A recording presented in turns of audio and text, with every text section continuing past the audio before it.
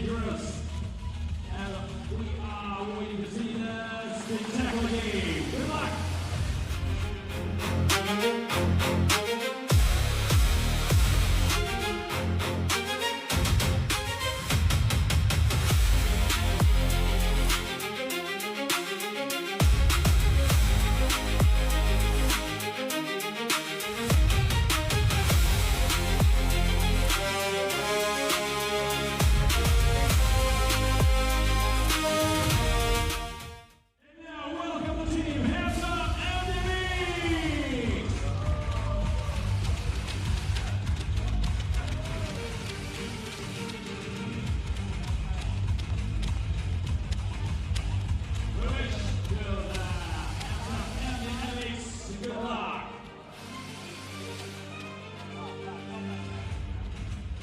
Дорогие друзья, вы видите, что команды сейчас будут встречаться, команды друг друга поприветствовали, и команды отправляются на...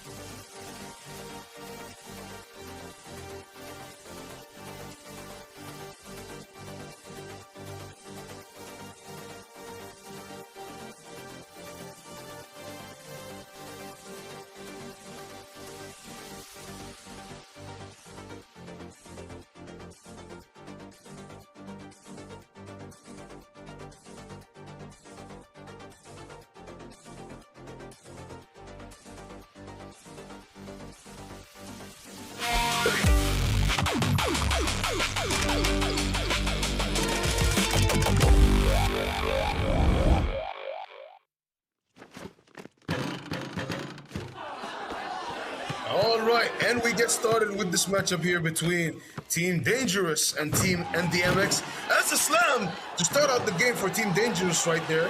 MDMX trying to respond. Rebound, pump fake for the 2-point shot, wide open.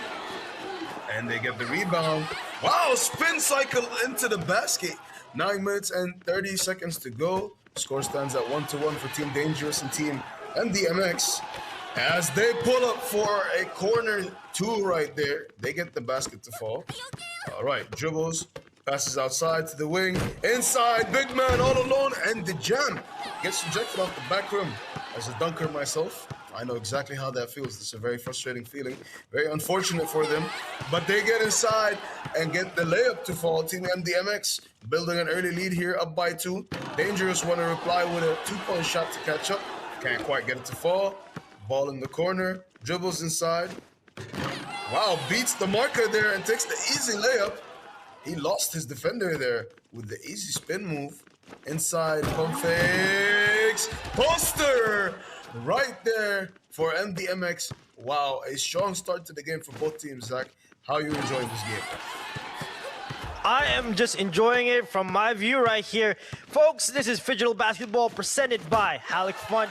And we have MDMX versus DNG. MDMX wearing black, and we got a slamma-jamma over there. But unfortunately, it does not go in. And we have Team Dangerous. Сейчас я дам Now they are Ерналу, чтобы он вас с вами Another прочекался. slamma-jamma there. Team MDMX with the ball right now. And it connects from downtown. We have a star player here from MDMX named Sidekeep. He is such a video game. Yes, I can hear you. They are not letting that star player outshine them. MDMX, they're trading blow for blow right now. And Dangerous with a clear path to the basket, and they punish it with a slam dunk. MDMX passing it around. Теперь микрофон Top of the Стива. perimeter, and it goes in. This is the star player Sidekeep. Поговорите, I think пожалуйста. that's his second or third shot from downtown and another slam dunk from DNG. Раз, два, три, режиссер, слышите? What a beautiful neck and neck game we have here. No good there from MDMX. Ball going back to MDMX. They're passing it around. He got a free shot in, and it goes in. MDMX making it right from downtown. Meanwhile, DNG, they have a different idea when it comes to this game. They are punishing the rim. Both of these teams, they have different plans, Malik. What can you say about the score right now? And another slam dunk. What I can say is I think that Team Dangerous might need to step up their math here because MDMX are taking all their shots from behind the two-point line, building up their score here, while Dangerous is replying to them with slams just like that one. But unfortunately, two will always be greater than one. So if Team MDMX keeps raining the threes and taking these easy layups inside, they're really going to beat it. Player Psyche there from MDMX actually has 12 of the 18 points. Wow. What a dominant display here in the digital world as Team Dangerous hit a shot from behind the two-point line here. And the ball will be cleared by MDMX with a chance to finish off this game here. Score limit is 19. Beats his marker there. Fakes. I think they're going to go for a layup here if they can beat the defender. Nope. Wide open for the shot. Takes the shot. And that will be it. 20 points. Player Psyche with 16 of the 20 points in this Digital game. Wow. What a display of dominance.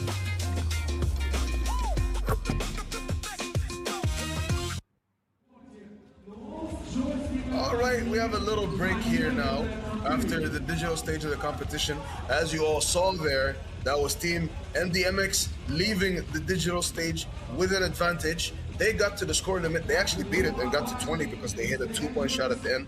As you can see there, a similar amount of field goals, Zach, 13 to 12. But like I mentioned earlier, the math wasn't adding up because 1-point field goals, you had 11 from Team Dangerous and 6 from Team MDMX. But MDMX had 7.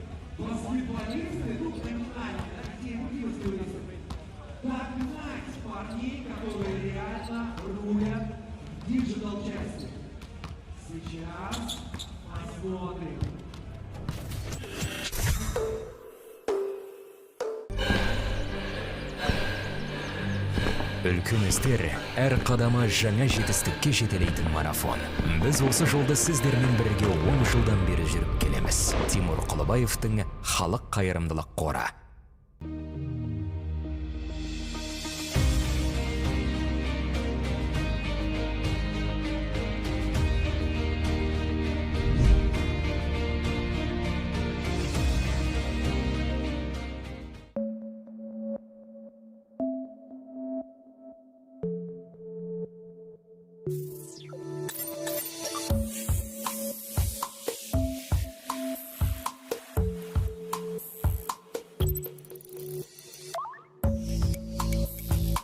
Центр кредит банкымен сіз қарапайым және заманауи шешімдердің ортасындасыз.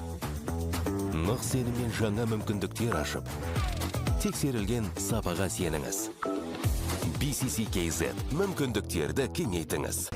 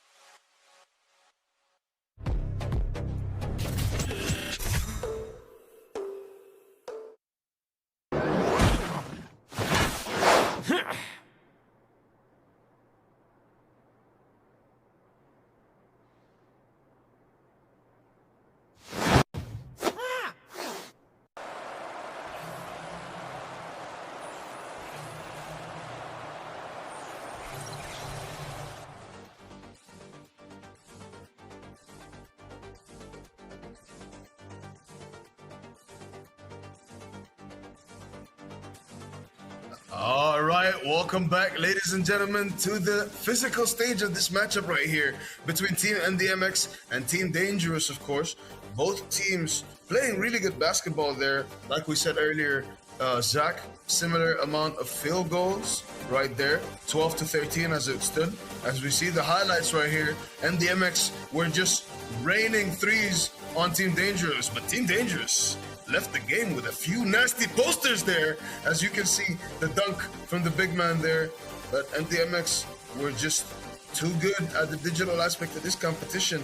They were raining threes from behind the arc, and hopefully they can keep that same momentum going here in the digital stage, because Team Dangerous and Team MDMX both out on the floor right now warming up as they get ready for the digital aspect of the competition. For the audience that are just tuning in, this is the Phygital basketball presented to you by Halyk Fund. We have both teams on the court warming up here. That is a complete LED floor for our new audience tuning in, and that's what they're playing on in this wonderful arena we have here in Astana, in Kazakhstan, of course. A big thank you to Beeline, our official partner, as the players continue warming up. Zach, what do you think that Team Dangerous is going to need to do to be able to climb back into this ballgame? Team Dangerous just needs to show their physicality. Malik, I'll give you some background between the two teams. MDMX, as we saw, they had a secret weapon. The player named Psyche, he was the one with the glasses, and he is such a great video game player, but I think we won't see him here in the physical stage, because right now we are seeing the athletes take on the floor. Now for Team Dangerous, they have Bogdan Djalovic, who stands at 6'8", and he is the tallest player right now on the team. Meanwhile, we have Marko Koljevic, who stands at 6'3". Meanwhile, for Team MDMX, their tallest player is only at 6'5" and 6'4". So the center, Bogdan Djalovic, he's gonna eat in the paint right now because he stands at 6'8". That's the type of advantage that they have. So I'm gonna expect Team Dangerous to show their physicality here, because they have a deficit to climb out of. Team Handsome or Team MDMX, they're leading 20 points to 13 of Dangerous. Now we're gonna start the on-court action with the physical stage. We have Djalovic and Koljevic on the floor for Team Dangerous, and we have Fuyao and Ding for MDMX. And they get the first bucket here for our physical stage. Meanwhile, we got a foul there for Team Dangerous. They retain possession. What do you think about the height difference here in our physical stage, Malik? I think that there's a significant advantage in size there, as the big man, like you said, Zach, gets his basket inside. But MDMX answered back with a 2-point shot of their own. And like I said earlier, Zach, the math just doesn't add up. If you're gonna dominate in the paint and get your baskets, oh my goodness, MDMX with another 2-point shot from downtown. And like I said, Zach, if you're gonna try to dominate in the paint and get those 1-point baskets, that's good, that's consistent, and that's a high percentage shot. But 2 will always be greater than 1. And if MDMX is gonna continue to rain threes, even in this physical aspect of the competition, then I believe that they're gonna leave displaying a dominant performance, as they are already up by 11 now. 25 to 14, 6 minutes and 9 seconds to go in the competition, as we see a replay of the foul there. He was looking for a shot, couldn't get it. Big man inside, dunks it right there. Ooh, the size is a factor here. Zach's premonitions are coming true, as he mentioned earlier. As we see the replay of the slam here, slips the screen, gets the ball inside, all alone, and dunks it to get the easy 1 point right there. They have possession. Team Dangerous, and out of bounds called again. They will reset the ball at the top of the key. Kolja, number 10 from Team Dangerous, is an elite shooter himself. I'm sure we're gonna see some of his shots fall through the basket as he gets his rhythm up. MDMX tried to pull another one quick from 3, couldn't quite get it. Kolja trying to get free to get the ball, but he is being defended. The referee will call that a holding foul on the defender that was grabbing Kolja right there, not letting him move from Team MDMX. As you can see, MDMX Dangerous, they have the word handsome on their shirt. I like that. Some handsome players on their team. It's a very fitting name, you could say. Wouldn't you think, Zach? I agree with you, Malik, and they also have some handsome skills right there. Now, as you can see, both teams, they're trying to get the rhythm in. But Team MDMX, they're just benefiting from that big lead in the digital stage. Now, Team MDMX with the ball right now, shoots from downtown. It's no good. And his teammate gets the rebound and makes use of the glass to finish the point. Now we have another point here from the big man from Dangerous. But will it be enough? No call right there. They get the rebound. And we have Marko Koljevic here. His shot is blocked. Wow, this is, I would not have expected.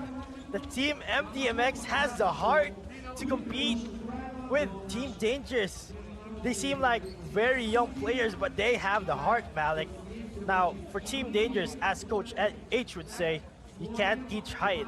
And this player from Team Dangerous, Mr. Bogdan Sivalovic, he stands at 6'8". He has 2 dunks. Will this be the third? Oh my goodness, Malik. This man is punishing the rim with his slam pajamas. Back to you, brother. Definitely punishing the rim right there. What a slam from the big man as we see the replay again. Slips the screen. Beautiful pass from Kolja. And he dunks it through the net. Absolute dominance there. Team MDMX pulling up. The thing is, they have such a huge advantage from the digital stage that they don't even need to win the physical stage to win this game. They just need to keep it competitive. And the way that they're playing defense is absolutely insane here. It's definitely heart over height. Like you said earlier, Zach, Coach H did say that you can't teach height, and that's absolutely true. But one thing that you can't teach is heart. You either got it or you don't. And MDMX, I believe, have a lot of heart here. As you see the defender right there, competing with the big man physically throughout the game. A lot of fouls committed, unfortunately.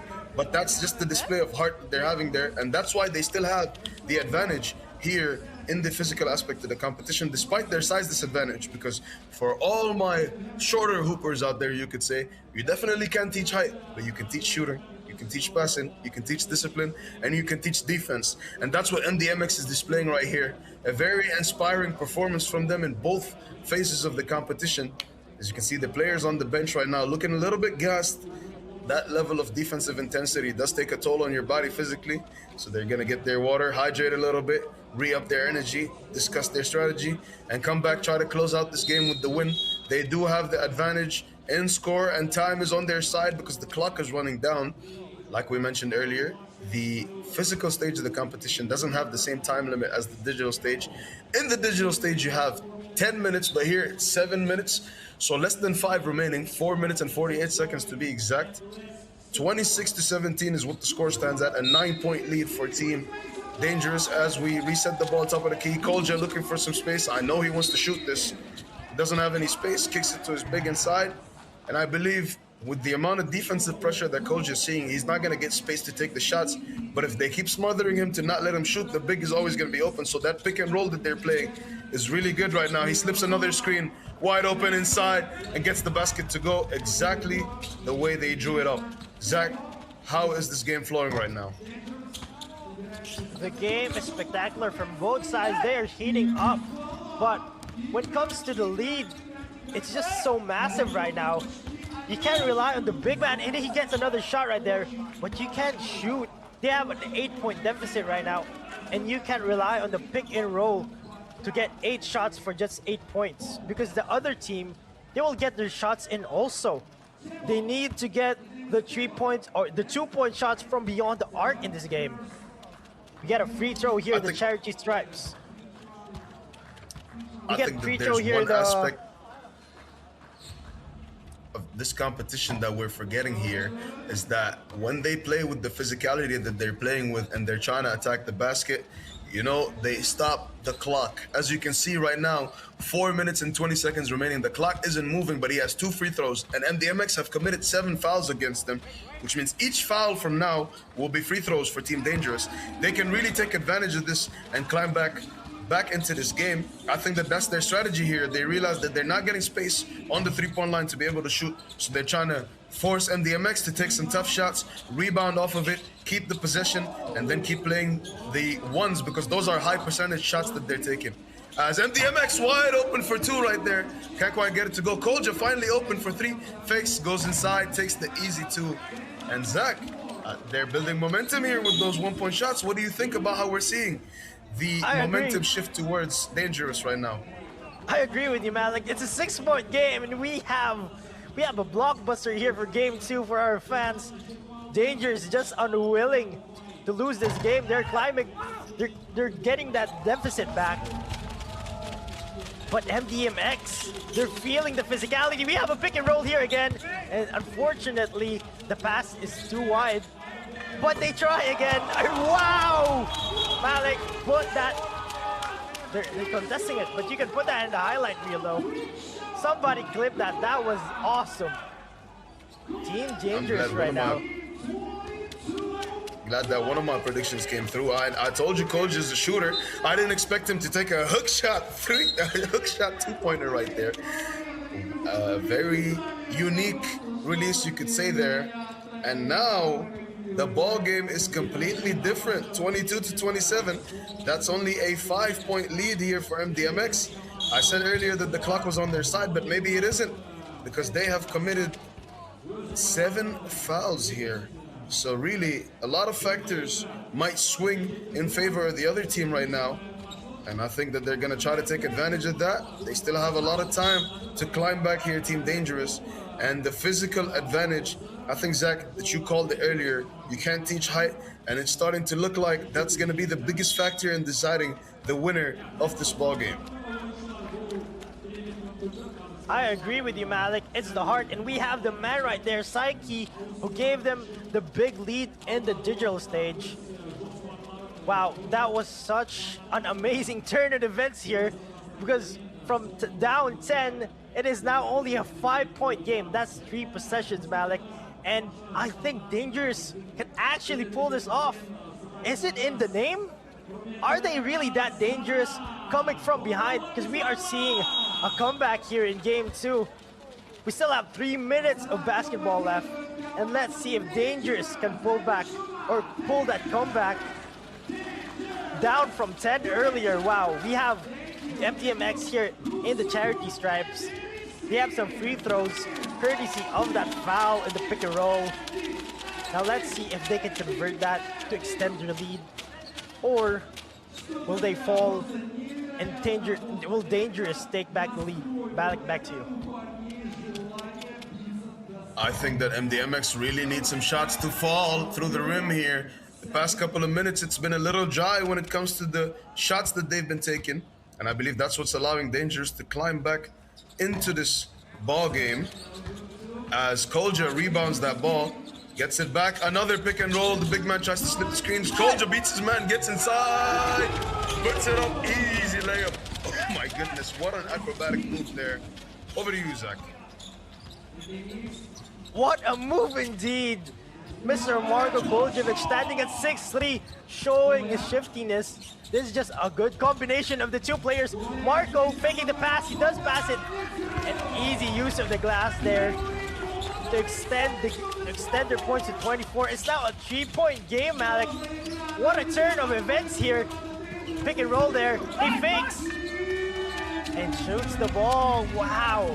MDMX. That's the first field goal in 2 minutes. Meanwhile, we get another shot here for Dangerous. They have been eating in the pick and roll. Both teams have 7 fouls committed, and we only have 2 minutes and 22 seconds left.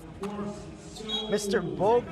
Bogdan Sivalovic going to the charity stripes, I think, but we have a timeout. Malik, it's a ball game. It's a ball game here in game 2.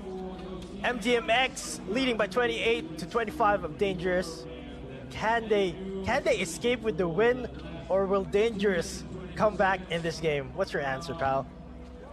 If I had to make a prediction right now with 2 minutes and 30 remaining, I would say that with the way that the game is flowing right now and the type of shots that Dangerous are hitting right now, I think that the momentum in this favor, I think that they will pull off this comeback.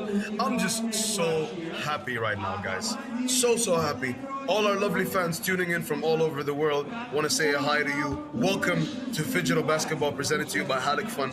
The audience, as we can see right now, the fans have packed the stadium here. The ambience is insane. Why I'm so happy is there's nothing more you can ask for. We have a close basketball game between two elite teams right now. Nobody knows who's gonna leave with the victory. It's looking a little uncertain right now. The game is close.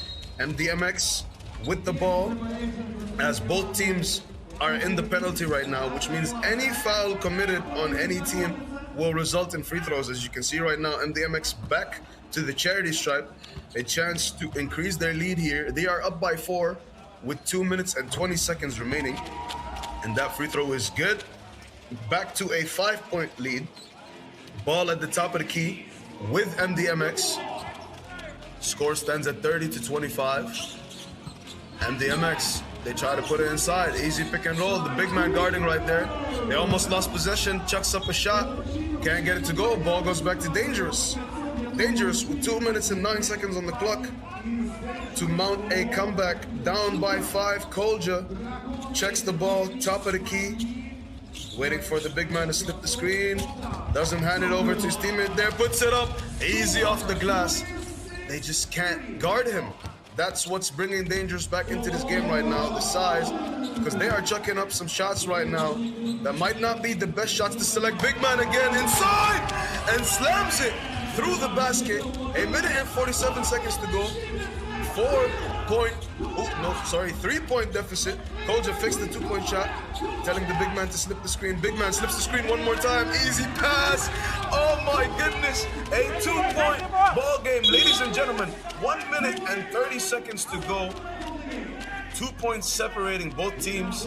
Zach, what do you think about the conclusion of this game right now? We are approaching the final minute and a half, and we have a 2-point ball game.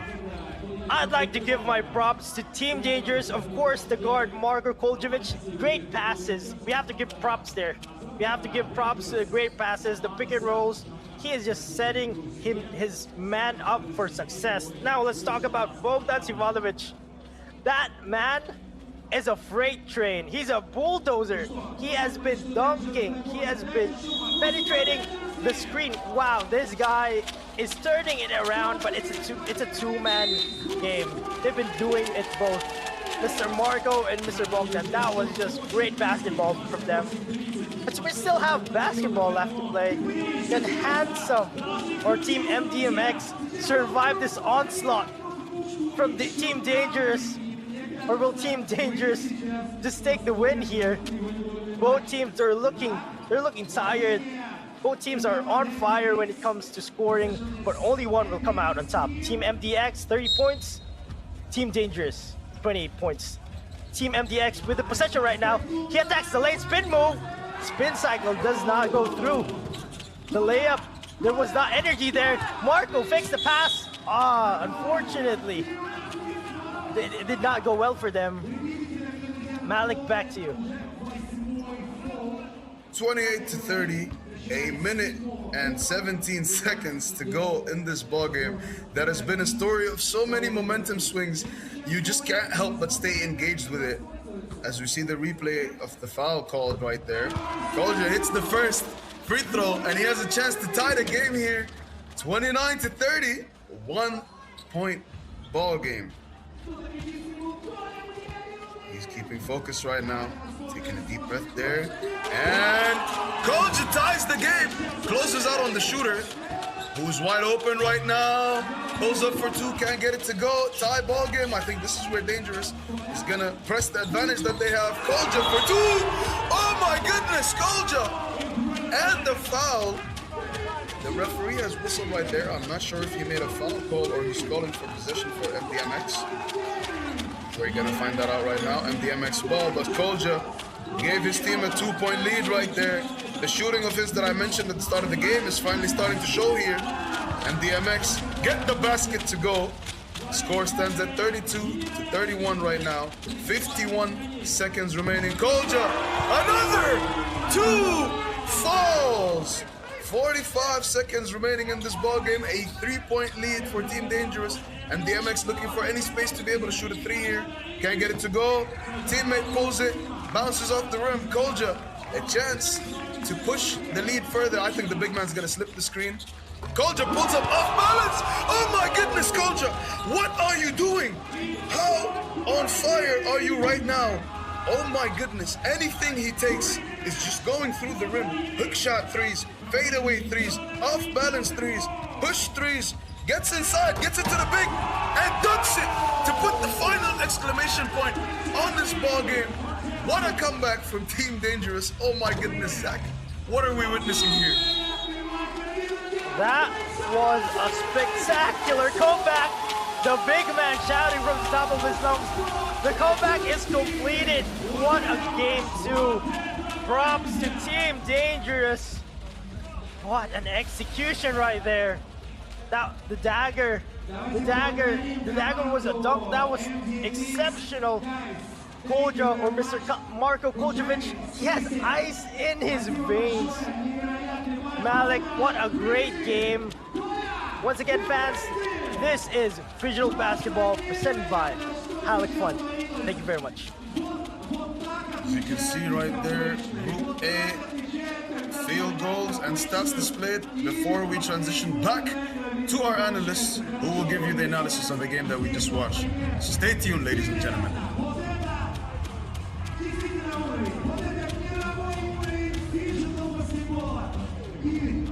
Мне очень приятно, что здесь, в Казахстане, мы можем смотреть такой классный Phygital баскетбол.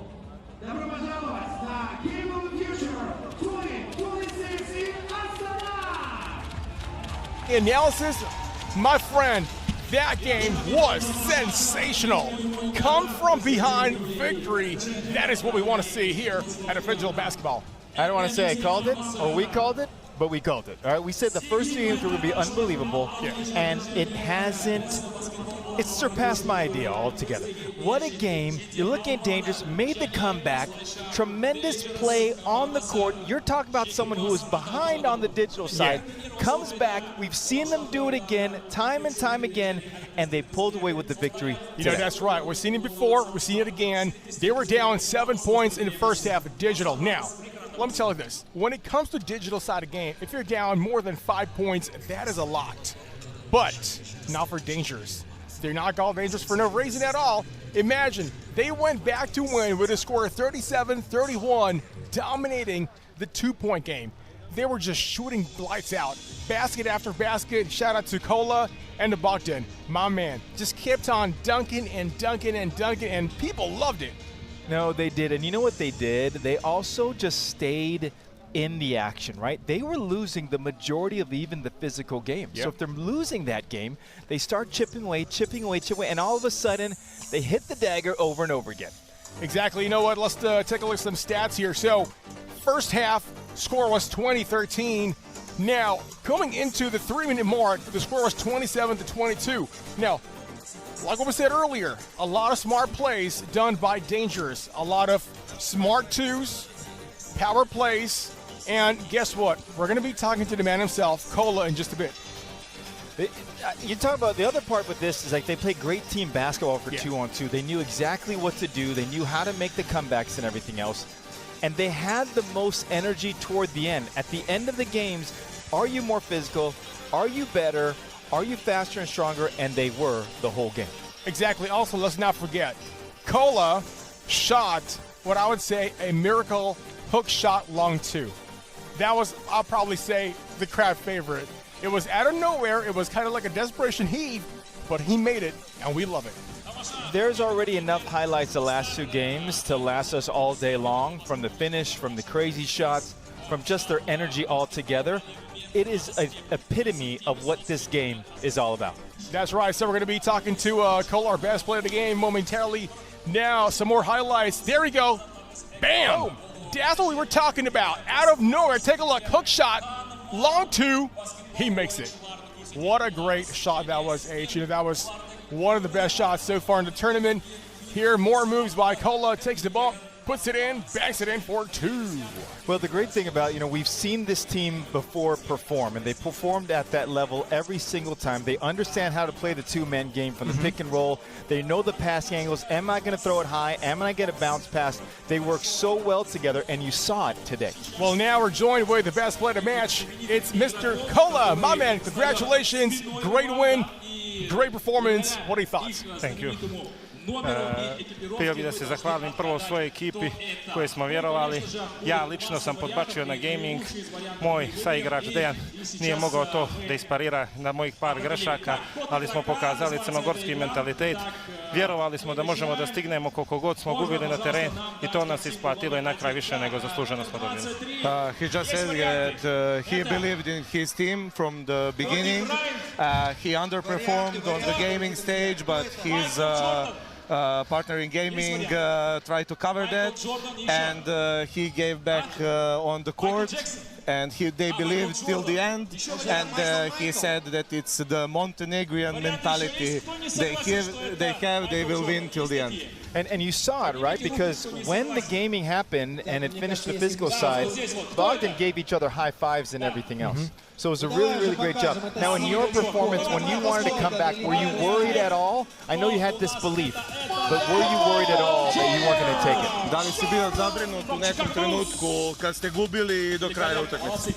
Bio sam zabrinut poslije dva njihova pogođena šuta, ali kako je odmicao meč, vidjeli smo da protivnička ekipa ostala bez snage, samljeli smo ih odbranom, poslije toga je došao šut i kažem opet, zaslužena pobjeda. He was worried when Chinese hit two three-pointers, but after that they saw that they're a little bit tired. They played strong defense, and this was the moment when they turned around the game. Now, you play so well with Bogdan. You both are like your dynamic duo for the team, right? Like a well-oiled machine. Now, the question is, why is that? Why do they play so good together? Ti Cebo ste najbolji tandem, zašto je to tako? Vjerujem da smo najbolji tandem i kažem da jesmo. Ja i Bogdan, to je Cebo, my friend, 6 godina igramo zajedno, 12 mjeseci praktično živimo i znamo se u pogledu i vjerujem da će to dugo tako biti. Pokazali smo zadnje 2 godine, isto ne igramo u budućnosti da smo dobri. Ove godine želimo da idemo korak više i borimo se za medalju. They know each other for 6 years. They playing together 12 months per year. They're playing together in the same basketball team in the Montenegro League, and they also play 3-on-3 together. So they know each other very well, and they're like partners on the court and also the best friends. Now, my end, you scored a lot of one-pointers today. That's something you usually do because you drive to the basket and do a lot of pick and rolls. Is that your strategy overall, or you're just adjusting as the game goes on? Da li ste dosta šuteva za jedan poen? Da li je to bio deo strategije ili... Pa išli smo na sigurno, dok nisam osjetio moment da mogu da uzmem šut za 2, što se pokazalo dobro. Pokazio sam poslije toga 3 vezana šuta gdje smo prelomili protivnika i taktika je bila dobra za ovaj game. They play safe for the beginning, and after he felt the momentum in the game, when he started shooting 3-pointers, that was the way to change the tactics and going on the 2-pointers. Well, now, last one, Kola, I'm going to give you a chance to say hello to your fans. They're watching right now, millions across the world. Možeš da pozdraviš navijače koji te gledaju širom sveta.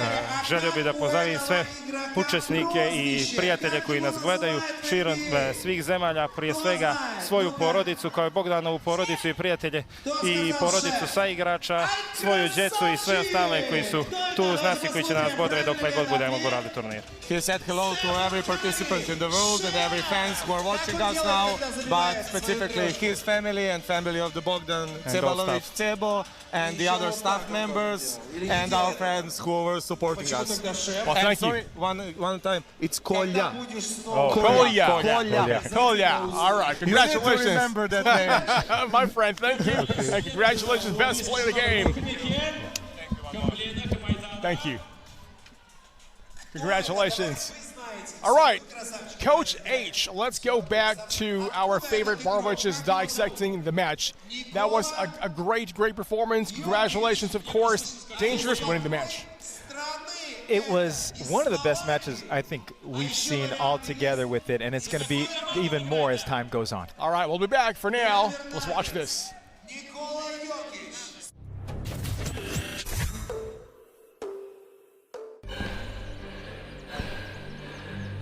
Үлкен істер әр қадамы жаңа жетістікке жетелейтін марафон. Біз осы жолда сіздермен бірге 10 жылдан бері жүріп келеміз. Тимур Құлыбаевтың Халық қайырымдылық қоры.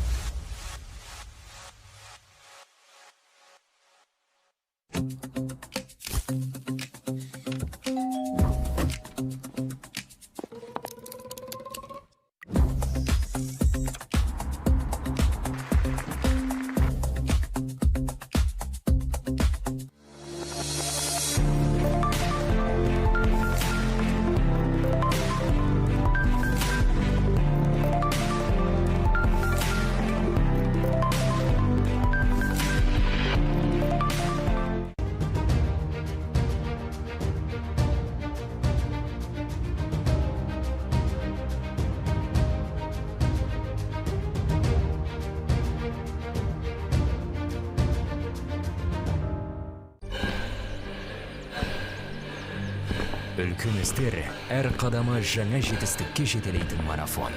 Біз осы жолды сіздермен бірге 10 жылдан бері жүріп келеміз. Тимур Құлыбаевтың халық қайырымдылық қоры.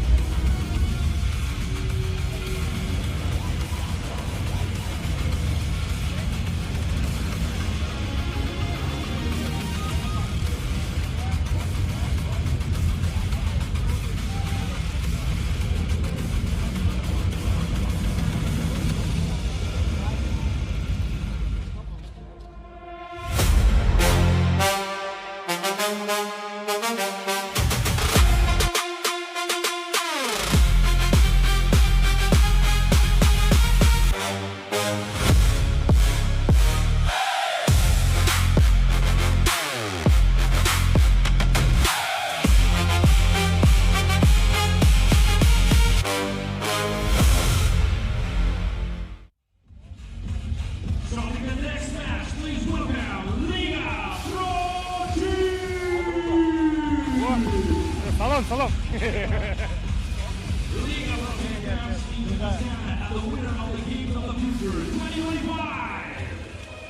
Thank you guys. Good luck.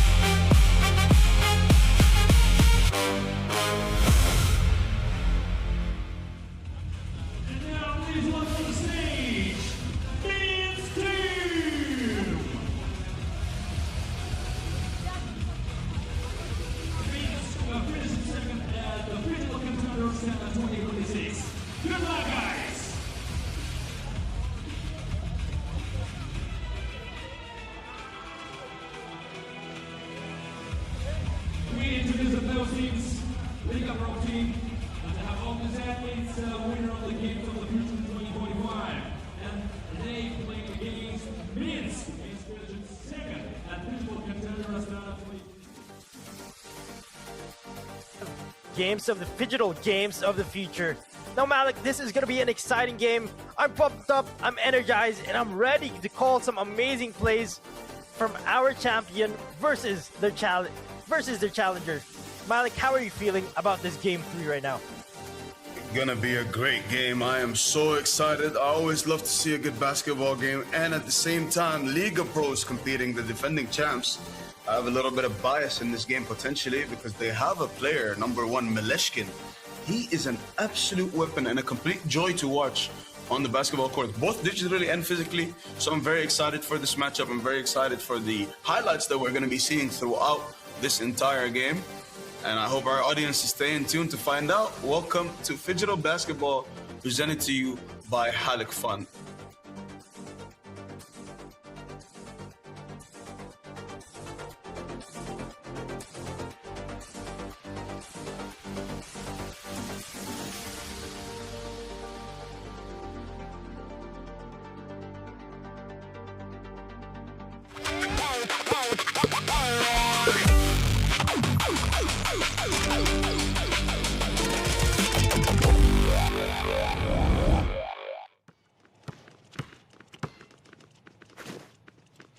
Now we are back in this ball game. We have Liga Pro team versus Minsk. Minsk taking the first basket of the game. Minsk wearing blue.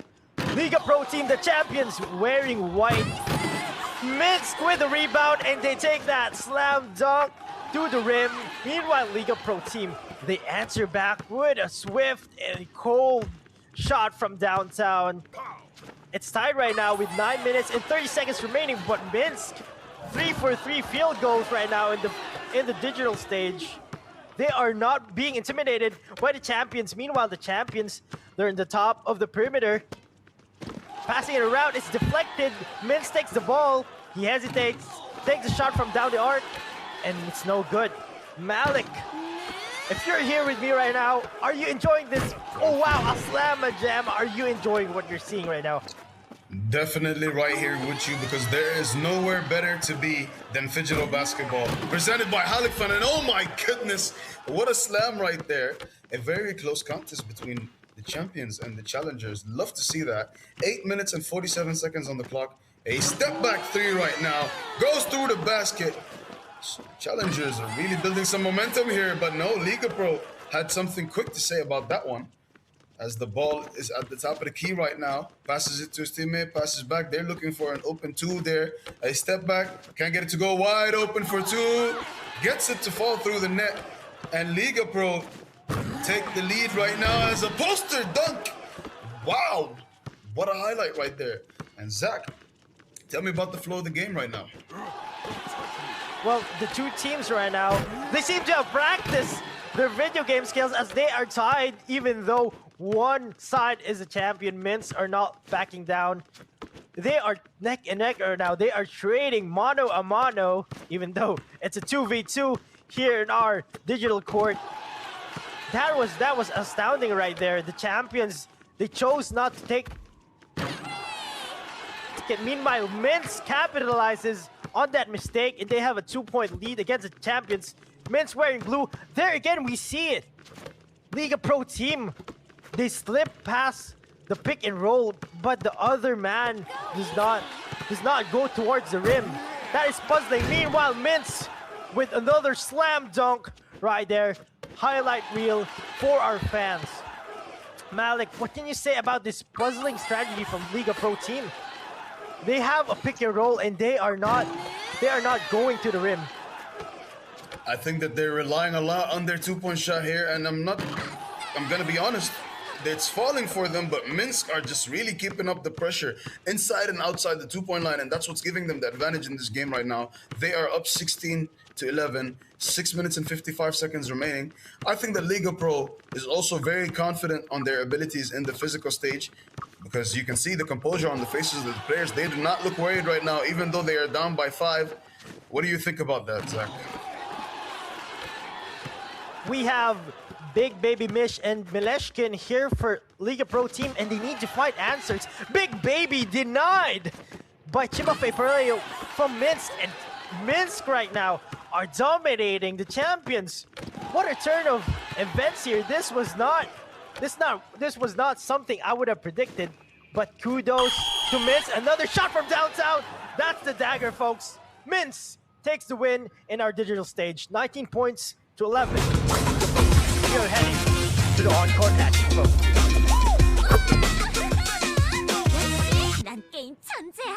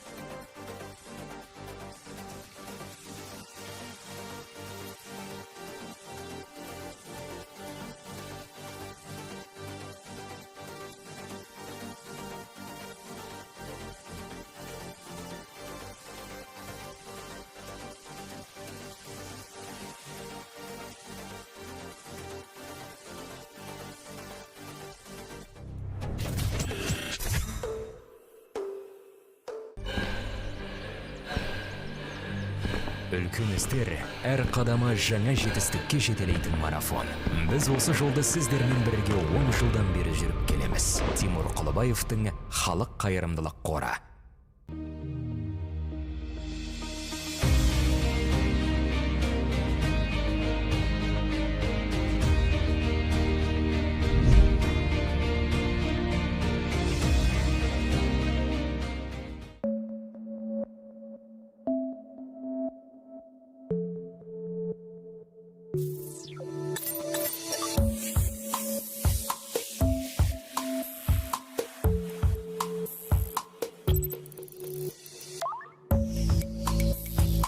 Центр кредит банкымен сіз қарапайым және заманауи шешімдердің ортасындасыз.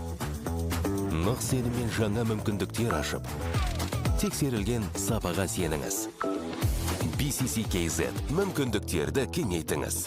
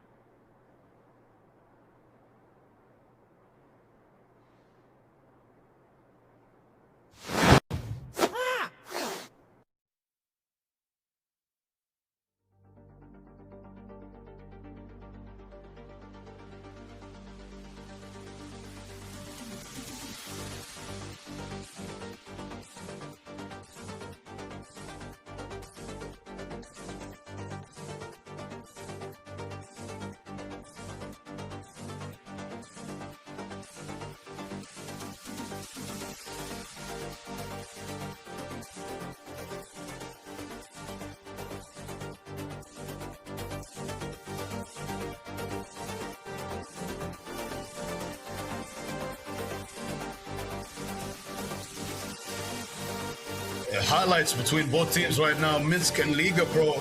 The game was tied at 7 apiece there. It was a really close contest in the beginning, but towards the end, Minsk just managed to pull away a little bit and have an advantage against the Liga Pro team. But to be completely honest with you, as someone that watched the champs last edition, I think that the digital stage is going to answer a lot of questions, because that's where their bread and butter is. That's where they're used to dominating squads and coming back from deficits. I watched them do it a couple of times during their championship run, and I wouldn't be surprised if we saw it again here today, Zach. That is right, Malik. Do not count out the champions, folks. Once again, this is Phygital Basketball presented by Halyk Fund, and we have Team Liga Pro team versus Minsk. Now, we just saw an upset there by Minsk against the champions in the digital stage, and we are heading to the on-court action right now. We're going to see some warm-ups, and we're going to see the players live. What can you say about the builds, the athleticism, and the raw power and skill of these players, Malik? I think that it's very high between both teams here, because we've been talking about the defending champs a lot, but Team Minsk did not come here to play around. They came, achieved their objective in the digital stage, built themselves a big lead, and they're no slouch in the physical aspect of basketball either. This is going to be a contest, a fight between both teams to decide who's going to win and who wants it more. And right there we can see 10 years, Halyk, that is our general partner, of course. Liga Pro and Minsk gearing up to get started here. Referee with the ball. Alibaba Cloud, a big thank you to them as well. They are also a partner for the games of the future. Phygital Basketball presented to you by Halyk Fund. Thank you for that, Malik. Now, meanwhile, while we're getting ready for the on-court action here in our physical stage, I'll give everybody a rundown and some background of our two teams. We have Minsk, and their big man right now in the front court is Timofey Parleo, and he stands at 6'10". Meanwhile, his teammate Alexei Baldin stands at 6'3", and Vaslav Vugayev stands at 6'3" as well. And our star player for Liga Pro team, Vladislav Mileshkin stands at 6-2. So this is just a really good matchup right now. Meanwhile, Timofey Borleo, the big man, gets the first basket here in our physical stage. And that's something, as Coach H said, you can't teach height. And he is the tallest man on the court right now. Malik, as a tall guy yourself, what do you say about our third game of the day? Well, thank you for the compliment, Zach, and letting the audience know that I am indeed a tall guy. As I told y'all, I'm a part-time hooper, you could say. But I think height, yeah, it's definitely an advantage. It plays a factor. You get to see over defenders, like you see right there, launch the three despite the contest in front of him. It just gives you a vantage point to be able to see things from a higher perspective than other people, you could say. But at the same time, that is not an advantage in the face of experience and skill and discipline and heart. So I can't wait to see what we see here with this physical contest. Minsk with the ball, try to get inside. They get it to their big, who has been closed out, but a foul will be called on the shot attempt. So he will be going to take free throws here. And the score stands at 20-11 right now. 6 minutes and 22 seconds remaining in the ball game. Mr. Mileshkin, the player I mentioned earlier, right there, he's the one that committed the foul, I think. And now the ball behind the two-point line. Mileshkin for two. Can't get it to fall. Minsk clear the ball. Smothered by the defense, but another foul will be called right there. The referee is not letting this physicality slide. He's telling the players to be disciplined with their hands. No grabbing, no holding. And a foul was made, or that's what he believes at least, protesting for a foul call, but they keep possession. Ball on the wing. Dribbles to his left, kicks it to the man inside, who tries to swing it back outside, but they lose possession. A 9-point lead for them, 5 minutes and 50 seconds to go. Zach, how do you feel the flow of the momentum is moving so far?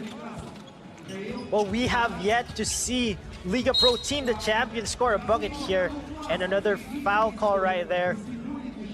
Now, I'd like to take this time to thank our wonderful officials, referees, Mr. Antovskic and Mr. Savlich. They have been doing a phenomenal job here in our Game 3 and overall in the whole tournament. The pro team win the possession right now. Mileshkin doing his Euro step there, but he is smothered on defense. And a smart play right there by Liga Pro team. They push the ball onto the Minsk player and it's out of bounds. Let's see where, wow, what a block there on our instant replay.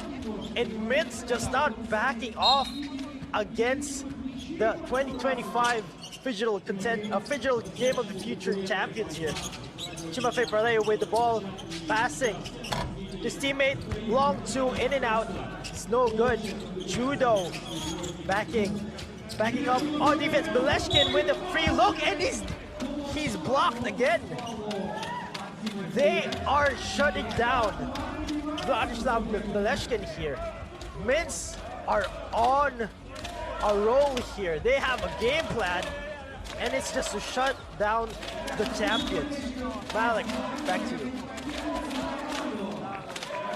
4 fouls to 2 right now for Minsk. That's going to be a factor that will affect the game the more the time runs down. A timeout called right now, 5 minutes and 23 seconds. I do believe it was a good timeout call for both teams. I think they've haven't been able to pick up their momentum offensively since the start of the game. A minute and a half has passed and we've only had 1 basket. That shows you the level of defensive intensity that we're seeing in this game right now. And that tires you out.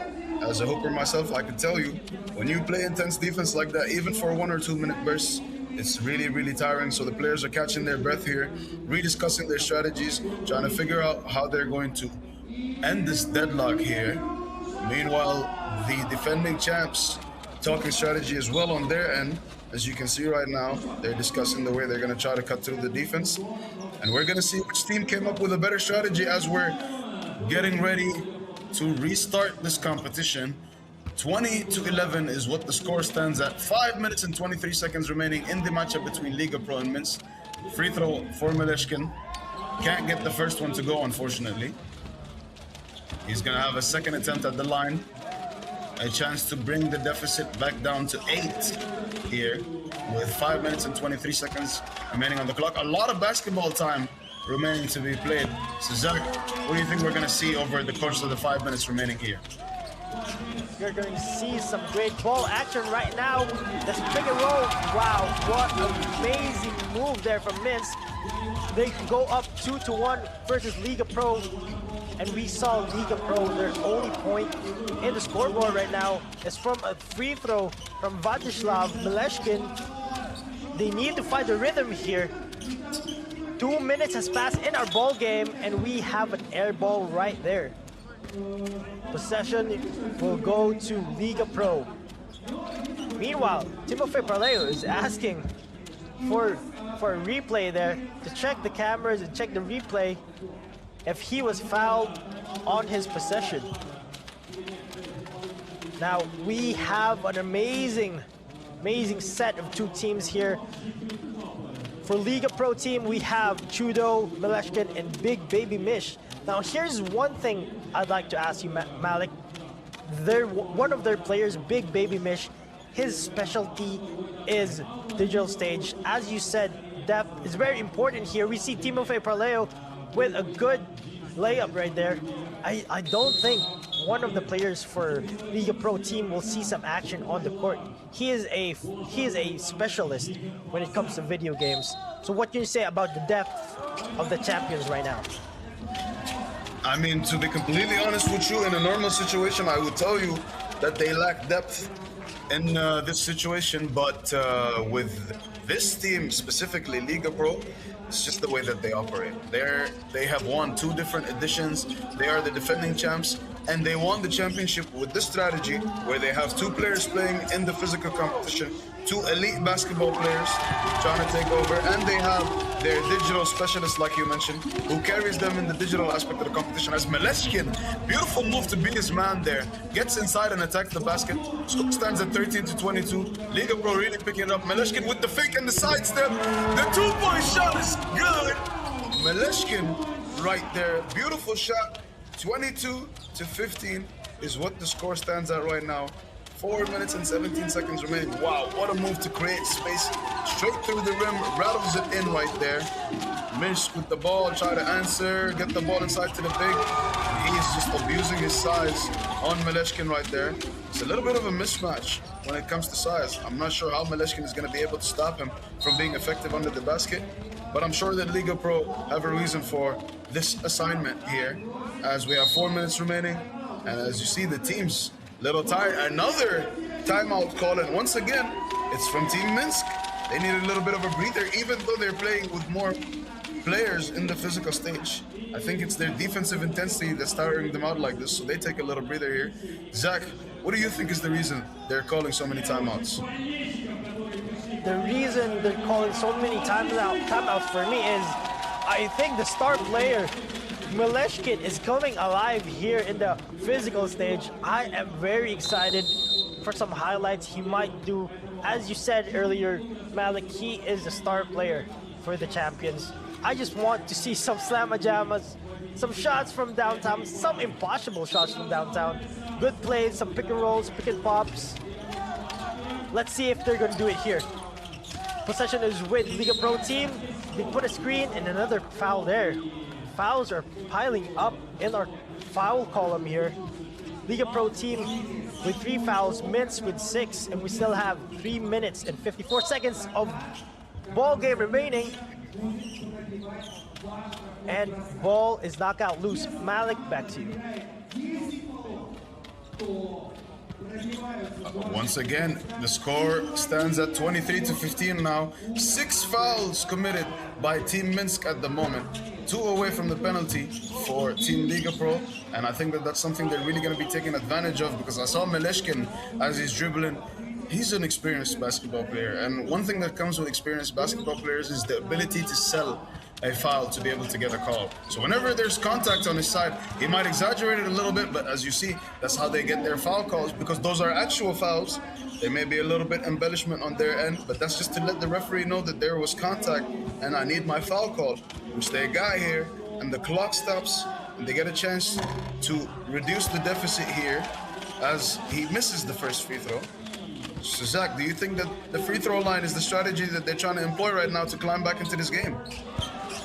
It might just be Malik. As you see, Minsk right now has 7 fouls. Pick and roll there. Unfortunately, the pass is imperfect, and another bad pass there between the players of Minsk. Now, going back to your question, I think they are trying to utilize that big fouling opportunities here, because the big man, the front court from Minsk, he's just too big. He stands at 6'10". He's the tallest player on the court. He has multiple blocks. So I think the Liga Pro team, they're switching to attacking the paint and getting to the charity stripes. Minsk right now, awkward shot does not go in. And ball goes to Team Minsk. Or I stand corrected. It goes to Liga Pro team, the champions. Will they come alive here? Just miscommunication after miscommunication here. Minsk with the possession again. Pick and roll. Passes the big man inside. Good use of the glass. But fortunately, it does not go in. Malik. A shot from downtown by Vladislav Maleshkin. He is coming alive here. It is a 4-point game. How are you seeing the game right now? Will they have a comeback? 4-point ball game with 2 minutes and 45 seconds to go. 9 seconds on the shot clock right now. 23-9. And the defending champions right now really showing some championship mentality in this game as they fight to climb their way back into this ball game. They've already made Minsk commit 7 fouls with 2 minutes and 45 seconds remaining. You know what that means, right, Zach? If every foul committed right now on Team Liga Pro is going to give them 2 free throws and possession, that is an absolutely massive advantage for a team that is down by less than 5 right now with 2 minutes and 45 seconds remaining. What strategy do you think that they're going to employ in order to take advantage of the situation? Well, for Team Liga Pro, Maleshkin needs to hit his shots. Meanwhile, Chudo, the defensive specialist, he needs to hound the defense and set some good screens. Now our referees here, they're looking at the replay, trying to get to a fair decision where the ball and the possession will go. Folks, we have a 4-point game here. And Liga Pro team, the champions, they're currently in the deficit. Minsk right now, they have been playing everything in their game plan to perfection, but will it be enough to stave off the champions? Because the champions, they look like they're coming alive here. As you see, the physical column, they have 8 points to 4 points of Minsk. Meanwhile, Minsk are almost in the penalty when it comes to fouls, and our referees here now have a decision. Back to you, Malik. Once again, we are about to get started with this ball game. As we can see right here, that is a foul that was called against Liga Pro, which was their 4th foul committed. And 2 minutes and 40 seconds to go. 4-point deficit. Right there, Liga Pro with the ball. Maleshkin pump fakes. And a foul, once again, called against Team Minsk. 2 free throws upcoming for Team Liga Pro here.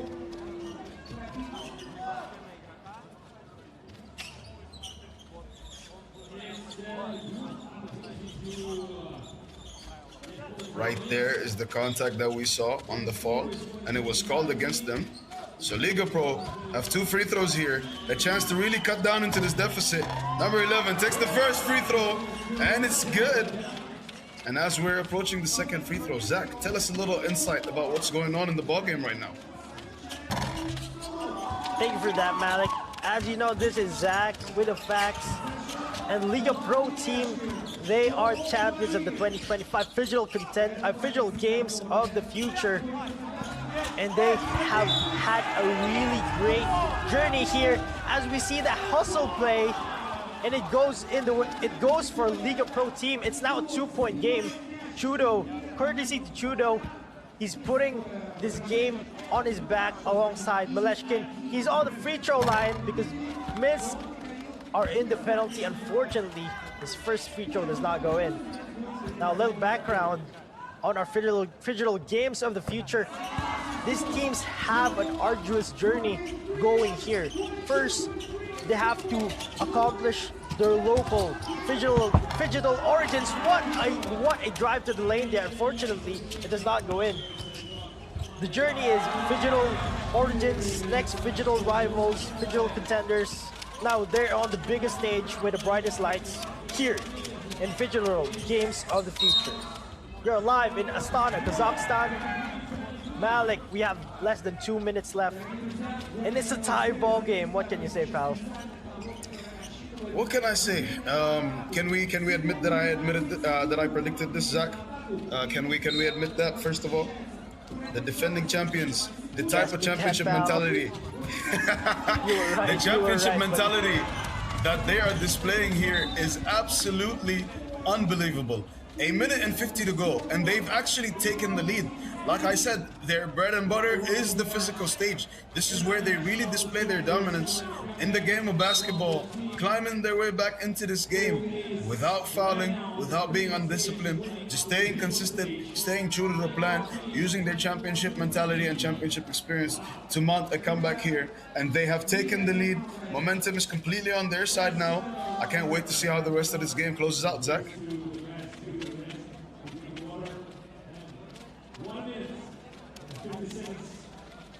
Malik, I'm not even gonna ask you. I think you do.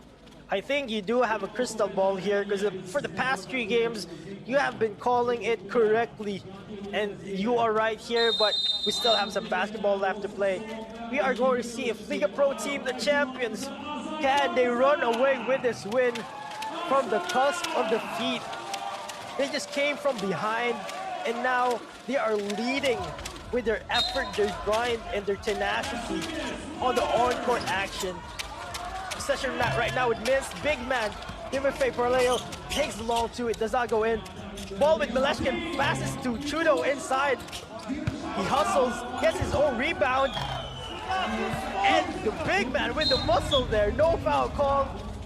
And Liga Pro Team with a 2-point lead. Malik, what an amazing play. Absolutely, that's that basketball experience shining right there, but Team Minsk, oh my goodness, they had a little bit of an answer there, and I believe that shot they hit just tied the ball game. Yes, it tied it at 25 points apiece right now. 14-6 is the score from the physical stage, leading to a total overall score of 25 apiece, but Mileshkin is not gonna let this game stay at a deadlock. He hits a layup right there. Team Minsk with the ball, top of the key right now. Ball's up for 3. Oh, big man gets it easy off the rim. He is really taking advantage of his matchup with Mileshkin there, but Mileshkin also has a little bit of an answer for them himself. Right now, Minsk with the ball, knocked it off, and I believe he fouled Mileshkin there. That might be 2 free throws for Liga Pro. Let's hold on and see what the referee calls. If it is 2 free throws for Mileshkin, he has the chance to make this game a 2-possession game instead of a 1-possession game, because the maximum number of points you can score in a possession is 3. Like I told you right there, Zach, you sell the call a little bit, there's contact, sell it a bit, the referee's gonna see that, and then that's how you get your foul calls. No free throw call, but the game will be reset at the top of the key. 54 seconds remaining. Mileshkin with the ball, jab step, dribbles to his left, gets inside, step back to the 3-point line, pulls it, can't get it to fall, but he gets his rebound right there and lays it up and in. They are up by 3 right now. Score is 28-25, I believe. I think the display is showing it at 28-26, but I believe that Minsk's score is at 25. Zach, 35 seconds to go. Close ball game. What do you think about what we're seeing here? Well, Mr. Trudeau, the muscle man from Liga Pro Team, can put the finishing touches in this game. Unfortunately, first free throw does not go in. He has a second chance. And a little shout out to our referees. They have been calling this game properly. Mr. Antovskic and Mr. Savlich, what a great game. Liga Pro Team, the champions, up by 3 points.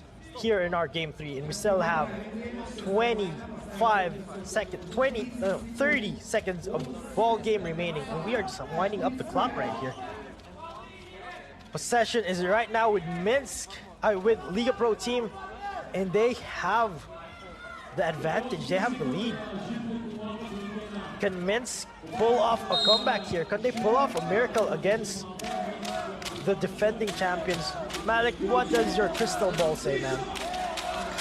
I mean, my crystal ball did say before this game that I think that the defending champs might continue their momentum and keep rolling. And so far, that's what it's looking like is happening. They've climbed back into this game by absolutely dominating the physical aspect of the competition. I believe the score in the stage has been 18 points to 7 so far. And look how tired the players from Minsk are. Despite how many baskets Liga Pro has scored in this physical stage, Minsk definitely did not let it be easy for them. They are putting it all out there on the floor, trying to fight their way back into this game. 29 to 26 is what the score stands at right now. A 3-point lead for Team Liga Pro, and they have the ball right now with a chance to increase the lead with 34 seconds remaining. Keep in mind, ladies and gentlemen, they entered this phase. Oh my goodness, what a move from Meleshkin. And as I was saying, a dunk right there for Team Minsk. Oh my God, beats his defender, dunks it in the basket. What a move there from Team Minsk. 30 to 27 is the score, 20 seconds left.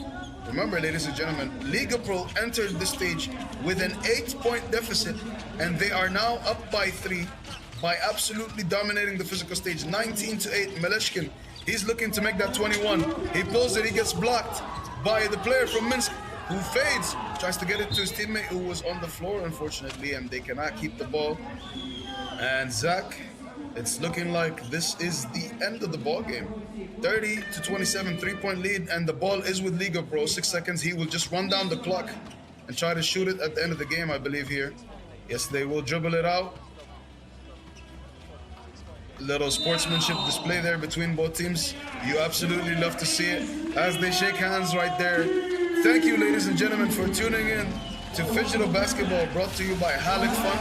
The winner of this matchup is Team Liga Pro, winning with a score of 30 to 27, winning by 3. What a game. How is your reaction to everything that we saw, Zach? That game was phenomenal from the champions. That's why they are the champions. What a game right there, coming behind from an 8-point deficit, and they just showed why they were the previous year's champions. We have the box score here. Thank you, everyone. As they say here in Astana, Kazakhstan, Rahmet, we are heading to Game 4. We are live in Kazakhstan Athletic Sports Complex. This has been Phygital Basketball, presented by Halyk Fund.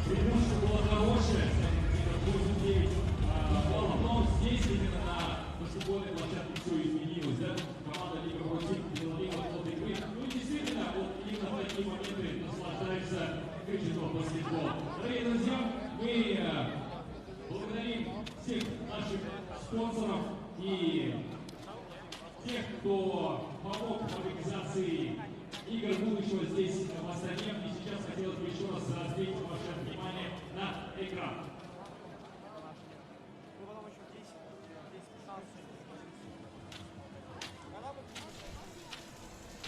And we are back, ladies and gentlemen. We are live. This is your Phygital Game Starter Feature 2026 in Astana. Of course, powered by Samir Kazina, Steve, and Coach H. That was a great match. I would summarize that in 1 second. In one sentence, right? They are not a champion for no reason at all. They're not. They're not. La Liga Pro is showing why they are the pro team, and they're out here, and they came back. Listen, when they dominated the physical side, you just saw it. They hit the threes. They know how to play with each other. Yeah. They also know how to lure the other team into foul problems. You know, they're so good. Let's talk about Digital first. They were down in the first half. Minsk has scored 19 first. However, just like the previous game, Liga Pro is the pro for a reason. They're the champs for a reason, defending champs. They came in on a mission. They won the match 30-27, hard-fought match. We're talking about a really tall Minsk player. Don't forget, number 73, Timofey. Just a tall 7-footer. But imagine, Liga Pro proved they're here to win. Right. Calm under pressure. Yeah.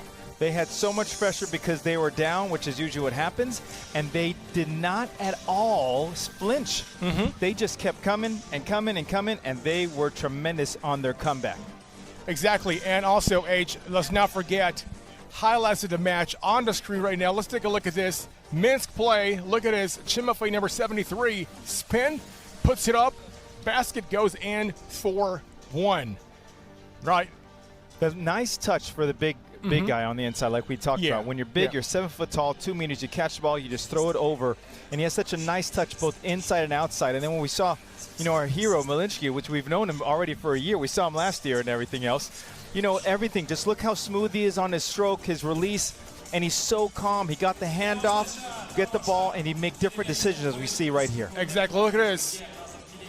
We got a fumble, we got a whistle. Highlights of the match, of course. Really tough game. Liga Pro versus Minsk. Free throw on your screen now.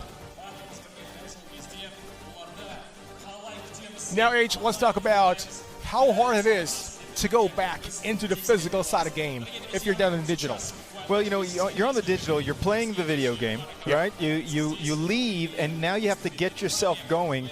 And as you can tell, Liga Pro, they did a great job at the end because their strength, their discipline, and they're just, quite frankly, was stronger and more in shape in order to go ahead and pull off the victory.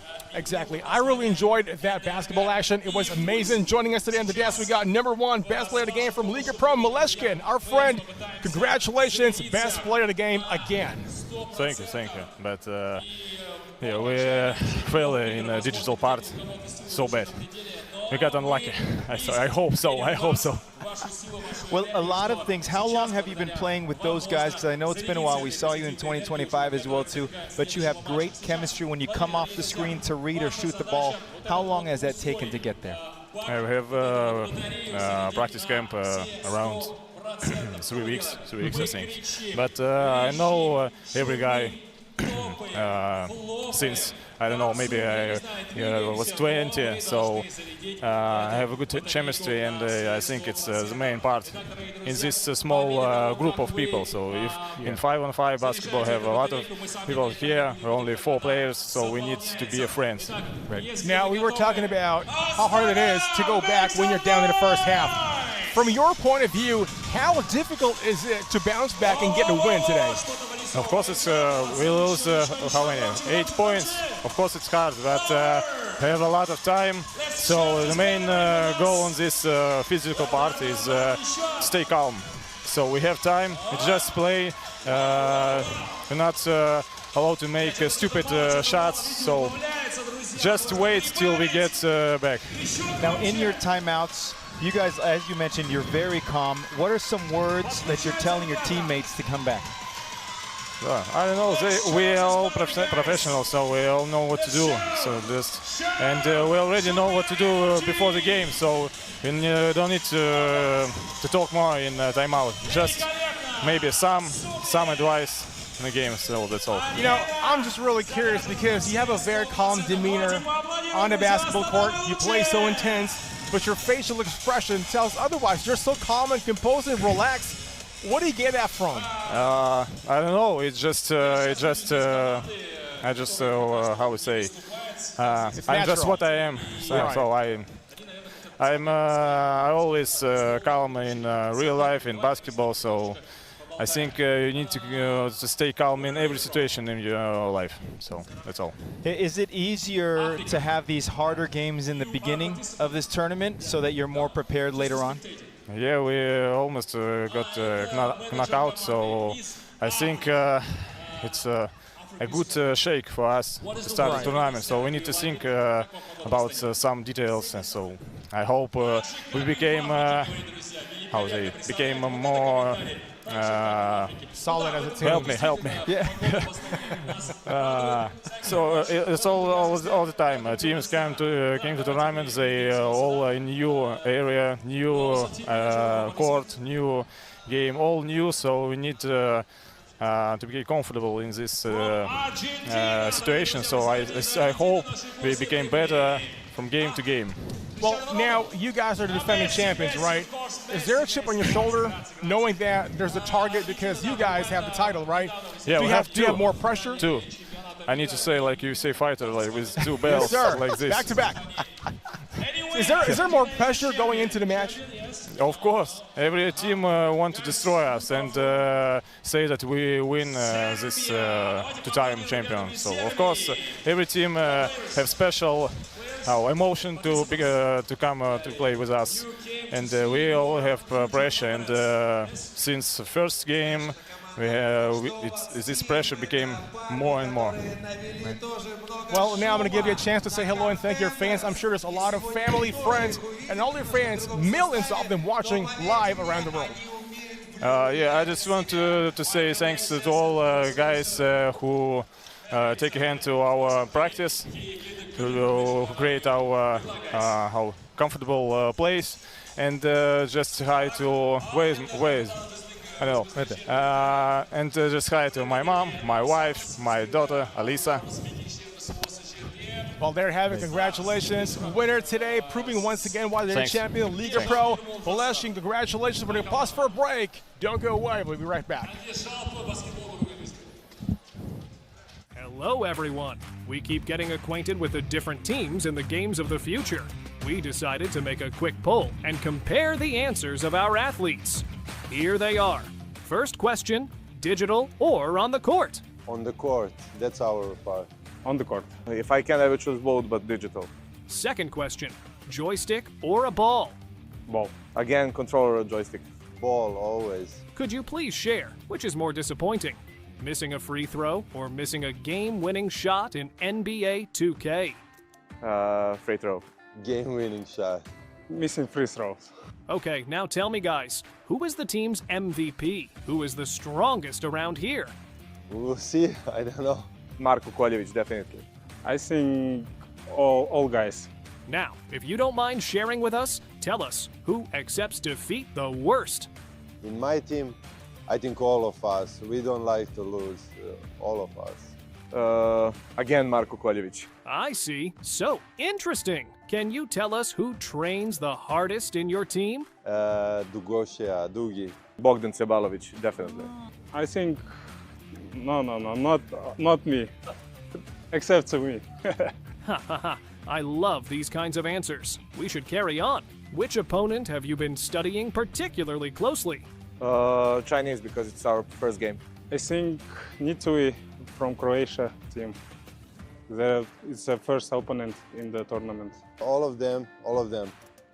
We have to be prepared for everything. Okay, but who do you think will win the championship? Apart from your own team, of course. I would say Liga Pro Russians. I think Astana or Liga Pro. I think Russians are favorites. They won it twice, so they're favorite team here, but we will see. Moving on to the next question. What lead in the digital score would you consider comfortable before taking to the court? We will take minus also. I think 20 or 90. Every lead on the digital stuff, because I am confident with our part on the court. I think we are the best team on the court.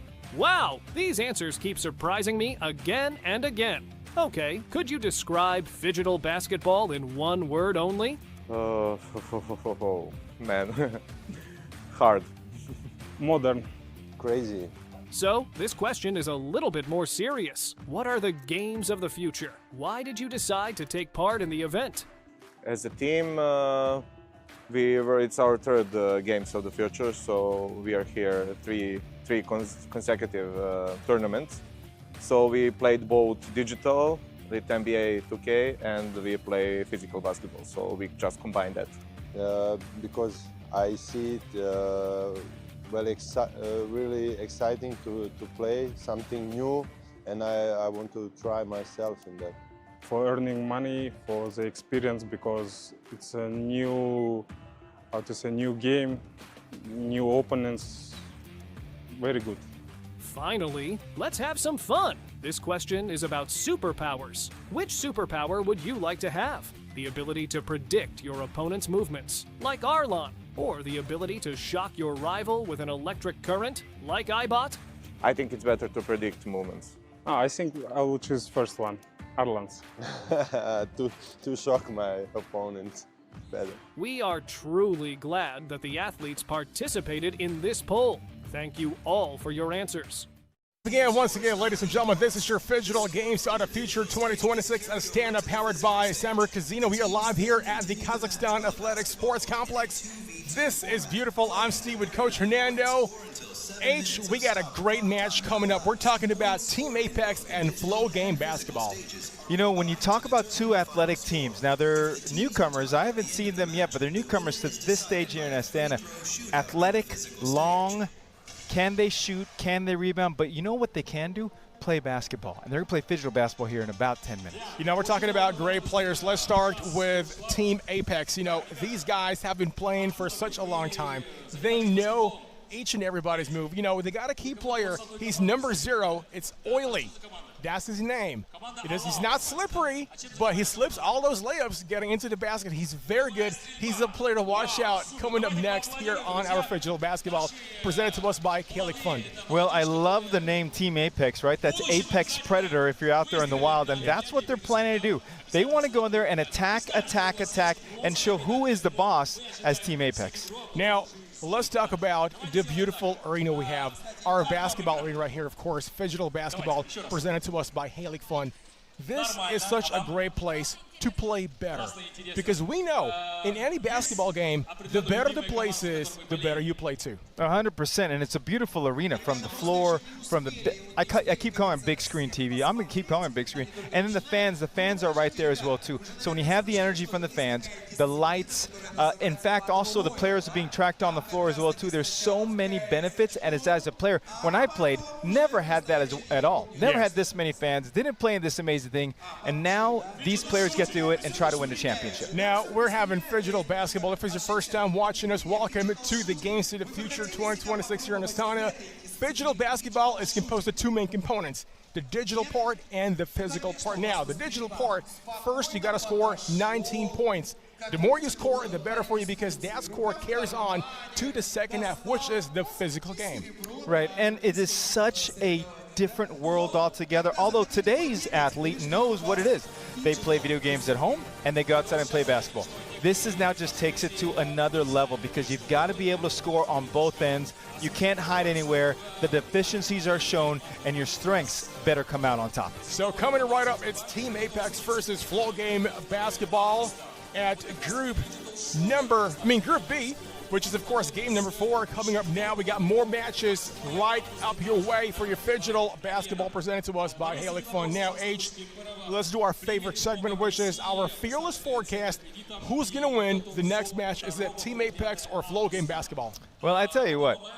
You know, a lot of times I just like the names of teams, like Team Apex Predator. But Flow Game reminds me of a song that I was growing up. All right. I couldn't tell you the name of the song. All I know, Team Flow is going to flow their way to a win. But guess what? They're not called Apex for a reason at all. You know, Apex Predators, I'm going to go with them. Flow Game, Apex, may the best man win. All right, ladies and gents, watching live across the world, it's almost game time. Sit back, relax, because that is coming up next. Enjoy the game.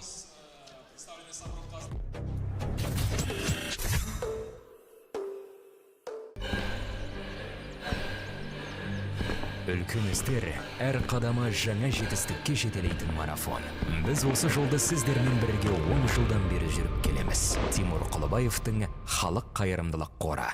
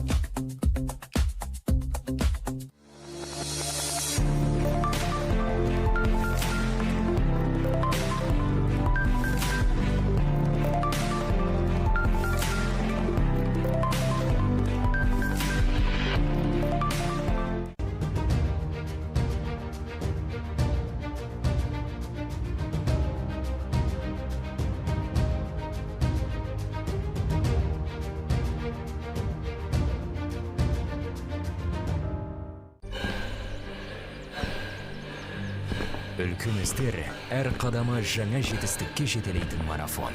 Біз осы жолды сіздермен бірге 10 жылдан бері жүріп келеміз. Тимур Құлыбаевтың Халық қайырымдылық қоры.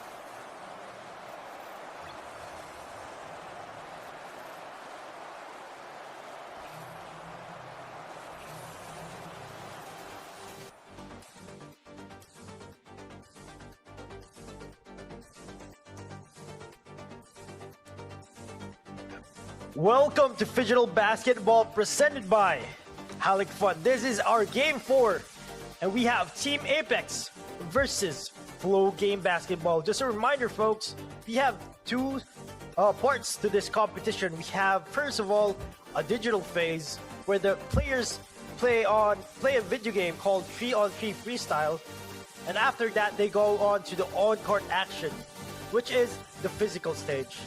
We have here our two teams, Team Apex versus Flow Game Basketball. Malik, are you with me right now? And what are your thoughts about our Game 4? Well, I think Malik right now is still with his crystal ball because he's trying to predict what's going to happen. Malik, he's my co-host and he is such a great basketball player, so he knows how to read the game well.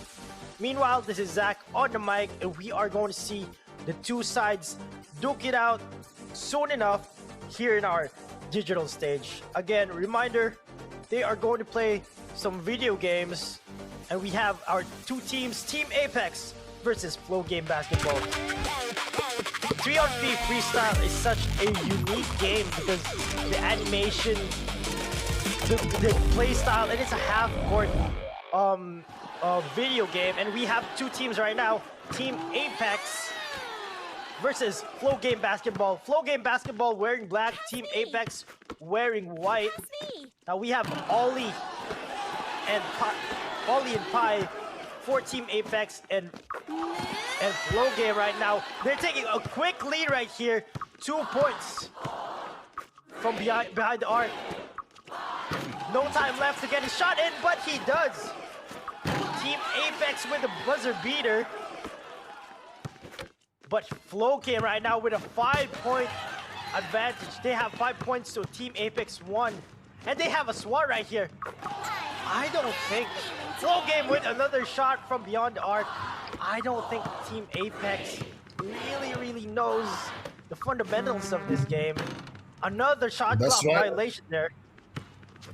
That's right, they are down right now by 6 points, 9 minutes and 4 seconds remaining to go in this contest. And another 2-point shot falls from behind the arc. 8 minutes and 57 seconds to go.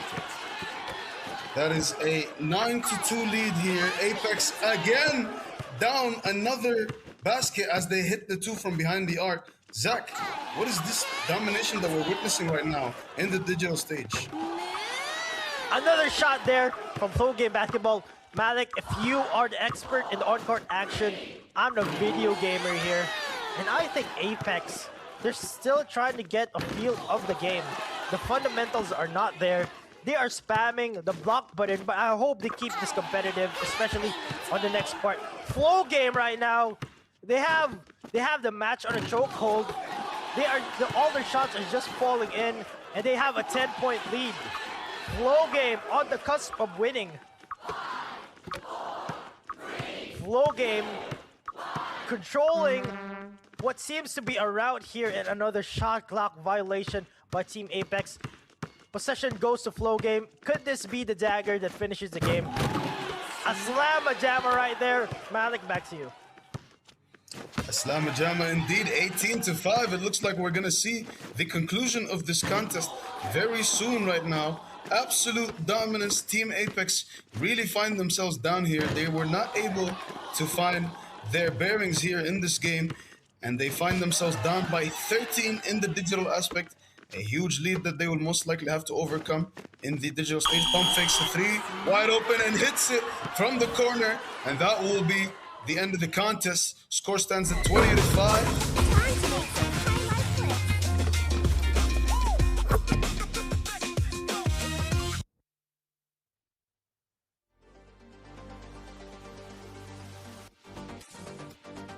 And we are waiting to get started right now with the digital aspect.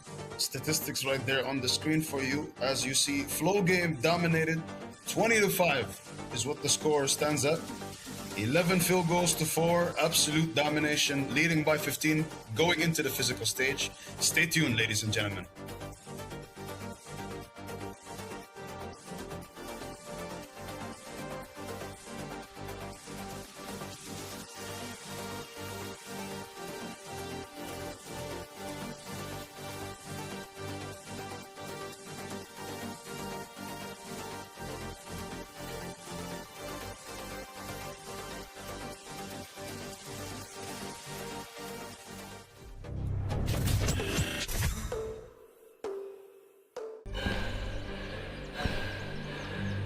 Үлкен істер әр қадамы жаңа жетістікке жетелейтін марафон.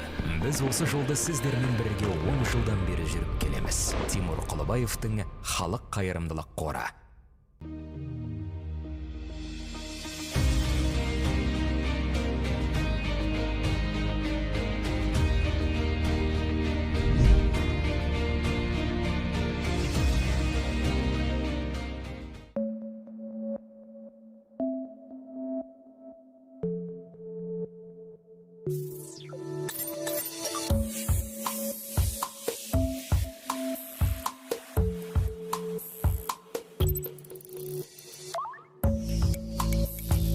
Центр кредит банкымен сіз қарапайым және заманауи шешімдердің ортасындасыз. Нық сеніммен жаңа мүмкіндіктер ашып, тексерілген сапаға сеніңіз. BCCKZ мүмкіндіктерді кеңейтіңіз.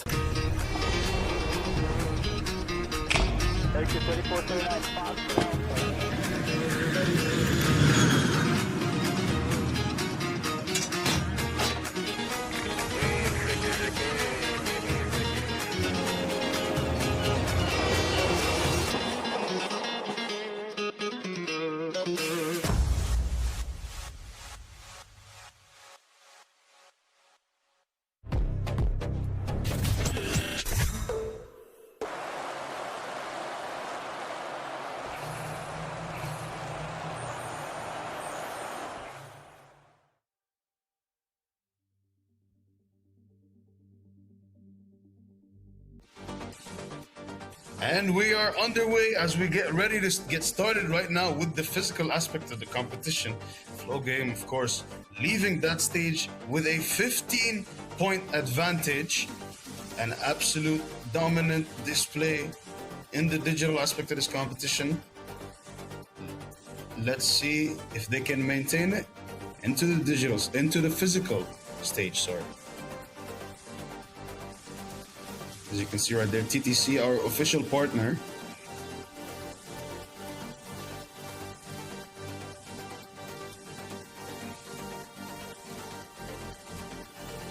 All right, right there is the court that we're displaying. We're still in the virtual world, and we're gonna show you some highlights from the virtual world right now. As you see, 2-on-2 matchup right there, two players passing it on the wing, and this is where the dominance began. 11-2 already, as you can see on the screen. That's one of the 2-point shots that the Team Apex managed to hit right there. Ball at the top of the key on the 3-point line, passing it inside, and a reverse dunk right there. And that was the final basket, the exclamation mark on the digital stage of the competition.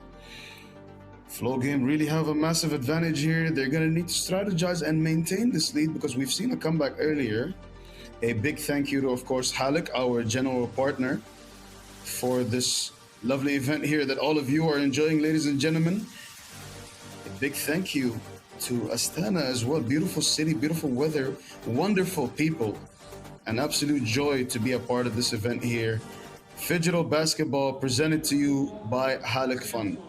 As the break is coming to a close here, Zach, give us some of your thoughts on what we're going to be seeing here in the physical stage of the competition. Well, the match is about to start, and Team Apex needs to come back in this game if they want to win. Team Apex versus Flow Game for our Game 4. We would like to thank our sponsors, of course, and our partners. We have Yandex Go, Center Credit, Alata Citibank, and of course, Halyk Fund.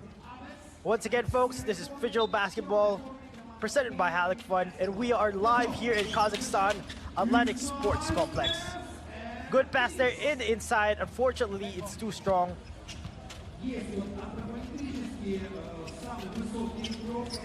Flow Game basketball right now. They take a long two, and no foul call there against Team Apex. Team Apex, their players are Ollie and Pi.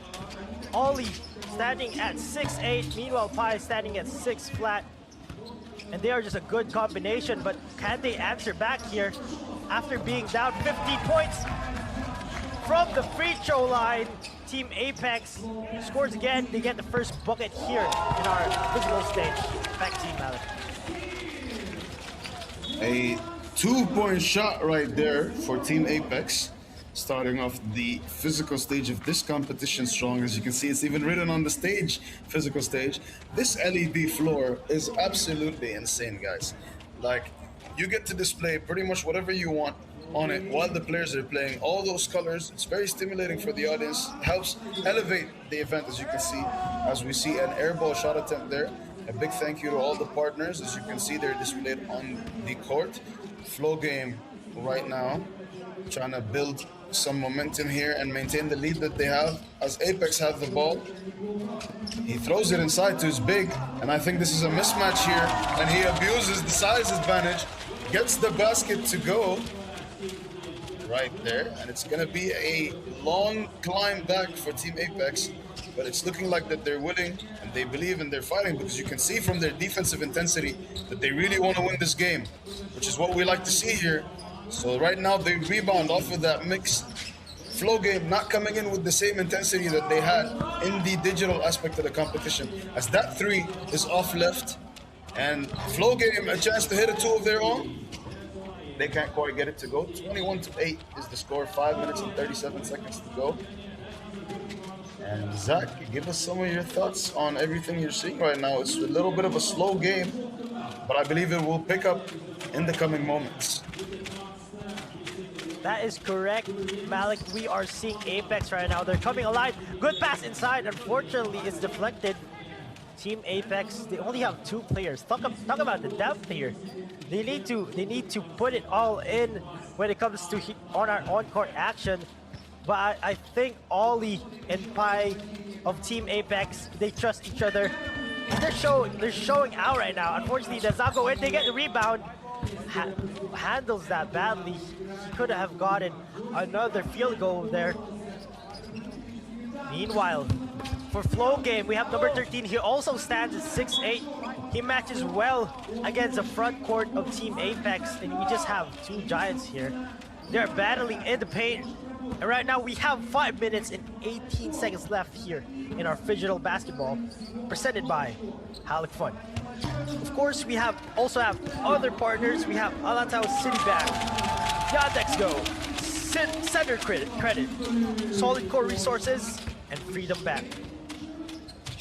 Malik, Apex, Team Apex here. They have 4 points in the physical stage, and then another one there just below the rim. And we are hearing some fans cheering right now here in the arena. I can't believe that Team Apex, being down 11, they're finding ways here to come back into the game. What do you think, pal? 20-5 was the score at the end of the digital competition, and that made you, or gave us all, the impression that it was dominance and it's going to be dominance throughout. But it's looking like Team Apex have something to say about that. They're really picking up on their momentum here in the physical stage. Ooh, some boos there from the fans. I like it when the audience is interactive. Whether they're booing or they're cheering, all that matters is that they're invested in the competition, and that's what we love to see, because that's part of the game. And you're gonna have fans that support teams, and you're gonna have fans that are against teams because they're playing against the teams that they support. And we love to see that. That's the type of environment we want to inspire here, and have healthy competition between all of the teams. As we get restarted with the competition right now between Apex and Flow Game, the score is 5-1 for Apex right now in the physical stage of the competition. Flow Game, little pump fakes, number 6, pulls up from the wing. Can't quite get it to go, but they get the rebound. He is free at the 2-point line, and he hits the 2. It puts Flow Game right back in their dominant position. Toss it back to the big, who is fouled. They have now committed 3 fouls on their end, as compared to the 5 committed by Team Apex. You would think that Apex would try to commit more foul calls, especially considering the size advantage that they have, but they've only managed to make Flow Game commit 3 fouls so far. A 2 from the parking lot can't quite fall. Score is 23-10, 10 minutes remaining. 4 minutes and 31 seconds remaining. 5-3, Apex with the lead in the physical stage, but they're not able to create the separation that they want. Meanwhile, the Flow Game guard creates some separation there with the step back. Can't get the shot to fall. Apex with the rebound. It looks like they have a segment of fans that they brought with them, Zach. We can hear them in the crowd. How much of a factor do you think the audience is in how a team performs? Oh, it's definitely a big factor here, because Team Apex, they're finding the will to come back to this game. They're down 12, but it looks like they're the ones leading. They just have that much confidence. Meanwhile, Flow Game right now, they're trying to get, as they say, they're trying to get into the flow. From the charity stripes, it goes in. Flow Game adds to the lead. We still have 4 minutes of basketball remaining, and just look at the court right now, Malik. Look at that. Such a beautiful court. Of course, the LED lights, they're just so modern. Not really modern, they're futuristic. And of course, everyone, this is Games of the Future live here in Astana, Kazakhstan. Malik, I think Flow Game, they're finding their rhythm here. Or should I call it, they're finding their flow. What a replay there. Smooth move, but a player from Flow Game basketball. Malik, back to you. 6-5 right now is what the score stands at in the physical stage of the competition. Apex with a 1-point lead. Unfortunately, they lost the digital stage by 15 points, leaving themselves a huge mountain to have to climb here in the physical stage of the competition. But they're fighting. They're taking the game in a position-by-position basis. The pick and roll right there, a little bit wide. He tried to loop it over the defender. Unfortunately, it was a little bit wide for his teammate as well. 3 minutes and 44 seconds remaining in the contest. Flow Game trying to protect the lead that they built in the digital stage, taking the 2-point shots as they like. They can afford to miss a few of them. They're really leading by a lot here. As you can see, they're chucking up a lot of twos right now. Apex with the ball. They try to get it reset on the wing. Deflected out of bounds by Flow Game. 25-11 here in this Phygital basketball presented to you by Halyk Fun. Number 0, he has the ball, top of the key. Tosses it inside to the big, another foul. They just can't stop him from getting the ball inside the paint. They just grab him every time. He's even laughing about it. I like it when people are a good sport about things like that. It is part of the game. Sometimes if your matchup is a little bit too big for you, you gotta commit a foul sometimes instead of giving him the easy basket. That's a smart play from their end. Meanwhile, Flow Game with the ball on the top of the key. Pulls up for 2, can't get it to go. Apex clear the ball. Corner 2, no good either. Flow Game inside, they're going for the easy 2. Tries to swipe the ball there, can't quite get it. And a basket is good. 2 minutes 55 to go. Zach, how do you think the game is flowing right now with all the different things that are happening? Teams trying to get the 2-point shots to fall. Teams fishing for fouls here. We're seeing everything in the attempt to secure the win here. So what do you think? Well, I'm going to give a call back to our analyst, Steve-O. He did say that in the beginning stage or the digital stage, you need to secure a wide margin to have that cushion, as Steve-O would say. And that's what Flow Game is benefiting from right now. They have a 13-point cushion. Let's see if Team Apex can come back. Meanwhile, we're having a timeout. Let's mention our sponsors. This is Phygital Games of the Future, powered by Zamro Casino, and our partners Alatao Citibank, Yandex Go, Sender Credit, Kazink, Solid Core Resources, Halyk Fund, and Freedom Bank. Thank you to all our partners for making this event possible for the fans of the future games. Here in Phygital Basketball, presented by Halyk Fun, we are pushing the frontiers of what basketball can be. Malik, we're back into the game. Flow Game, they want to extend their lead right now. Team Apex, they're bringing the ball outside. A pick and roll there. Shifty move by Pai, and he gets an amazing shot from downtown. But Flow Game just answers back. They have a comfortable 12-point lead. It doesn't faze them. Malik, if you are Team Apex right now, what's going through your mind, pal?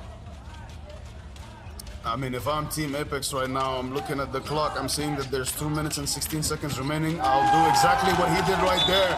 Try to attack the basket. Take advantage of the fact that Flow Game have committed 4 fouls. Try to push them into the penalty. That way, every time I get fouled after that, it's going to be 2 free throws. It puts me on the line with a chance to shoot 2 free throws and get possession. That's a really important factor that they're going to need to have in their favor coming into this game. As Flow Game hit another free throw there, and they will have possession as well. The fouls stand at 4 fouls to 3 right now. Flow Game have committed 4 fouls, Apex 3. Mid-range shot, fade away is good as Team Apex with the ball, fakes number 0. Called for a traveling violation, unfortunately. Got a little bit excited there, took his first step before he dribbled. So the referee called that as a travel. As Flow Game with the ball, can't quite get the 2-point shot to fall, but they deflect the pass attempt out of bounds. So Apex will reset at the top of the key with 1 minute and 50 seconds to go. 9 seconds on the shot clock here. 8, 7. They try it inside to the big man, who finally gets it without getting fouled. 29-16 is what the score stands at. 13-point lead for Flow Game. They're looking to extend it here as he drives. And a fall there, so a foul will be called against him. And they are going to the line again. I mean, Zach, I mentioned to you earlier that Apex strategy needs to be to try to get to the line as much as possible, but it's looking like Flow Game are the ones that are taking advantage of that tactic and approaching the free throw line towards the end of the game. What do you think about that, Zach? Well, I just think Flow Game have this in the bag. Could have been a highlight there. Unfortunately, he was fouled. Flow Game with a Huge lead right here. And Team Apex with a highlight layup there. But will that be enough? We only have 1 minute and 26 seconds left here in our ball game. Our wonderful referee right there has been calling this competition fairly and flawlessly all the way. Wow, Team Apex right now. I think they just need to put it all on the floor. They need to show their opponents and of course the whole event, whole competition, that they have what it takes to be here. Another shot from downtown there from Flow Game Basketball extends their lead to 12 or 13 right now. And that's just too big. Meanwhile, Ollie, the big man from Team Apex. Slamma-jamma. Malik, back to you, pal. A foul called right there against Apex after that slamma-jamma, as Zach would call it. 31-19 is what I believe the score stands at right now. What a dunk right there. Attacked the rim with force. Oh, he almost looked like the avatars that we have in the digital aspect of the competition, to be honest there. Number 0 with the ball, crosses up his matchup and gets fouled. Called for a foul there. 32-19 is what the score stands at. 45 seconds remaining right now with 42 seconds on the clock. The big man open inside, gets another 1-point basket to fall. Flow Game with it. He hesitates on the 3, doesn't pull it. Will probably pull it here. Takes the 2-point shot. Can't quite get it to go. 25 seconds remaining. Ball inside, big man, and he is fouled. That is 6 fouls committed by Flow Game. Unfortunately, I think it's a little too late for Team Apex here, as there's only 19 seconds on the clock. 0 goes inside, gets his layup. Flow Game looking to clear for the 3. They clear, they take, pump fake the 2, fouled, on his way inside. 7 seconds remaining, and it's looking like this contest has concluded here, Zach. What do you think is the biggest reason that Team Flow Game has been dominating this competition in terms of the score? Well, I think I could answer that, Malik, with the reasoning being depth. Flow Game Basketball has 4 players on their team ready to go. Meanwhile, Team Apex looking like they're not the top predator in this game. They only have 2 players and they seem to be tired. We have 3 seconds left. And I think it's a foregone conclusion. It's just such a big margin. And the fans are clapping right now. It was a great showing from both teams. And we're still getting some replay calls here. Very interesting from Team Apex to ask for a replay review. Amazing. Fans, they're just enjoying it. And as you said earlier, Malik, we have the best fans and they are cheering right now in the arena. I'm just happy to be here, pal, watching the amazing games here in Phygital Basketball, presented by Halyk Fund. Back to you, pal. 3 seconds on the clock here as the referee goes to review the incident that just happened here. The replay right there, we're gonna see what the referee was reviewing. And did he touch it before he went out of bounds? I think he did. That's what the referee was taking a look at. Oh no, he didn't, because ball is with them. Dunk to end the game. A little exclamation point there for Team Apex. A wonderful dunk there. Unfortunately, they did not get the win. So that will be the end of this ball game. The score stands at 34-22 for Flow Game. They are the winners of this contest. A big thank you, of course, to all our partners for allowing us to have an event like this. Samrook, Alatu City Bank, Yandex Go, Center Credit, Kazipak, all of them. A big thank you to all the partners that have allowed the Games of the Future and Phygital Basketball presented by Halyk Fund to be a possibility here, because we have witnessed some wonderful matchups all throughout this day. Zach, how have you enjoyed it so far? That was game 4, and game after game, it has been blockbuster here in our Phygital Basketball presented by Halyk. Halyk Fun, what a great game. And I'm just excited for more games to come here today in our day 1 of Phygital Basketball. Thank you everyone. As they say here in Astana, Rockman.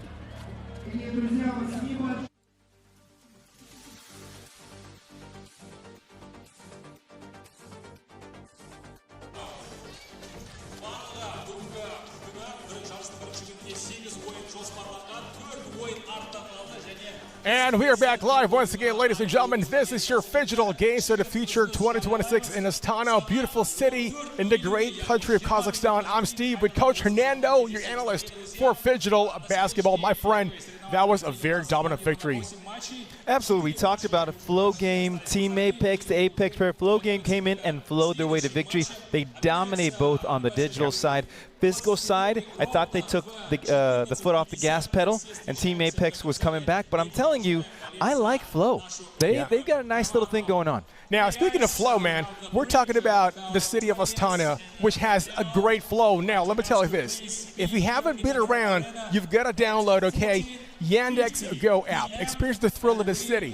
Download it today and then check out the beautiful places off the city of Astana. Yandex Go app, man. You know, I had a chance to download it, and I really love just the features altogether. I could do so many different things with it and pick up food. If I got to get a text, anything at all, you got to get it. You got to download it. The Yandex Go app. That's how you experience the thrill. But now let's talk about the thrill of the basketball game. That was a dominant victory from start to finish, from digital on the way to the physical. Flow game, show us what kind of flow they got. I mean, flow 20-5 at the end of the digital side. You talk about complete domination. They didn't even give Team Apex an opportunity to score altogether. Now, when you have 20-5, it's a 15-point lead. Yes, you know what? You can get on the physical side and not expend so much energy, which they didn't. They ended up losing at 17-14, but they have the tools to really go far. You know, let's take a look at the highlights right now. So here we go, Team Apex with a shot right there. Nothing but the net. Meantime, Flow game giving us all that baskets. Everybody loving him. The big man, of course. Take that shot in there. I think the other thing, when you're really looking at, you know, Team Apex came to this game with 2 players. They were both the ones who played digital, and then they played on the physical side. And, of course, Team Flow had a nice little flow, right? Substitution, everything else with it. So they did such a great job. In the game of basketball, it's all about flow, man. Right. If there's no solid flow, it's hard to win a game. You got to be a cohesive unit going into the match, going into the battle. 1-2 punch, and that's what happened today. Correct, and I thought they did a really good job with the substitution patterns. That's such a big part of it, right? Because there's only 3 players. You got a sub. I saw them talking to the referee, trying to figure out what exactly is the protocol to get the subs in and out. And they did a really nice job. They kept all the bodies fresh, moving, and really spaced the floor nicely. Exactly. Now, H, we talked about earlier how hard it is to play half-court basketball action. When it comes to tall, muscular players, how much energy are we talking about here? Well, anytime you're taller than me, okay, you could go ahead and run up and down, but you've got to cover a lot of ground, and that's what this guy does. Yes, sir. Our best player off the game. Congratulations. Great, dominant victory from start to finish. How do you feel? I feel great. I think we did an amazing job with the team. We flowed with the changes, with the substitutions. We did a great job in the pitch and in the video game also. You know, on the video game, do you have a certain strategy when you attack it? Obviously, you got to score as many points, right? Yeah. But it's the characters you pick, it's the ball movement. What is your thought process with that? We make a strategy of 2 characters that could shoot, so we could space up the floor. So we play with 2 characters that could shoot.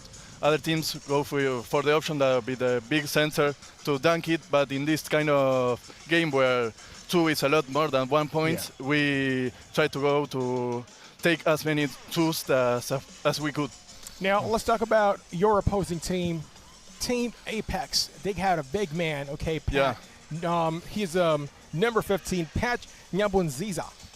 Dominant presence, muscular, very strong. Yeah. Was there at some point that you kind of like, okay, this guy's really big, can I move him? Yeah, we knew him from the hotel. We saw him that was really big, and we did the strategy that if we change with the little guy, we go and foul instantly, so he couldn't shoot the easy 1, and that's basically what we do to stop the big man from getting that easy points. You know what that's called? It's called Hack a Shack. That's right. All right, Hack a Shack. They took it from It Shaq. worked. It worked. Well, awesome. With everything else. Now, just again, on the floor, when you're looking at the philosophy, you talked about digitally, you score a lot of 2 points. Is that the same thing you want to do here?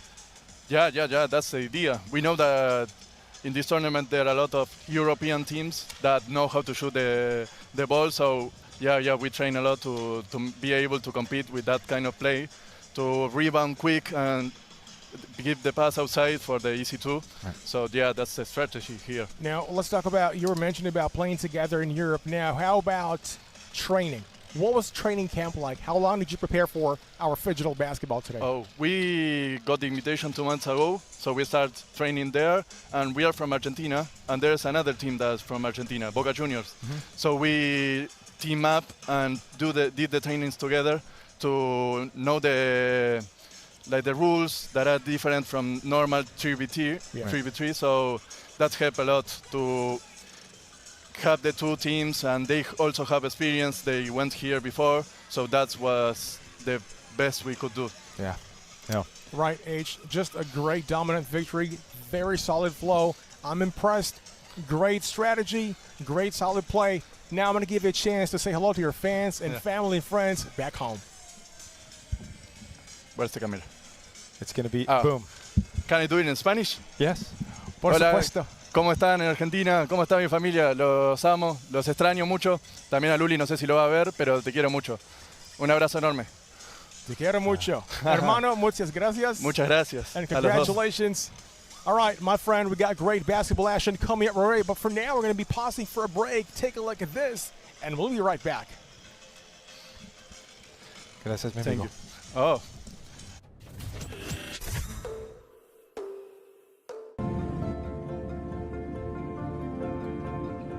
Welcome aboard Air Astana. Our airplane flies into the realm of dreams.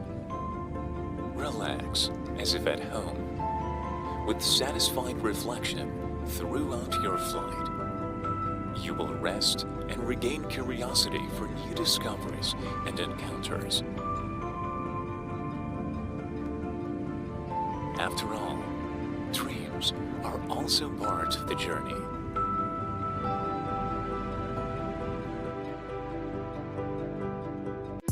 The premium family plan's connected, that is Boston-Steeded. Got a smartphone absolutely free, that is Boston-Steeded. Hooked it up and no longer problems with home internet. Get home internet and a smartphone for free with the premium family plan.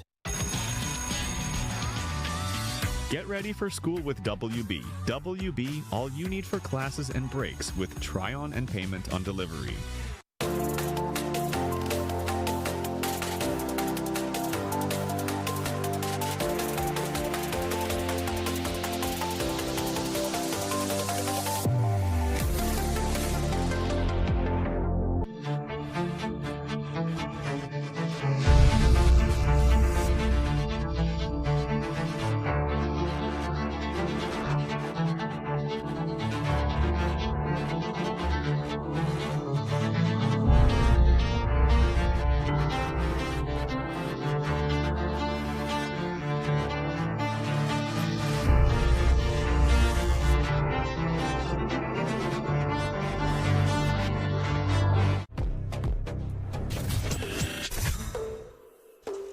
And we are back live and worldwide. Steve and Coach Hernando, this is your Phygital Games Out of Future Astana 2026. Special thanks, of course, to Samar Casina and also to Phygital International for promoting Phygital sports around the world. And also we'd like to thank, special thanks again to also Cas Sports Invest, our local organizing committee. One love to all of them. This doesn't happen without our great sponsors, right? With the support, not only the community, the city, everything all over this amazing country. This is why this is here. This is why the Phygital Games is here. Thank you to all of you. Yeah, now, H, we've had a lot of games so far. I am enjoying what I'm seeing. First of all, we're in a great place right now. Kazakhstan Athletic Sports Complex, the home of Phygital basketball. We had great games. A lot of slam dunks, a lot of blocks, a lot of spin moves, a lot of come-from-behind victory. A lot of moments where we thought, you know what, they might lose because we've seen they're down in the digital, but then again, champions rise when they're down. Correct. Champions and experience, right? So we've seen the teams today with experience, they're down on the digital side and they come back on the physical side. That alone shows that they are ready for this. So now the newcomers who haven't been in this situation before, now they're learning over time that we've got to take care of digital. And even if we take care of digital, we also have to do on the physical. We cannot take our foot off the gas pedal. Attack, attack, attack. That's what Phygital basketball is all about. Exactly so. Phygital basketball, it's all about half digital and half physical. And we're going to be having some highlight also later on. We're going to be having on the screen. We're going to talk about it. But first, let's just quickly talk about your favorite moments so far. The comebacks, because right there, right, we've had two teams down. They came back. They were down 5 to 7 points as well, too, and they showed composure. I love watching teams who are composed, they get things done, and they execute at the highest levels. All right, so here now on the screen, let's see some highlights of our first matches for today. Let's take a look at that. Inside pass for two. A lot of long shots, too, H. Absolutely. They're trying to spread the floor, because if I'm able to spread the floor with making the long twos, then now I could have driving lanes just like we see right here. Now, the other part with this, so many acrobatic shots, one-handed hooks, one-handed lays. You're talking about really good, polished basketball players who could play at a high level. Yeah, so this match on the screen now, this is your first game, ZM2B versus JTB. We've seen ZM2B just dominate the match when it comes to the digital and also the physical. They have a lot of good players down in paint who can really shoot. Left-handed, right-handed, hook shots, floaters, you name it, they got it. They are the complete package. I think this is when you play a 2-on-2 type of a game, you have to be able to do a little of everything. I mean, you just saw right there a drive into a step back. Those are hard moves because you have to be in balance every single time in order to hit them. Now, I think the other part with this is just the creativity. So you see a screen and roll right here, a little give and go action with that right there. That shows the knowledge of the game and the IQ that they've all played at a high level. You know, we're talking about basketball IQ, H. You as a high-level coach, right? You've seen, coached, trained a lot of basketball players. How do you know if a player has high basketball IQ? Great question. I think you could start right from the warm-ups, right? Everybody could do the layups, they could do all things, but a lot of high IQ players have a sense of creativity. Yeah. So whether they're dribbling, maybe sometimes they look very nonchalant or relaxed, that's a creative mind getting ready to go into the battlefield, right? So you're going to see this over and over again. Guys, behind the back passes, between the leg delivery, pocket passes as well too, left-handed, right-hand shots. You're going to see everything. It's on display because a lot of these players are multi-talented and multifaceted. I agree, and it doesn't mean that you're athletic, you're a high IQ player. Sometimes, like what you said, the most nonchalant player, they can be like slow-mo and something like that, but it's about decision-making. I think that's what makes a player a high IQ player, when you know what to do at the right moment at the right time. You know, they always say your decisions is who you are, decisions in life and decisions on the basketball court. Yes, so sir. if I come off the screen and make the pass, if I come off the screen and make a shot, right, you are making a decision, but the other part, you're taking a chance on yourself. Yeah. Every time they take a shot and a teammate is open, listen, you're taking the courage to do it, and these guys have the courage to come out here every single day to play. Exactly. You know, I'm really impressed with teams who have been down but then went back up to win the match, because a lot of people don't understand how hard that is. You're down in digital. Let's say 3 points, let alone 7 points. But then again, you battle it out, go on and get that W in the physical. That is extremely hard. Yeah, mentally, it takes its toll on you. Yeah. And we saw it earlier with La Liga Pro. They were down, and after they left the digital side, you saw their players giving each other high fives. Yeah. They're giving energy to each other. That's They're true. saying no stress is going to get in our mess, and we're going to go ahead and come out on top. All right, so now we're going to be having more highlights of our past couple of games here at the Phygital Basketball. And H, you know what? I am so excited to see our next set of matches later. But for now, let's take a look at the highlights. Here we go. Hello, everybody. Today, we are in Kazakhstan Athletics Complex in Astana. Since we are getting acquainted with the teams and the athletes, we have decided to interview a team that has arrived for the games of the future. Let's welcome the team Minsk. Their athletes show extraordinary strength on the court. Minsk was founded in 2006 and ever since has differed from other sports teams by high ambition and strong drive. We have found a very special member in the team Minsk. Why is he so special? You'll find out at the end of the video. So, a small question. Is it your first time in Kazakhstan? No, it's not our first time in Kazakhstan. We was 2 months ago for tournament, so it's our second time for future games. But in professional career, we playing a lot of times in Astana and in other cities. So I like Kazakhstan. Awesome! Can you tell us which cities you have managed to visit in Kazakhstan? In Astana, I don't know, I was living in Kustanay for 1 year, so it's pretty city. I met Atirau, good city. Wow! I hope there are fans from Kostanay and Atirau who came to see you play. Now please tell us, what do you think about Kazakhstan Athletics Complex? It is huge. I don't know, you have a lot of sports buildings. I think Kazakhstan is very sports country. I know you like boxing, cycle. That's cool. Next question. What do you think about games of the future? Do you think your team will win the championship? I don't like thinking about this. I think we can win most of teams. Our concurrents, probably teams from Russia. The last time win this tournament. We have first game with them. We'll see. We believe in you guys. Let's move on to the difficult questions. Which basketball skills are useful in digital sports? And which, on the other hand, need to be changed? Probably shooting is the most important, but in digital, you cannot understand basketball like all game. Maybe it's a little bit easily. So please tell me, how do you prepare for the virtual and physical parts of a match? For how long did you train for this event? We're practicing every day in digital, shooting every day, tough work. We practicing around 3-4 months, but all the team working 1 year, 2 years. Thank you so much. This really puts things into perspective. Do you think that everyone needs to be versatile in Phygital sports? Yes, of course. In my opinion, most of the physical, this tournament is to show you can play in basketball, you can play computer, but you have to be physical ready, not using computers all the time. This was Team Minsk, wishing you guys good luck. Digital Games of the Future 2026 in Astana. I'm Steve and Coach H. Now, a little bit of interesting number H. On the 2025 Phygital Games of the Future, did you know that we had about 461 million broadcast views? That is a big amount of number, man. That is epic. But you know, our mission here in Astana 2026 is to blow that number out of the water. So this is what I want all of you to do. Catch all the games on PhygitalPlus.com.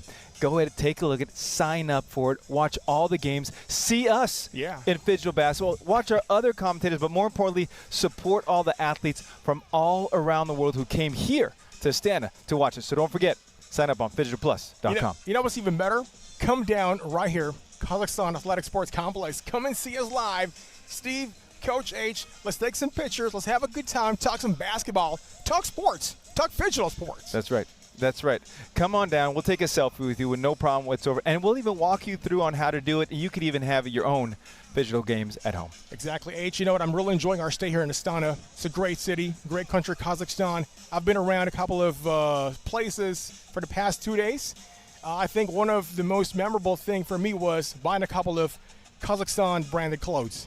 You did, and you know what? They look great on you, by the way. Yeah. I mean, you were definitely a local all the way through. We're gonna wear this in the next couple of days. We are. Yeah. We are. So listen, if you have any advice on what we should wear on the air, go ahead. Feel free to email whatever it is, and we'll get your comments. Yeah. Plus, don't forget to follow us on socials. You know, like, share, subscribe, comment, and just let's blow things up by the numbers. Because speaking of socials, by the way, did you know that social media views on the 2025 edition?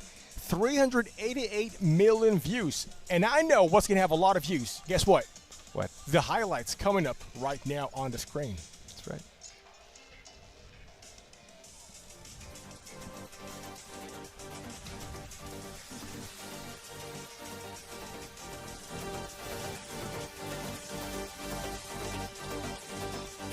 Okay, H, now here we go. Highlights of the match. Interesting game. This was a come-from-behind victory. What a slamma-jamma.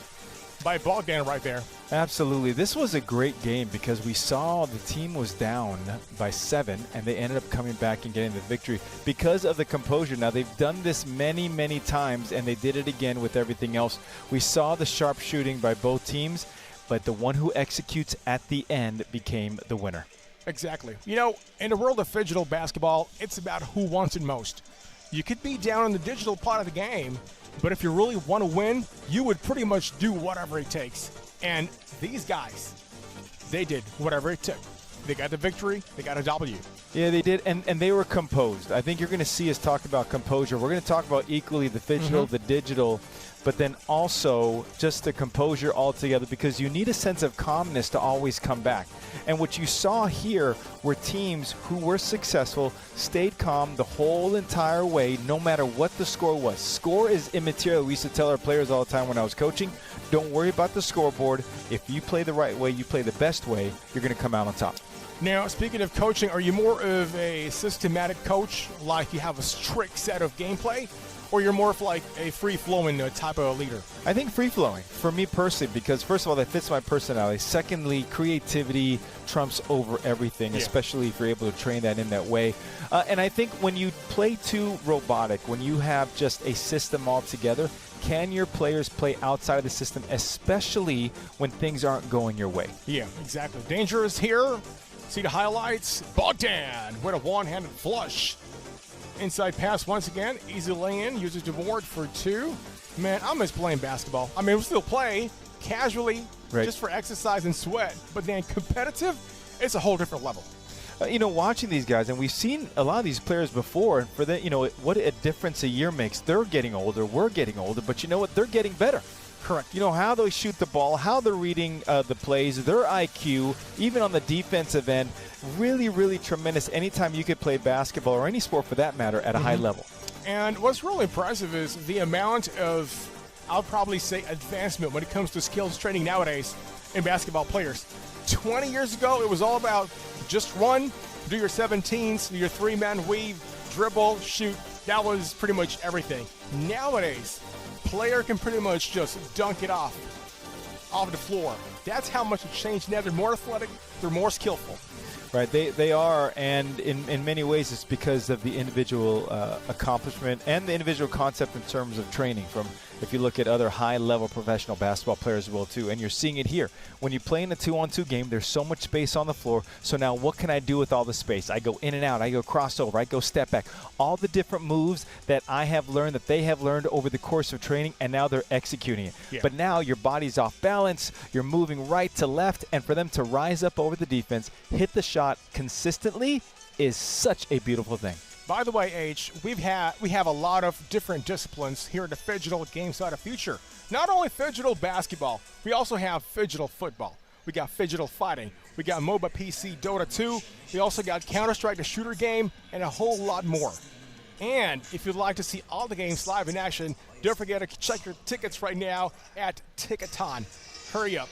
Get all the action live, see us live in person, take some pictures, and have a good time. That's right. You have nothing to lose, so pick up your tickets today. Great basketball action coming up here at the Kazakhstan Athletic Sports Complex. Such a great place, great arena, and I can't wait to see more basketball action happening later on today.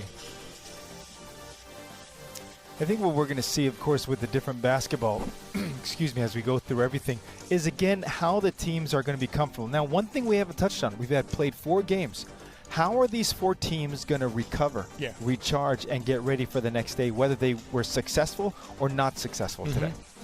Now we're going to be having more highlights to watch on the screen, so stick around for that.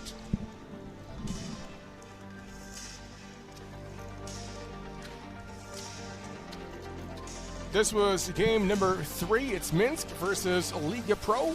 The big man, number 13 of Minsk, right there, just really scoring basket. That is Chimafei. Now, La Liga Pro, another team, successful team, 3-time champion that was down, and they came back to play. They definitely understand how to play with the ultra. We had Maleshki up here talking about just how calm he is under pressure with everything else. I was really impressed just how they just kept on playing consistent, and they came out on top. Exactly. Like what we said earlier in the game of Phygital basketball, it's about who wants it most. I mean, as much as you're very good at digital, but when it comes to physical, that is your last chance to make it back to the win columns. Yeah, and they made it count, right? They made it count. We saw Minsk was really struggling with the referee calls. And as you know, as I do, whether you're playing, we don't worry about the referees. Yeah. The referees are going to make the calls. Our job is to play. Yeah. And I think that rattled them a little bit. First time I've seen them play, of course, here in this arena in Astana. And La Liga Pro really were pros, physical, strong, and finished over them. And I would just want to say this. I think Liga Pro just knows when to turn on the gas pedal. They know when to stop. They know when to just kind of like go with the flow. And they know when it's time for go mode. They do, and Malinsky said it himself. They're pros. They already know what to do. We asked them, what do they say in timeouts? And he said, we don't really say anything. We know what to do. We knew what to do before the game. Now we just have to execute it, and they execute it in such a really nice way. Now let me ask you this, as a basketball coach, what makes a great player? Composure. I think you could have all the skills, you could jump through the roof, you could shoot really well, but if you don't have composure, if you can't handle stress, then how are you going to handle the nuances and the ups and downs of the game? I agree with that, because I think if you're composed, you can think more, you can decide more, and that equates into better performance and hopefully get the win. Yeah, you talk about performance, which is really important. Performance in order in any industry takes calmness, composure, maturity, and IQ. And when you could do that, you will always be good at whatever you do. And for these guys, they're really good on the digital and the physical side. Exactly. Also, by the way, H, part of our Phygital games of the future is we got Just Dance Discipline presented by Solid Core Resources. That's going to happen on Barris Arena on the 6th and 7th of August. Do you like dancing? I love it. I love it. You know, I'm an undercover dancer and an undercover karaoke person, as everybody knows. You know this as well, too. So I can't wait for Just Dance. I'm going to challenge all of you. Before we see your special talent, we got some more highlights coming up your way. Here we go. Please watch this. Games of the Future has symbols representing it? That's right. There are 4 characters, which are called Guardians, whose purpose is to represent the spirit of competition. iBoat, a robot made out of titanium and neon parts who believes in inner strength and power of friendship. iBot has a special ability too. The robot is able to cut off enemies' power supply and breathe life into inanimate objects. Arlon, a cyber wolf with a rich silver fur and holographic glow, a great mentor and a formidable warrior in the field. He is able to accelerate time and predict the movements of his foes. He is responsible for the territories of Battle Royale and Phygital shooting. Eileen, she is truly fearless and wild. Her sporty outfit and gaming equipment are truly wonderful, along with her useful backpack that is there to help out in any situation. She keeps the areas of Dota and MLBB to herself. Finally, last but not least, Alum. This eagle is a fighter with golden feathers who likes to wrestle, play football, and basketball. Everywhere he flies, he leaves a trail of petroglyphs. His special ability allows him to analyze the situations at unimaginable speeds. He is a keeper of many areas, and we love him for it.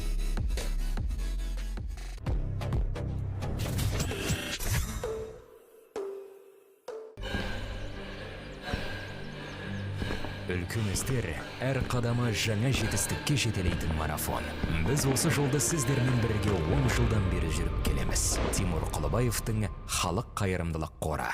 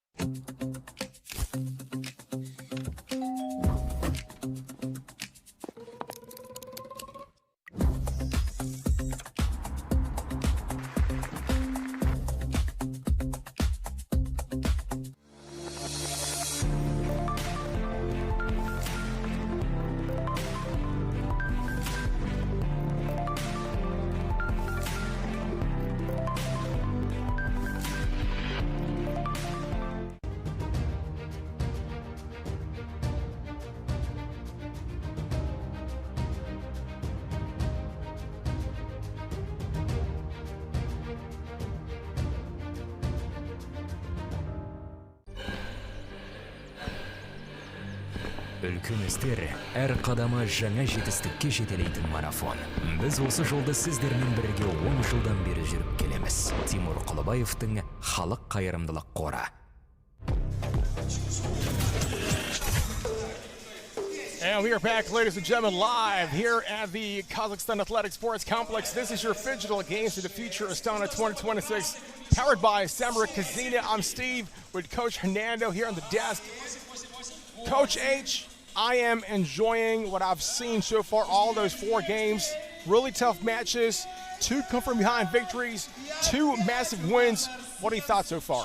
We have 4 top-notch games. It's the beginning of the whole Phygital games. Yeah. They start us off, and I talked about how maybe teams would be nervous. Listen, we've had teams with great composure. They have shown up, shown out, really why they are here, right? From on the digital side to the physical side, they're playing at a high level already, which is so very important, and you need that in order to start this competition. Exactly. Now, in case it's your first time to tune into the Phygital basketball side of things, we're going to tell you what Phygital basketball is all about. It composes of 2 main components. Now, we're talking about digital, which is the video game console, and the physical, a real 2-on-2 basketball action. Now, for the digital part of the game, you have to score 19 points first to be able to cross over to the second half. Now, your score carries over on to the physical match. That's why it's very important to score as much as you can and get that big cushion going into the other half. I mean, today on the digital side, we've already seen scores 19-8, 19-10. We saw 20-5 on the last one, right? So that counts so much because that big deficit for the other team, as we saw most recently with Team Apex being down 20-5. Now they've got to find 15 points in order to make that comeback to try and be competitive in the game. Exactly, so make sure to stick around because coming up now, it's Game 4 highlights on your screen. So let's go and check this out.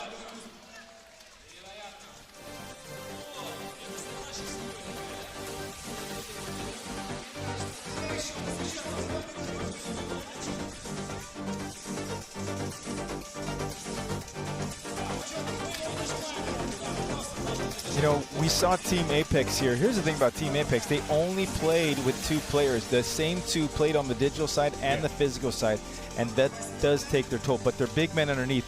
Strong presence underneath, soft hands, catches everything that comes his way. He's an immovable object, but Team Flow is able to find ways to make it. As you can tell what they said, as soon as they switch, they want to foul right away, and Flow Game had the flow the whole time with it. What I really liked, and you'll see in these highlights, look how Flow just getting to the basket, because when you're Team Apex and you're tired, you can't stay in front of the people defensively. You know, I think it's called a hack-a-shack move because Team Flow Game did that to Apex big man number 15. His name is Patrick Ngabonziza. Tall, big, heavy basketball player. How do you move him? You can't move him, but you can outsmart that kind of player too. I think what Flow Game did is they saw a weakness, they saw a way to kind of like get that W in, and they capitalized on it. Right, and you know, with Team Apex, when you're looking at this team, they have the pieces. Their guard is tremendous. The left-handed guard, number 15, the big man. They need a couple more pieces because they need to have some substitutions. This is a grueling tournament. Yeah. You come out here, you play this game, people are subbing in, you're getting your body beat up, then you go to sleep and you do it all again. They need help in order for them to really get a victory in one of these games. I mean, that is why when it comes to half-court basketball, actually, let alone 2-on-2, right, we have here at Phygital basketball, it's very, very important to have a substitute player, a quality substitute player, because we said this earlier, half-court basketball is not the same as 5-on-5 traditional game. There's no chance to walk, to jog. Everything is explosive. Agility is a must. You got to be quick, you got to be fast, and you got to be really strong. To your point, you're correct. 5-on-5, you could hide if you're exhausted. You can walk. That's right. 2-on-2, you cannot, because you are in the action every single time. You're always in a 2-man game, a pick and roll, a pick and pop, a handoff situation, and that's why you have to be in really good shape in those short bursts along with the substitutions. If you're a basketball player or you want to try half-court basketball, there's 3 things you got to learn and got to do. Number 1, you got to be quick. You got to guard all the players as much as you can. Number 2, you have to shoot and make a basket, because if you can't shoot, you got to go out. And number 3, you got to keep on rebounding. So you guard, you shoot, you rebound. That is your top 3 roles in a half-court basketball action. And I think the third point is the most important piece, rebounding, because when you rebound, you have to clear the ball right away. Yeah. So I either rebound past to my teammate who's now sprinting to get past the three-point line, or I'm grabbing the rebound and I'm sprinting and I'm looking for you as well too. Those things, so the transition from offense to defense is extremely important in this game. That's right. And also don't forget, when it comes to our Phygital basketball, it's not just a race to 39 points where you have a lot of time. No, you have a time challenge to only 7 minutes to be able to win. And that's what makes it really difficult in our Phygital basketball right here in Astana.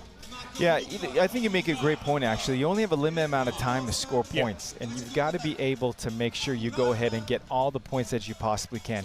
And it's so important. So over time, you're going to see, I think, different teams changing the strategy. I'm going to go slow, I'm going to go fast, two-man handoff over and over again so that they can get those points. By the way, a special thanks once again to Phygital International, the promoter of Phygital sports around the world, and also to our local partner, our local organizing committee, CAS Sports Invest. CAS Sports Invest, one love, and thank you for having us in the beautiful city of Astana, in this beautiful arena, Kazakhstan Athletic Sports Complex.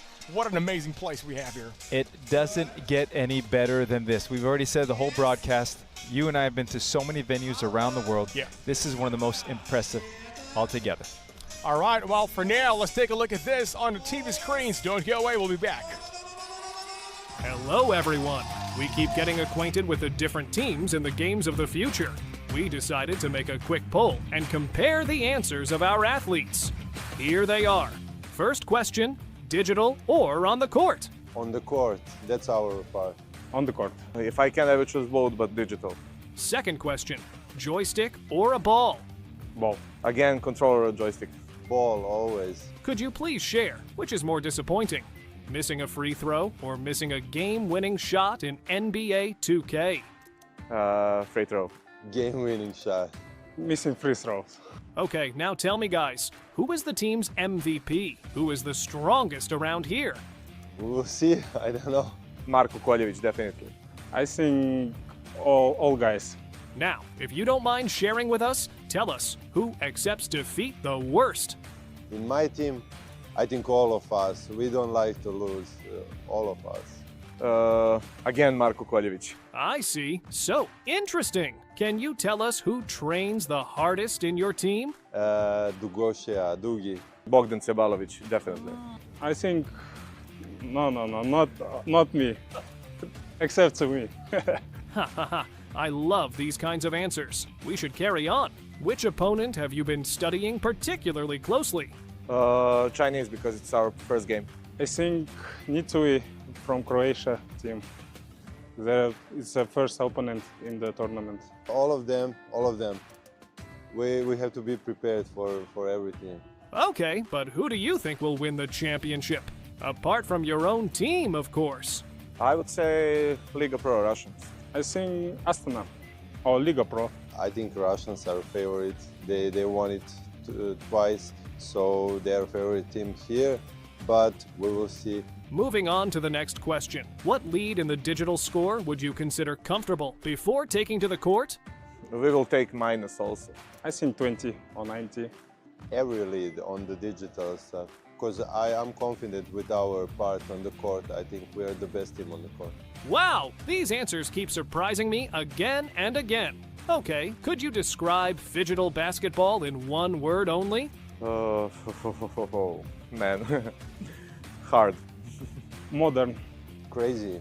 So, this question is a little bit more serious. What are the games of the future? Why did you decide to take part in the event? As a team, it's our third games of the future, so we are here three consecutive tournaments. So we played both digital with NBA 2K and we play physical basketball. So we just combined that. Because I see it really exciting to play something new, and I want to try myself in that. For earning money, for the experience, because it's a new game, new opponents, very good. Finally, let's have some fun. This question is about superpowers. Which superpower would you like to have? The ability to predict your opponent's movements, like Arlon, or the ability to shock your rival with an electric current, like Ibot? I think it's better to predict movements. I think I will choose first one, Arlan's.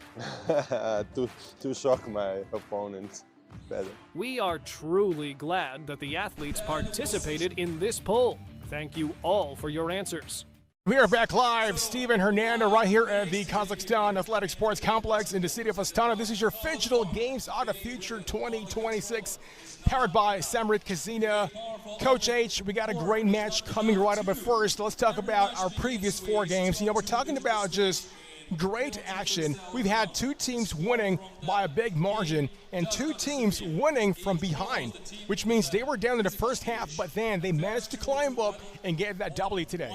Right, and that what comes down to experience versus non-experience. How is that going to work? And we've seen it over and over again. The teams that had composure, they came back, they were down big and came back big and showing a statement that, listen, we are here. We're here to win. We're not here for you to walk all over us. You're trying to come for us, but we're going to get that victory. You know, I think that's what makes the game interesting. If you got a team, if you got a player who will never, ever surrender, who would never stop, no matter how much they were down in the first half, they will find a way, no matter what it takes, to get to that victory column. And that's what a true champion does. That's what true winners do over and over again. There is a never give up attitude. We're going to keep going. Oh, we're down 10? No problem. Oh, we're down 50? No problem. We keep going step after step after step. They do it on the court. And you know what? They probably do it in life. By the way, you mentioned step after step after step. If you want to go around town, you just cannot keep on walking. You know what I'm saying? You can ride. You can go around. Download Yandex Go, man. That's awesome. That's Feel right. the thrill of the city. That's how it is. Well, let's take a look at your game schedules and standings so far. So 4 games are done. We got a next match coming right up in a couple of minutes. We're going to have Vostovac versus Triada, 2 very strong teams. I'm talking about top of the food chain here. The action doesn't stop, Steve. I tell you what, we are talking about tremendous, talented players are coming out. Again, we always talk about how is it going to be their first game? Yeah. Well, these 4 games tell you no one has jitters. All they want to do is win.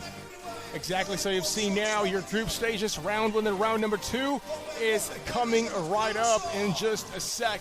Now let's talk about these 2 teams coming up, Vostovac and Triada.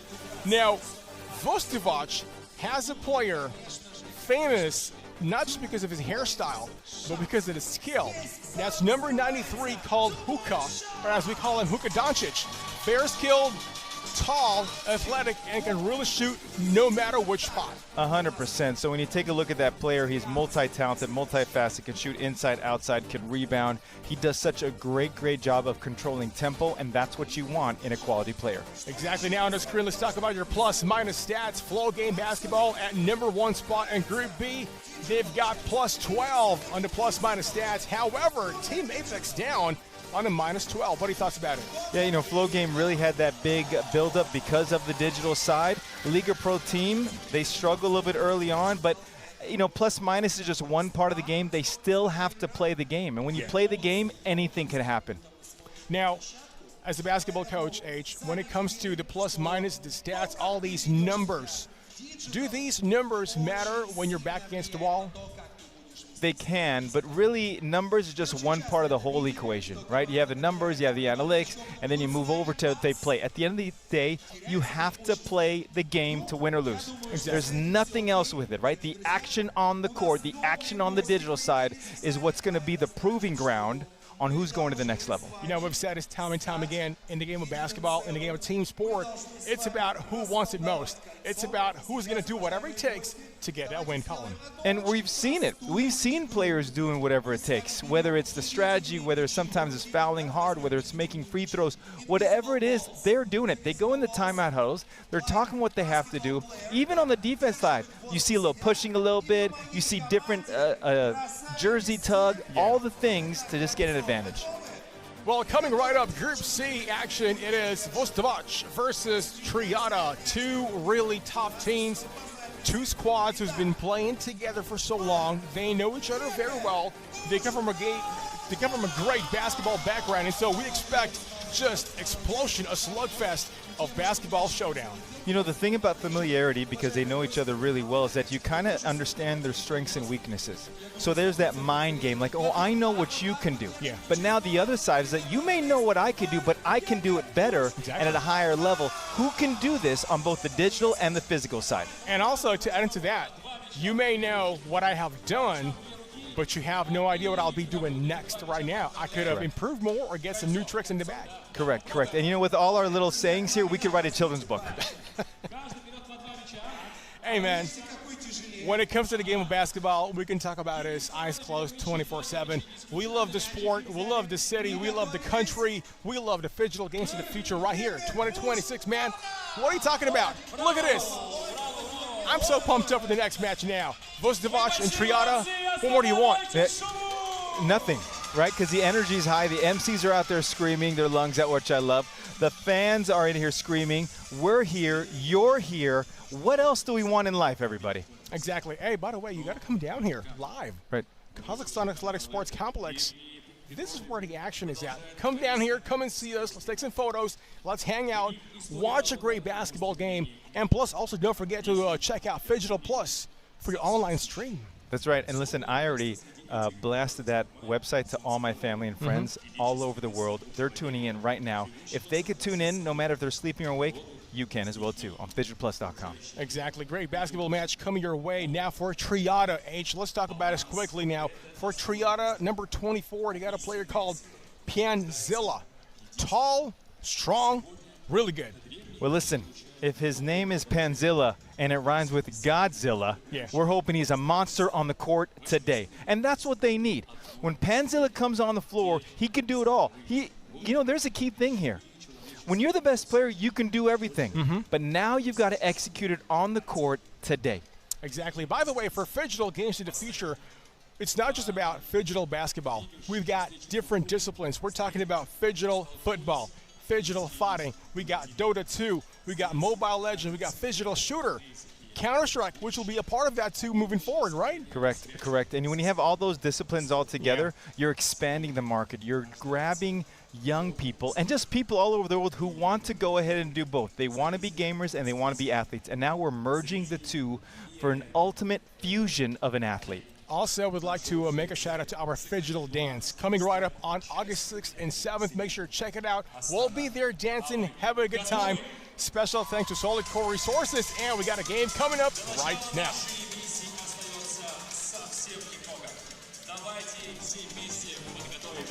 Еще раз, Astana, are you ready?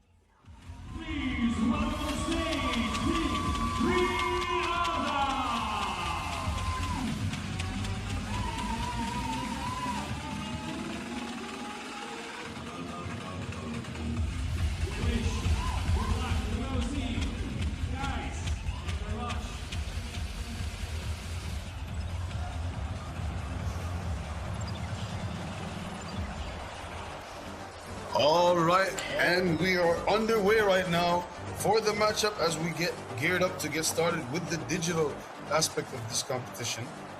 I'm your host Malik, here with my boy Zach. Zach, give us a little insight on what you think is going to happen in this matchup between Vozdovar and Triada, two good teams that we've seen matched up, and now we get to see them as the first Group C matchup of the day here.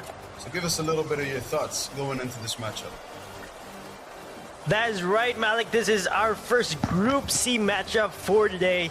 Of course, we know Vustovac and Triada, they're both formidable teams, and they're fairly young too.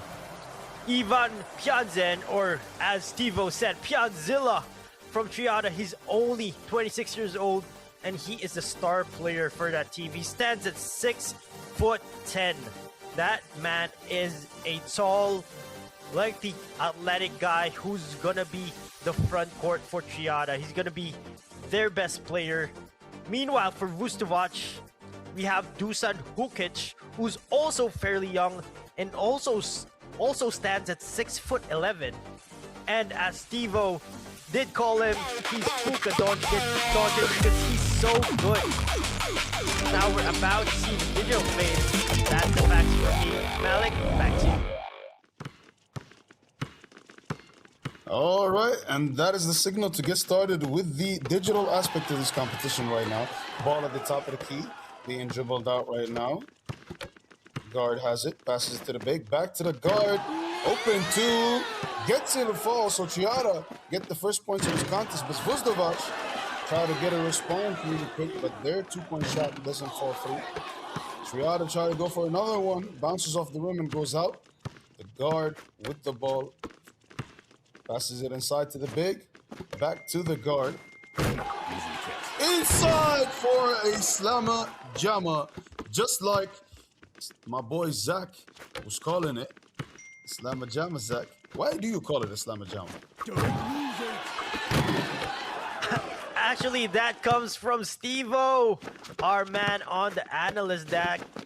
He's the guy with, I'm learning everything from. Great two-point ball there from Vustovac. They tied the game with less than 9 minutes remaining. And actually, we got a slam dunk attempt there, but he was denied not by player, but by the rim. Now we have the two teams right now. They're passing. Vustovac wearing white. He gets denied on the rim. Meanwhile, Triada wearing black. He gets an easy shot there from 2 feet away, even with the defender. Vustovac right now. Puka, his shot is denied. Puka is joined by Gary on the court right now. Meanwhile, Triada, they get a lucky bounce there. Goes in and it ties the game. Malik, back to you. The game is tied at 4 apiece right now. 8 minutes and 10 seconds to go. In the contest, Vozdovac with the early lead. And another basket right there as the ball is cleared out to the top of the key. Two-point shot is up. No good. Ball at the top of the key again. The guard dribbles it. Yes, sir! A slam dunk in the paint right now as Triada enjoy a 2-point lead. Ball at the top of the key. A step back two. Blocked by the big. Cleared onto the line. Spins. Tries to get the mid-range shot to go. Bounces around on the rim and falls through. 3 bounces there. 8-5 for Team Triada. And right now, top of the key. Pull up. 2 is no good.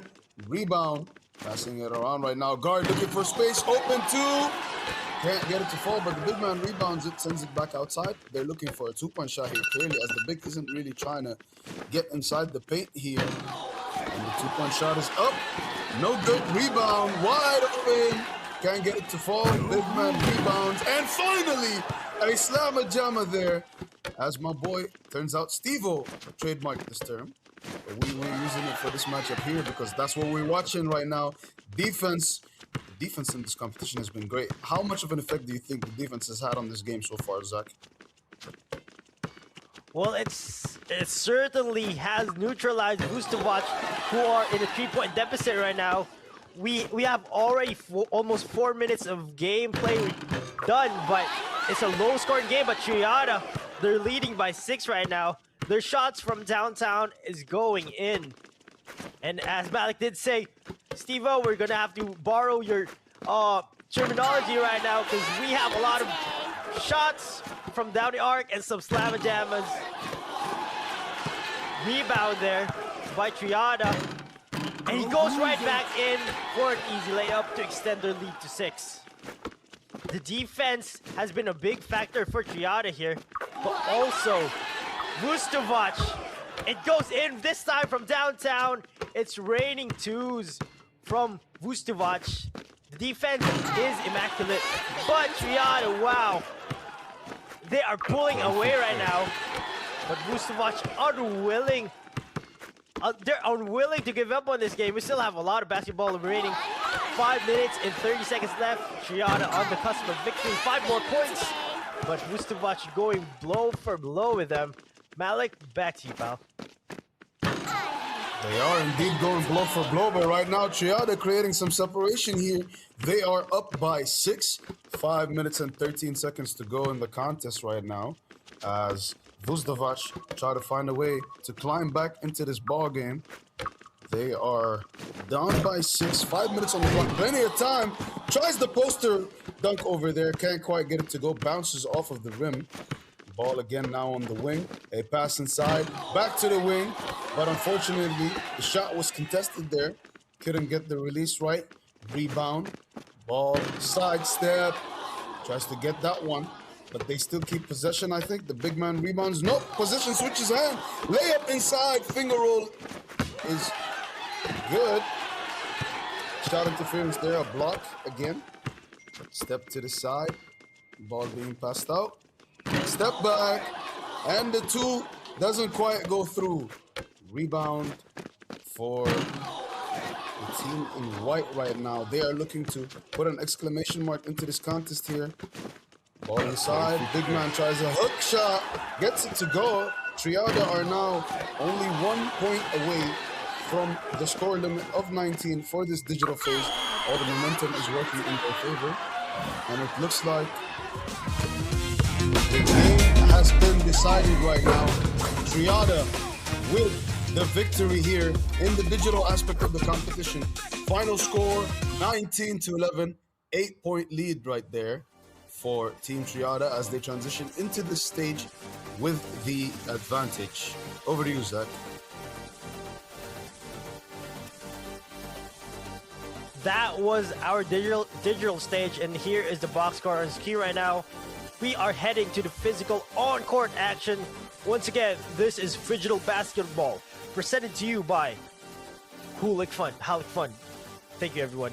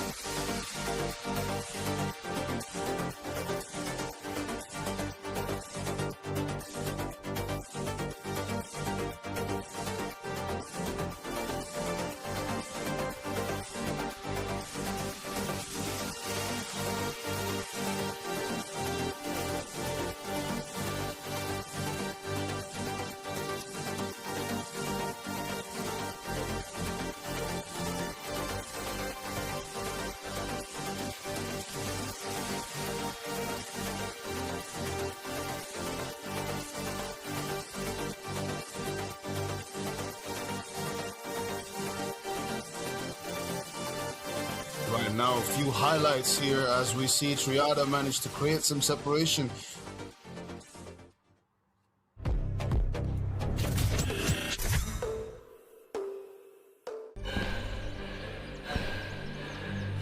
Үлкіміздер әр қадамы жаңа жетістікке жетелейтін марафон. Біз осы жолды сіздермен бірге 10 жылдан бері жүріп келеміз. Тимур Құлыбаевтың Халық қайырымдылық қоры.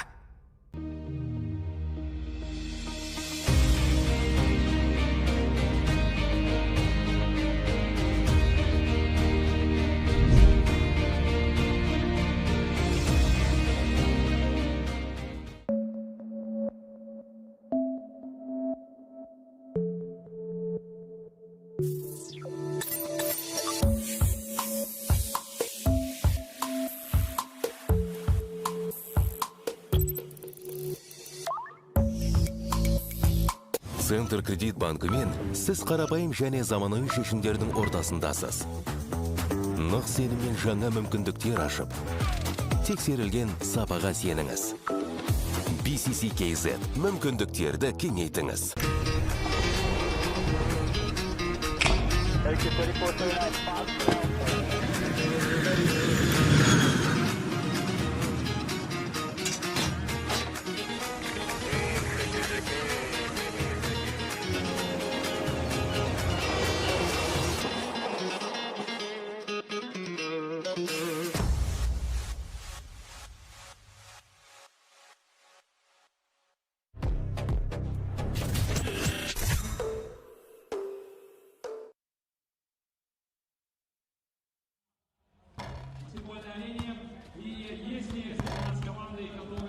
As you can see right there, a big thank you to our partner, Halyk, for allowing us to have the Phygital basketball presented to you by Halyk Fund, of course. Here we have the players warming up on the stage right now as Vuzdovac has a deficit to climb back out of. They find themselves down by 8, entering the physical aspect of the competition right now, warming up their shot. Players from Triada looking loose as he attempts a slam dunk there. Gets rejected by the rim. Layup attempt here for Team Vuzdovac. Both teams feeling a little bit loose. I'm liking what I'm seeing in the warm-up here. I think we're going to have a great physical basketball contest. What do you think, Zach? If there was a description for this match, it will be balanced, because as you can see, both teams have a reliable front court in Dusan Vukic, who stands at 6'11", and the star player from Triada, Ivan Pianten, who stands at 6'10". This game is gonna be blockbuster because Vuzdovac, they have to climb out of that deficit. Meanwhile, Triada, you know what they can do. We are gonna have our coin toss here for whoever will get first possession. Once again, everybody, this is Phygital Games of the Future, powered by Samro Casino and our partners, Alatao Citibank, Yandex Go, Sender Credit, Kaz Inc., Solid Core Resources, Halyk Fund, and Freedom Bank.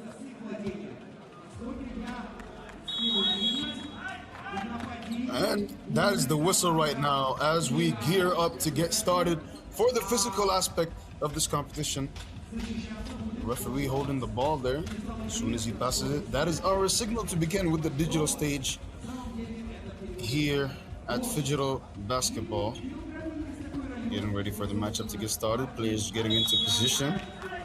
So Triada will start the game with possession, and they immediately pull for two. Can't quite get it to fall. Ball rebounded outside, inside to the big. That's just ABC basketball right there. An easy bucket for Team Vuzdovac, who opened the scoring here in our digital competition. A foul called for Triada there. Foul committed by Vuzdovac. So they will start with the ball, top of the key. They pass it inside. 2-point shot is up, and can't quite get it to fall, unfortunately. So we're gonna start again. Check ball from the top of the key. 6 minutes and 38 seconds remaining. Quick two release for Vuzdovac. Unfortunately, they're unable to secure the rebound there. So Triada will take possession, a substitution for Team Vuzdovac right now.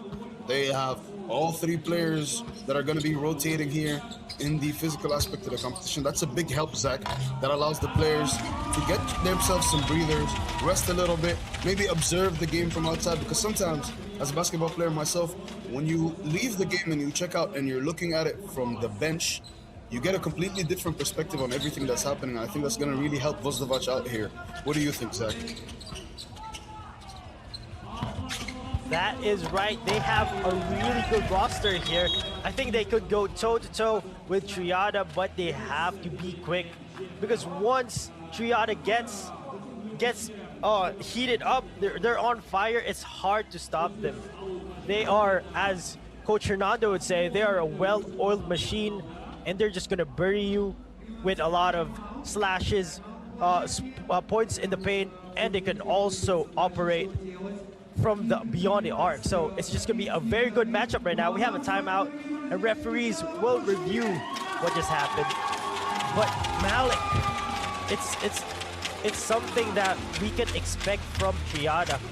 The man right there on the screen, Ivan Pianzel, he's going to dominate this game one way or another, and the only man who could stop him is Dusan Hukic. What do you think about the matchup and the balance of the roster here? I think that the rosters are pretty balanced on both sides. To be honest, I think that the physical aspect of this competition is actually going to be really close between both teams. I'm very excited to see what happens next, especially coming out of this timeout, to see what the teams decide and what tactics they're going to employ in order to get an advantage here, especially Vuzdovac, who were down by 8 after leaving the digital aspect of the competition. So they really need to perform here and make sure that they are able to climb back during the physical aspect of this competition. Fortunately for them, Zach, they have a lot of time on the clock right now. Time is on their side. They have enough of it to try to put a game plan together that will allow them to win this physical aspect of the competition. Well, one thing I have realized is Dusan Hukic, he has lost his pink hair from the contenders, but he has not lost any step or any skill in this competition. I am looking forward. We still have 6 minutes and 12 seconds left in the game. And once again, look at that state-of-the-art venue, Malik. You have the LED court, and it's a half court, and it just shows you how prepared the event is. And once again, I'd like to thank our sponsors for furthering the Phygital sports globally. We are here in Astana, and all the fans are just excited. It's only day one, and we are getting blockbuster after blockbuster of games. This has been a long time out. We are going to check what happens next. Here's a replay. Vuzdovac, he was outed on defense, and we got a dunk there for Hukic. Definitely got clearer eyes for the game than I do. So we called the foul over there, and we shall see. I'm not sure if a timeout was called or a team challenge, but we shall find out now as the teams make their way back towards the court. Possession will be with Team Triada, which means that a foul was not called. So the referee rescinded his decision. Both teams stand at a foul apiece. 2-point shot is up.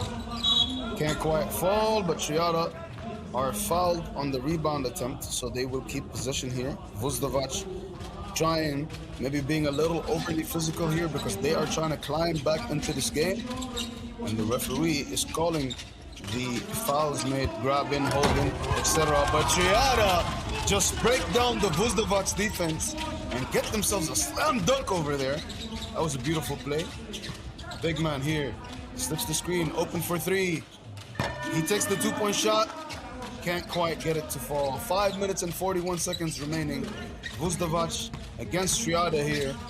2 points apiece at the physical aspect of this competition. Triada tried to increase that lead there. Their big man is a very physical basketball player there, and you can see the size. He's using the advantage in size and strength potentially that he has here to get leverage under the basket and get in good positions right there. That was a great position he secured. He just couldn't get the finish. But he is indeed a very big factor to Triada's success right now in the physical stage. Beautiful pass behind his back for that 2-point shot. Bounces off the rim, unfortunately. And Vuzdovac will check ball at the top of the key. Do you think that Vuzdovac are going to be able to mount a comeback, Zach? I hope so, to make this game interesting. Long 2 from downtown there. Fortunately, it's offline. Triada looking for the play here, and ref blows the whistle. Now number 24, Ivan Pianzen, or his nickname Pianzilla, he is the man. He is the interior force in this game for Triada, and we will see some post-up moves from him, maybe some dunks, some slamma-jamma. He's stripped away, but we have a foul call right there. These two teams is actually fairly even right now. We already have 2 minutes of game already finished, and we have no points that much in this game. Both are tied for the basketball aspect, 2 apiece. But Triada, they managed to secure a 9-point lead in the digital phase. Now they have a breather, and that's what our analysts in the analyst desk are talking about. In the digital phase, you need to get that breather, that cushion in, to have some space and like leverage so that you don't need to exert so much effort in the physical phase. But it's still important. Timeout is done right now. Back to you, Malik. All right, as we get started with this ball game underway right now, Vuzdovac have the ball. Point guard dribbles to his left, step back. Can't go get the mid-range shot to fall there, but his big man rebounds it. Vuzdovac still have possession, fights for his position inside, spins, pivots, puts it up, and gets the basket to fall. That was a beautiful play there. And a foul might be called here against Triada. I believe there was an elbow that hit the player from Vuzdovac there. The referee calls it. We're gonna have them reset here at the top of the key. Referees are discussing on that contact to decide whose possession it is. And now we have the players walking around. 4 minutes and 30 seconds remaining. Yep, right there, that's the elbow that he was hit with. I believe that will be a foul against Triada. Excessive contact there. Teammate was requesting for an unsportsmanlike call, but the referee decides it's a normal foul. 22-14 is the score. 4 minutes and 37 seconds remaining. 9 on the shot clock right now. Vuzdovac with the ball. Point guard dribbles to his right, and it's deflected out of bounds off of someone's foot. Triada are calling for the ball. They're saying it's their possession. The referee might have a different idea here, as the big man is arguing right now for possession. Very hectic game here. A lot of stoppages, Zach. What do you think about that? Well, oh wow, Ivan Piazza attacking the basket right now, and that's the strength that we are talking about with this star player. Now, when it came to that foul, that elbow, I think the refs made the correct call, because that did look like an unintentional elbow. It's part of the game, you know. Sometimes elbows fly. You don't intend to do it. It's just part of the game. We have to be physical to get that win. Now Triada with the ball right now. They're attacking the paint. The paint there's so much traffic in the paint right now. And Dusan Hukic, he is just there down below the rim. He is just protecting it well. It's evidenced by the low scoring right now. So many replays, and all of the replays are just defensive highlights.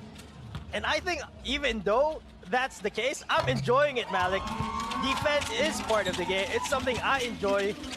And it's something that these two teams are doing. Now, Vuzdovac with the ball, long two from downtown.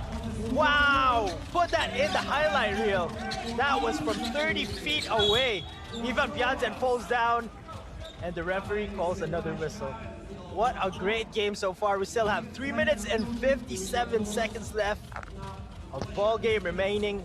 If you would like to take our sponsors, of course, this is Phygital Games of the Future, powered by Samro Casino. Triada loses the ball again right there. This has been a defensive clinic. What are you thinking, Malik? An absolute defensive clinic here. I like that you talked about defense there, Zach. I myself, as I told you all, I'm a hooper. I'm a self-proclaimed elite defender, but I love the defensive side of basketball. And we're seeing a very good display here between both teams, as the score now stands at 24-16. Less than 4 minutes remaining in the contest. Ooh, mistimed his catch right there, and the ball goes out of bounds. Vuzdovac with it, an easy two inside, and the big man gets the basket to fall. That will be 1 point for them there. 3 minutes and 38 seconds remaining, smothering him on defense. 5 seconds on the shot clock, 3 seconds. And Vuzdovac get the steal here. They keep the ball in possession, launch that two-pointer, and is fouled. I'm not sure if the referee will call that as a shot attempt, but Vuzdovac are fouled here, and will go to the free throw line. Triada have committed 7 fouls, and you know what that means, ladies and gentlemen. If you have been paying attention, you know that if a team commits 8 fouls, the other team will be in the bonus, will shoot 2 free throws, and take possession. As soon as they get fouled, that is a wonderful position for them to be in right now. A timeout called, as I think Triada are gonna rediscuss their tactics here, because Vuzdovac have started building a lot of momentum. They are now down by 7, 17-24. That is not a big deficit, especially considering that they are in the bonus now. Every foul will be 2 free throws for them. That's gonna be huge for them. It will also stop the clock. That way they can get their comeback. So things are looking great here for Vuzdovac if they can maintain this momentum. What are you thinking about the chances of a comeback here, Zach? there is definitely a chance always for a comeback, and we have seen it again and again today. We have, I think, 2 games where there was an immense comeback, and one, it was very notable. It was from the Champions League Pro team. Let's see if it will happen here. Vustovac climbing back from the deficit is now only a 6-point game. Triada with the ball right now. Ivan Pianzen with Daniel Abramovsky. And there's another foul call there. This has been an awesome game. Amazing basketball all around. And as they say here in Kazakhstan, Opa, or wow, I'm just enjoying it here from my seat. I'm with Halyk. And that, unfortunately, another free throw not converting for Triada. That has been the story of the game for them. They had a huge lead, but Vustovac, they are slowly chipping away at that lead. And they get the second basket. Triada with a 7-point lead right now. Vustovac, can they answer back? Screen, and there's a foul. Halyk, that has been the story of this game. These 2 teams, as you can see on the screen, both are physical. They're very active on defense, active hands, and good footwork. And now we have a breakaway attack at the basket. Vustovac just coming alive here with 3 minutes left. Halyk, please call the game as you see it. I mean, right now, like you mentioned, a very physical contest between both teams. 8 fouls committed by each. You know what that means, ladies and gentlemen. Every foul from here is going to be 2 free throws for the team that gets fouled. But oh my goodness, a step back 2 right there for Triada. And they push the lead back up to 8. Vustovac try to get an answer here. And an air ball, unfortunately. 27-19 is what the score stands at. 2 minutes and 45 seconds remaining. In the physical aspect, Vustovac have performed very well so far. 8-7 is what the score stands at. They are in the lead. Unfortunately, they had that big deficit coming in from the digital competition. Like Coach H mentioned earlier, the digital aspect, since you play it first, is very important on maintaining momentum going into the second part of the game. And Triada, it's looking like they are taking some of that, but the referee doesn't see it that way. He calls a charge. That's a charging foul, which means that possession will be with Vustovac. But a charge call means no free throws for them, even though it is a foul. So they will take the ball back at the top of the key, reset the game. But they have called the timeout here, I believe. That's a shot showing, of course, Team Vustovac discussing their tactics in the timeout right now. And our lovely audience behind them. Beautiful atmosphere they're creating here today for all the players, and that's how it should be, because we have been showcasing amazing basketball games from the start of the day all the way to now, and we're still just in day 1 of the Phygital basketball. Can you imagine that, Zach? It has been a surprise for me how amazing each game has been. It has been getting better and better. We have a pass inside here, and Vustovac, they chip away at that big lead. Can they continue it? And as I said, Halyk, it has been a surprise for me how amazing the games, how they improve every time. Each game is a blockbuster, and you can include this game that we are watching right now.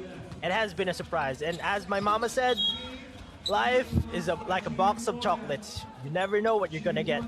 But I think what I'm getting in this game, it's just blockbuster basketball. Vustovac with the ball right now. Another foul called right there. I think that's the 15th foul we have seen in this game. Halyk, have you been counting? I have been counting, and the game has been counting too. As you can see, 10-9. Oh my goodness! A step back 2 right there for Team Triada. Vustovac try to answer back. And their 2-point shots just aren't falling from behind the line right now. Big man tries to force his way inside and is fouled. A very physical contest here. Both teams have now committed double-digit fouls. Triada will be getting 2 free throws for that foul, I believe, because they are in the bonus. 1:53 to go. Number 24 at the line right now, getting himself ready to shoot. First free throw is good. One more free throw coming up for Team Triada here. As you can see, ladies and gentlemen, there are no rebounders inside the free throw line. You might be a little bit confused. Why is nobody rebounding? Well, I'm here to tell you the answer to your question. when a foul is committed after a team reaches the bonus, so more than 8 fouls, every foul will be 2 free throws and ball possession for them. So as you can see, Triada, they took 2 free throws and still have the ball. Vozdovac get it back though. Pull up for 2. In and out, unfortunately for them. They just can't get a 2-point shot to fall here in the later stages of the game. Triada's big man tries to force his way inside. Can't quite get it to go. Defender was a wall in front of him.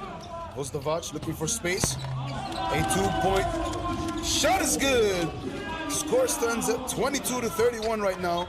Both teams at 10 fouls. Wow, 20 fouls committed in this game. Like you said, Zach, extremely physical contest. How many fouls do you think we'll end with? That's something I could not tell you, but maybe it will climb to 12 apiece, 13 apiece, who knows. I'm just happy that there's so much defense being played here because both teams want to win, and that's what the fans deserve. Very competitive basketball. Triada with the ball right now. He's thinking for that long shot from downtown. Oh my goodness. Mamma mia. What a highlight there. Is that the dagger? Dusan Hukic dunks it, but I think we still have 52 seconds of ball to play. The game is still long, but the deficit, the lead is so big. It's 10 points. Now, stranger things have happened in this day. We have seen some comebacks. You can't count out a team like Vozdovac, but they're going against Triada, which is one of the best teams in this tournament. So time will only tell. But this has been a great, amazing game for me so far, Malik. Are you liking this game? How would you rate it? I'm rating everything we put on today as a 10 out of 10. I have been fully engaged in every game that we have seen throughout from start to finish because you just don't know what they're going to display here. All the teams in this tournament are elite and they're all showcasing their talent across both stages, the digital and physical. As you can see, the Triada big man there tried to create a little bit of space, couldn't quite get it to go. 45 seconds remaining, 5.7 on the shot clock. Possession will be reset here. The referee with the ball at the top of the key. He is talking to the other ref right now. 13-12 is the score in the physical stage of the competition, which means that Triada have the lead in both stages. And of course, that is the reason why the deficit is so big right now. A 10-point lead for them, 33-23. I believe that they're gonna close this out with the 46 seconds that are remaining, unless Vozdovac can mount a few threes or pull off a Tracy McGrady performance, but I don't think that we're going to be seeing that today here, Zach. It's looking like it's sealed here. If they can stay composed, not make mistakes in this final stretch of the game, the victory is basically theirs. What do you think, Zach? Well, as I said, Malik, stranger things have happened, and we can't count out Vozdovac, but I do hope that they at least try to make this last 40 seconds of this game competitive, because that's going to be a gift for the fans. The step back, unfortunately, it's offline, but they get the offensive rebound and they attack the basket again. And I believe that is a dagger, folks. We have 33 seconds left of ball game remaining, and let's just enjoy it, Malik. Triada with the ball right now. They're looking to add to that big lead. Ivan Pianzen, the star player for his team, unfortunately does not go in. Ball out of bounds, and I think we have a timeout right now. Malik, it has been an awesome game. Only 21 seconds left, and no more fouls committed. Game is continuing, and they just give that free basket to Vozdovac because they know they have a big lead. You don't need to expend more energy when you know the taste of victory is just around the corner. So kudos to Triada. It has been a great game. In and out, and that's it for the last possession of the ball game. Awesome, Opa. What can you say, Malik? I mean, what I want to say first of all is congratulations to the winner of this ball game, Triada, and a wonderful performance by Team Vozdovac, keeping us entertained throughout in this first matchup of Group C. That was a wonderful game, beautiful display of athleticism, timing, and skill here from both teams. Don't let the score fool you. It was a very intense contest, very close at one point, And Triada will be walking away from this game with the victory here. After that dominant performance they displayed across both stages, they took the lead. As you can see, the statistics for the game are right there for you. The score is tied in the physical stage. This is the fight that Vuzdovac put up, trying to climb their way back into this game, but unfortunately, they lost the digital stage by 9 points to lead to a final score of 34-25 for Triada. And ladies and gentlemen, for more analysis on what happened in the ball game, make sure you stay tuned for our analyst, as they're going to give us a word in a little bit. It's just a short while, so make sure you stay tuned, ladies and gentlemen.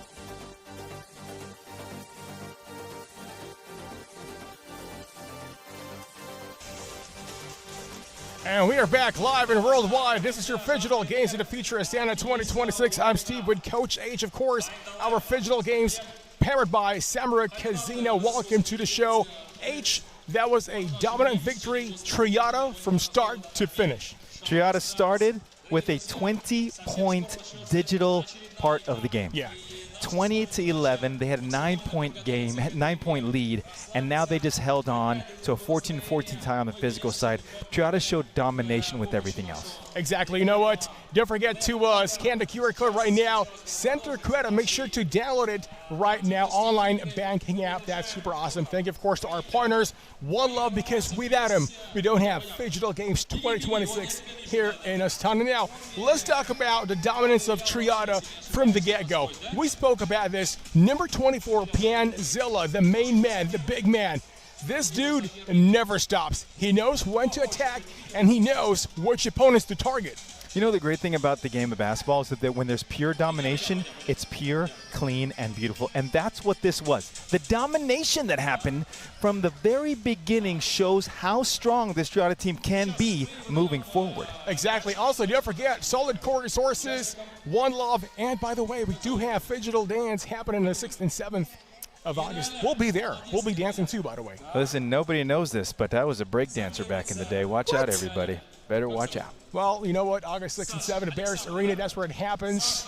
We'll be dancing. We'll be having a good time. But today, let's focus and talk about the game that we love, basketball, right here at Kazakhstan Athletic Sports Complex. Let's take a look at some highlights on the screen right now. Well, I think the other part about Triada, when you take a look at it, they did such a great job defensively. They only allowed 14 points on the physical side, 25 overall.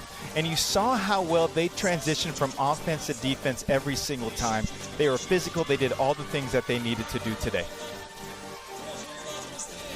And of course, when we take a look at these different highlights, just watch. We're watching some easy buckets right here with everything else as you go. Now watch, look at this little step back right here. When you can make those shots in balance, you are a tremendous basketball player at all with everything. And if they're showing how well they can play, now remember, these are top players in the world playing in the Phygital games, and it only gets better with time, especially as they get used to the basketball and, of course, the floor. That's right, Ish. Now joining us today here on the desk, our best player of the game, Mr. Abraham, momentarily. But now let's see some more highlights on the screen. See the dapping there? That was at the very beginning. Here's some more highlights for you. Inside pass, basket, +2. Look at that off the glass. I think we were talking about it. What I like about both teams, they showed some really good basketball IQ and really understand to get the ball inside. And then when you're crafty around the basket, you become basically unstoppable. You know what? Triada has been very dominant inside the paint. I think that's the key factor. Not just the digital part, but also the physical part of basketball. They were just really physical. Like what we said, they knew when to attack and they know who to target down the paint. And that's why they won this afternoon. And think about it, when you could dominate on the digital side and then dominate physically, but on the inside, that causes the other team to really give up in many ways. Now, I'm not saying any team's going to give up, but when the constant pounding over and over again, it causes teams to fold. I mean, take a look at the score. 20-11 on the digital part of the game, and the physical 34-25, 11 points, man. We're talking about a close match right here when it comes to time, but the score is just pretty too far away. So hats off to Triada. They've taken this victory. Look at a shot on the screen. Bam, nothing but the net. Yeah, what I really love is the creativity of Triado. We talked about it earlier, right? It's about the step backs, it's the in and out dribbles. How am I going to go create things against a defense that is pretty good? But with the 20-11 lead on the digital side, you can't stop it. Yes, sir, and a big part of that win is number 27, Abraham, best player to match from Triada. Congratulations, my friend. How do you feel? Not easy. We get good game in digital part, and it's good for us. Then we can be smart on the basketball court and win this game. Talk about your training. When did you start training, and then how much do you focus on the digital side versus the physical side? We are basketball players who teach how to play 3x3 freestyle. Basketball part, it's for us not hard. We practice about 1 month in the consoles. Yes. For me, digital part is much more harder than basketball. Yes. Now, let's talk about the physical side of basketball, because you said digital is harder. For me, yes. I would agree to that, because from what I've seen on the physical side of the game, you guys were just dominating everything. Inside of paint, outside of paint. Let's talk about your game plan. What was the game plan going into the match versus a formidable team in Vozdavac? We got a big guy in my team, Ivan Pianzin, who can play very good in the paint. We play pick and roll. He always roll, and in start in the game I missed a couple of shots, but when I missed I continue to shot and then I score. It's not problem for me. I believe in my shots. Yeah, no, and belief is such a big thing. In your timeout huddles, are there certain things that you are sharing with each other to get you to play better? Now I'm a basketball coach. I'm a coach in 3x3. Yes, and I think I understand how to play 2-on-2. It's the same like 3x3, and we fight together. And I hope we will play better than now, and better day by day, better in digital part. We played friendly games with Minsk and with Argentina. Nice.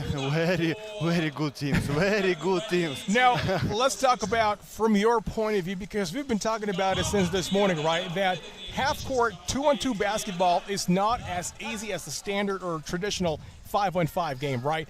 From your point of view as a player and also a coach, how hard it is to play half-court basketball here in Astana?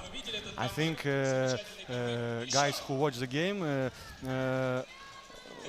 maybe think why we play so slowly, why we don't run, because it's very hard, very hard. When you play 2 minutes, you're tired, and you need to be smart player. Right. Yeah. Yeah, no, I think it totally is, because I coach 5-on-5 basketball and you're going up and down. Now, the strategy, are you going to adjust it as the tournament goes on, or are you going to stick to it because that's what you do really well? Yes, thank you. Yeah. My English is not very good. It is very good, my friend. Trust me, So it is good. perfect. It's awesome. It was my first interview on TV. Thank you, Astana. It's a very good city, very good organization. Thank you. I'm happy to be here. Yes, sir. It is a great city indeed. Now, Abraham, I'm going to give you a chance, best player, to say hello and thank your fans and family. They're watching right now all over the world. Спасибо моей семье, спасибо за поддержку моей жене. Thank you, everybody. Thank you, my family. Thank you, my wife. I love basketball. I love Phygital games. See you. Yes, sir. And you love Hernando, you love Steve, right? Yes. We love it. Yes, sir. Abraham, my friend, Thank you, my friend. congratulations, All right, sir. brother. Best player. Don't go away, because we got some highlights for you to watch. All right, here we go. Stick around.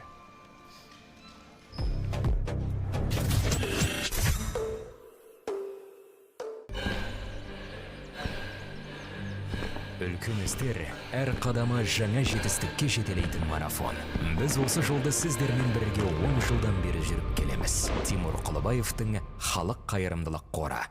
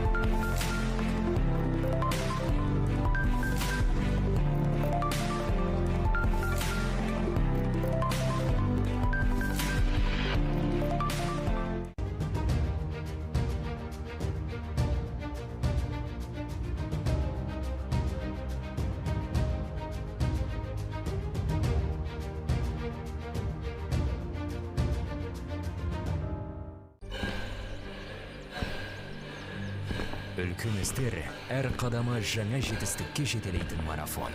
Біз осы жолды сіздермен бірге 10 жылдан бері жүріп келеміз. Тимур Құлыбаевтың Халық қайырымдылық қоры.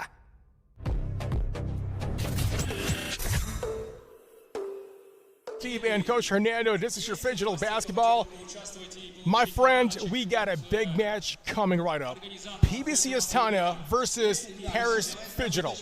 This is what I've been waiting for, to be quite honest, because we're very familiar with PBC Astana. Yeah. And now we have this great Paris team that is coming with great players, a great pedigree altogether. So we're going to see a great matchup. Now, these have all been great matchups. Correct. So now, can this game live up to the billing of a great matchup? We're about to find out. You know what? Let's talk about PBC Astana for now. Number 47, Cabacho, or Red as we call him. This man, I'm telling you, if you're watching now, you got to make sure you focus on number 47, Cabacho. This guy is one of the best players in Phygital basketball history. And I'm talking about a whole world. He's very talented. He never gives up. He may not be the most athletic, but he definitely has a lot of magic in his bag. 100%. In 2025, I called him Red Mamba. All right, Red Mamba was unbelievable, and he did such a great job. He could score inside, outside. He could rebound. He could pass the ball. He knows his strengths, and when you're a player or a person who understands your strengths, then you could play at a high level, and that's what he does every time we watch him. And also, don't forget his teammate, number 88, Lanska, the big man himself. Dynamic duo. We're talking about a well-oiled machine. Like, this team knows how to play the game smartly. And I say smartly because these guys have high basketball IQ now. Let's now count off their opponent, Paris Phygital, number 8, Mr. Nice. This guy played in the Olympics, 3x3 battle. He is battle-tested. He knows what it's all about. So we're talking about experience versus experience too. Listen, you know you're serious when your name is Nice and it starts with the word Mr. Yes, all right? sir. Mr. Nice. Respect my niceness. That's exactly what's going to happen today. We may look at his name and say he's not a threat, but let me tell you something. You don't play at the highest levels of basketball if you're not a threat, and that's exactly what he is. Mr. Niceness may turn out to be the devil. Yes, sir. At 4:20 local time, we're going to have PBC Astana versus Paris Phygital at Group C. A lot of great action, but first I want to ask about the game plan. So we're talking about hometown heroes going up against a guy who's going to lead a team who played in the Olympics. If you are PBC Astana, what is your game plan? Well, we're going to utilize our length because traditionally PBC Astana are a team with great length. Yeah. So if they play the length, they force long contested jump shots for Paris, even though Paris is an athletic group, then they're going to have a really good chance. Plus, you're going to own the boards, and when you do that, you have a much better chance of getting a victory.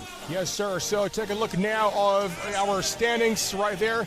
You see game schedules and what's happened so far in Group A and Group B action. Well, coming right up, we have a Group C showdown. Again, it's PBC Astana versus Paris Phygital. So number 8, Mr. Nice, his real name is Dominic Gentle. Also, they've got a player, number 3, his nickname is Chef B. I love these nicknames. Man, this guy's going to cook something today, and I can't wait for it. I'm telling you, we got a chef who's cooking. We got Mr. Nice, whose last name is Gentle. I mean, I don't know what name I'd give myself, but all I know is that they're ready to go. H. That's all there is. Mr. H. Mr. Good Smile, you know, Mr. Good Vibes. That's what it is. I'll take it. Now, speaking of good vibes, by the way, what are you doing tonight? I'm going to watch the rest of the Phygital basketball games. We may get a good meal tonight, I think. Yeah, but before that, I'm going to tour you in the city. Oh, let's do it. In Astana. Let's do it. I want you to download Yandex Go app. I love that app. Because from that app, you can experience the thrill of what Astana is all about. Right here. I love the culture. I love the people. I love the food. You know what I love? I love you, man. We're going to have fun in the basketball world right here at the Kazakhstan Athletic Sports Complex. We got a great place. I know we love to joke around, but hey, we're serious about our love for basketball. Take a look at this, right? It is absolutely gorgeous. Take a look at that. Amazing. It's amazing. You know, I've been saying it all day. If I was going to build a house, I'd have a big screen TV because that's what it is. I'd have a basketball court and I have these stands cheering my name over and over again. You know, Go ahead. Go ahead. No, I was just going to say I'm just excited to watch more of these games as the days go on because it's going to get packed. Yes, sir. I'm grateful. You know why? Because this place right now is our home. The home of basketball is right here in Astana. That's right. And I'm happy about it. We got a great match coming up. It's time for our favorite fearless forecast. Who's going to win? PBC Astana or Paris Phygital? Listen, I in 2025, I said PBC Astana. In 2026, I am not changing my vote. I'm not wishy-washy. I'm not a bandwagoner. I go with the hometown team because not only do I love the beautiful city of Astana, but I love PBC Astana. You know who I'm going to go with? I'm going to go with the hardest playing team tonight. I want to see a slugfest. Defense, offense, spin move, dunk, 2 points, whatever it takes. That's what I'm rooting for. So we're not rooting for a team. Yeah, I'm rooting for the action. I love That's it. what I want. I love it. You want good Phygital basketball. We're going to see what's going to happen on the digital side and then the physical side. Two teams that are an epic matchup tonight. Yes, and of course, special shout out to Phygital International, our promoter all over the world for Phygital Sports, and also our local organizing committee, Cast Sports Invest One Love. Thank you again. Here you go, coming right up, PBC Astana versus Paris Phygital. It is going to be fireworks. Do not go away because that is coming up next.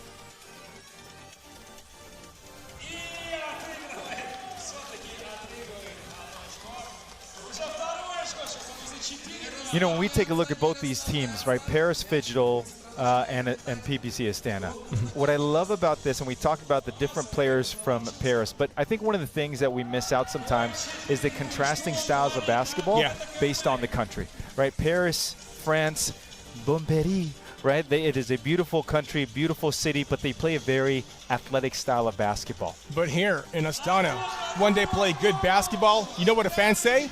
They say Rahmet. They say thank you for a great basketball game. Thank you for an amazing action. Rahmet, H. We are here today. We are about to witness a great match. Now, you're saying contrast in style. Now, PBC Astana, we know their game style. Perimeter game, a lot of shots down the post, a lot of spin move last time. Now, Cabacho Red is one of the most formidable and dangerous perimeter players. You know, he is very skilled. Like what we said, he may not be the most athletic, but he has great basketball IQ, and he can shoot the lights out any time of the day. Yeah, and it is the battle of both worlds, right? Because Cabacho Red, actually all of PBC Astana, their athleticism is good, not great. And that's not necessarily a bad thing because they make it up with skill. And when you're skilled and you have good athletic ability, you have a chance to score anytime. Yeah. Paris, on the other hand, they're long, they're athletic. I saw them warming up. Right, they are a threat. So now the two styles going at against each other, which one is going to prevail? Exactly. Now, Paris Phygital, I saw him doing practice yesterday. They had a shoot-around session, and there's one thing I've noticed. They love doing a lot of pick and roll. Very dangerous. I've seen a lot of plays. I'm not going to say it, of course. That's up for them to do it today.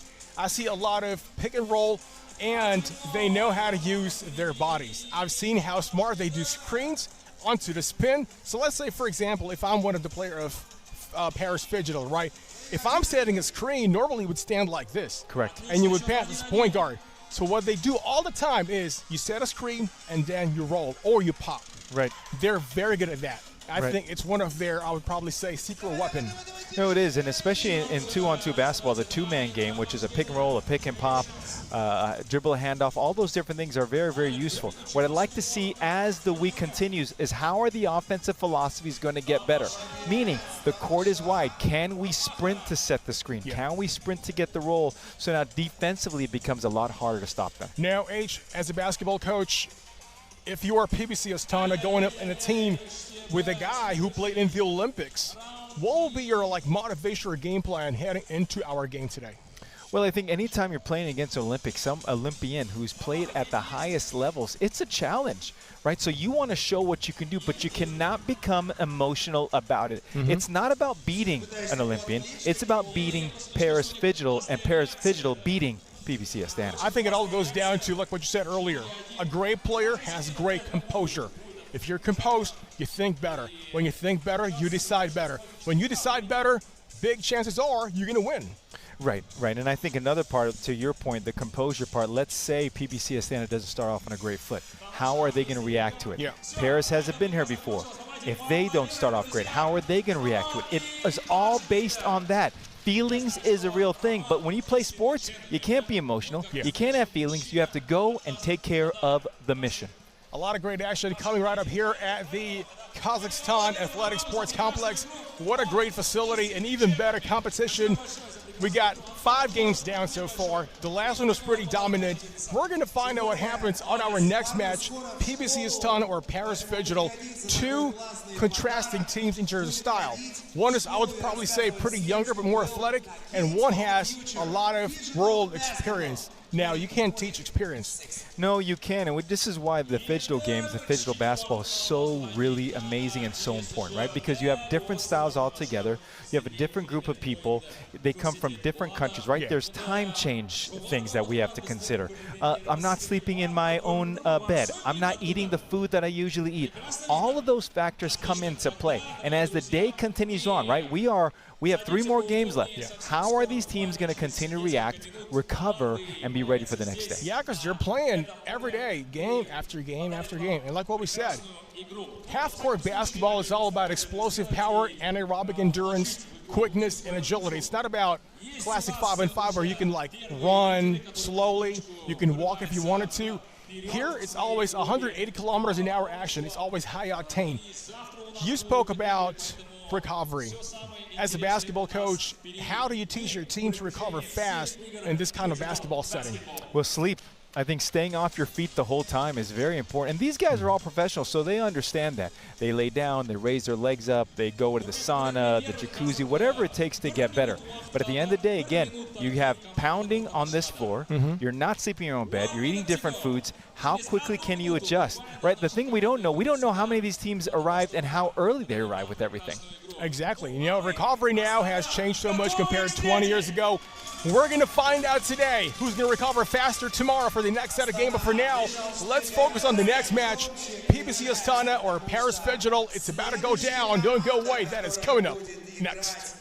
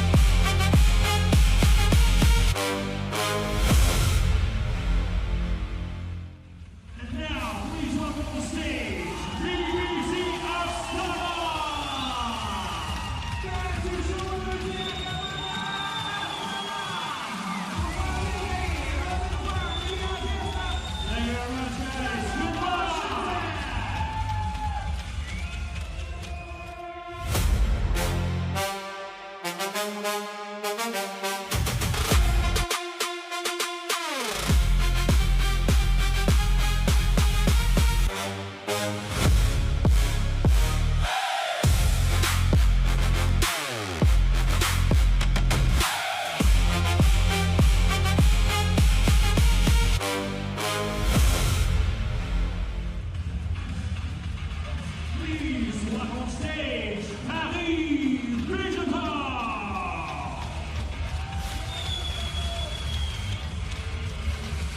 And this is going to be Paris Phygital, which is one of the most interesting teams here, because as our analyst said, one of them, Dominic Gintel, he is a Olympics athlete. And actually, he is a legendary 3x3 court champion. Meanwhile, they also have a champion when it comes to video games. So let's see how they fare against the home team, the one with all of the support, PBC Astana. They also have amazing players. We're about to start in a while, and I am just excited. I'm pumped up, and I'm ready to call some amazing plays here in our basketball day one. This is our 6th game, and make sure you watch this wherever you are. You may be in our venue right now, you may be watching online. Don't miss a second, because this is gonna be must-see TV. Again, this is Zach on the mic. We will be joined by my partner later, my co-host Malik. He is an amazing athlete of basketball himself, and he's gonna tell you all about the rules, all about the nuances, the bits and bobs that you need. But for now, you are gonna hear me, and I'm gonna give you some feedback on our teams. Malik, are you here with me right now? Of course. Thank you for the compliment, man. Elite basketball player. I would like to think of myself as that. So I appreciate that you share that opinion as well. And yes, as for the rules right now, we're going to get started with the digital aspect of the competition first. The first team to get to 19 points in this stage is going to win the stage. Shots from behind the arc are 2 points and inside are 1 point. That is pretty much all you need to know right now as we get started with the digital stage, and an immediate 3-pointer for Paris Phygital. A side step for Team Astana. BBC Astana couldn't quite get it to go there. Paris Phygital wide open for 2 again. And good. Zach, what do you think of the early momentum shifts here? The early momentum shift, it's gonna go either way, but one thing I am looking forward here is Paris Phygital, because there's a rumor that they have a video game champion in the roster. I don't know who it is right now. My facts can't get there, but it's just amazing that we have such elite caliber players here, not just on on-court action, but also with the controllers. And I'm happy for our video game fans. And the slamma-jamma right there. What an amazing play by Astana. They are coming back in this game. We still have a lot of ball to play, but Paris Phygital, they have the lead right now. They denied at the rim. Unfortunately, that happens even in the video games. That's my thoughts early on. Malik, how about you, pal? Early on, I'm seeing Paris Phygital really building some momentum here. They are up 6 points to 3 right now. Make that 8 to 3 after that 2-point shot from behind the arc. Paris Phygital really finding their rhythm here. BBC Astana, the home team, gonna need to climb back here. They're putting on a defensive clinic now. So they have the ball, top of the key. Point guard has it. Dribbles to the right. Fakes, pulls up for 2. Can't quite get it to go. The big gets the rebound, kicks it back out. Another 2-point shot is up, and possession switches hands here. 8 minutes and 12 seconds to go in this ball game. Score stands at 8 to 5 after that 2-point shot from Team PBC Astana, of course. Paris Phygital with the ball. Big man inside gets the slamma-jamma right there. And 9 to 5 is what the score is. A 4-point lead for Paris Phygital. 7 minutes and 50 seconds to go on the clock. And an early advantage for Paris Phygital here. They are just 10 points away from the score limit. What do you think about their performance so far, Zach? Oh, they are firing on all cylinders. A shot from 35 feet away. Unfortunately, does not go in. Those types of shots are very tricky. They're very hard to hit. Meanwhile, Pan, he puts it in the basket for us, PBC Astana. Now, PBC Astana wearing white and Paris Phygital wearing black. Shot does not go in. For PBC Astana, we have Cabacho red and Pan. And Paris Phygital, they are just raiding from downtown, and PBC Astana answers back. He said, not on my watch. We can shoot that rock just as well. Now, both teams hounding on defense. He had a clear lane to the basket, decides not to take it. They opt for the 2-point shot, and now a slamma-jamma. Put that in the highlight reel. What a poster, Malik. Did you love that, pal? Absolutely. You know me, I love intense basketball, and that's what we're seeing here right now. PBC Astana have managed to reduce the deficit to 3 points here. Paris Phygital with the ball, dribbling to the left, turns around, sidestep, creates a little space there, and the 2-point shot is good. Out back to the line, PBC Astana with it, resetting at the top of the key. Look at the faces of the players right now as they're playing this out. The absolute focus being displayed by both teams. Everyone is locked into their monitors right now, trying to create some separation here and win this digital stage of the competition. Well, as you know, Malik, Coach Hernando and Steve-O did say, you need to win this. Wow, what a slamma-jamma right there. You need to get a lot of points in this digital phase to get that cushion in, to get that leverage, and have that advantage going into the on-court action. Meanwhile, Paris Phygital wearing dark blue right now. They have the ball, they're passing it around. Step back, long two from downtown. What a magnificent play right there. They are just eating from beyond the arc. Everything is falling down. Paris Phygital, can they get this win? And that is it, folks. Paris Phygital stands up, and they just showed that champion caliber right there. We are heading onto the on-court action. Halyk, what are your thoughts after that? Wow, what a display from Paris Phygital right there. And they're going to be looking to maintain that momentum going into the physical stage of the competition now. They lead 19-9. You can see the separation there. They had more 2-point field goals, more 1-point field goals. They left nothing to contention here. Absolute domination being displayed by Paris Phygital. And now we are gearing up to get ready for the physical stage of the competition. Ladies and gentlemen, for those of y'all that are just tuning in, earlier I gave the rules for the digital aspect of the competition. Now, as we transition into the digital phase, the score stands at 19-10. Both teams will be playing for 7 minutes. The score limit is 39 points, or until the time runs out, whoever is leading, that's how it's going to work. The scoring is the same. Behind the line is 2 points, just like that as you see in the digital aspect. We have the same rules in the phygital stage of the competition. Shots inside the paint or inside the arc all count for 1 point. And yes, they will be competing for 7 minutes. There's also one more rule that you may need to keep in mind, because I think we're going to have a physical contest here. If a team commits 8 fouls, after that, the team that gets fouled will be in the bonus, and every time they get fouled, they go to the free throw line, shoot 2 free throws, and keep possession. And we've seen 2 comebacks so far, Zach.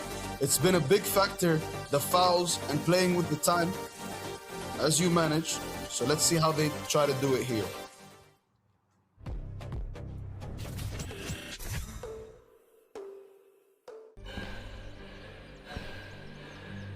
Үлкеністер әр қадамы жаңа жетістікке жетелейтін марафон. Біз осы жолды сіздермен бірге 10 жылдан бері жүріп келеміз. Тимур Құлыбаевтың халық қайырымдылық қоры.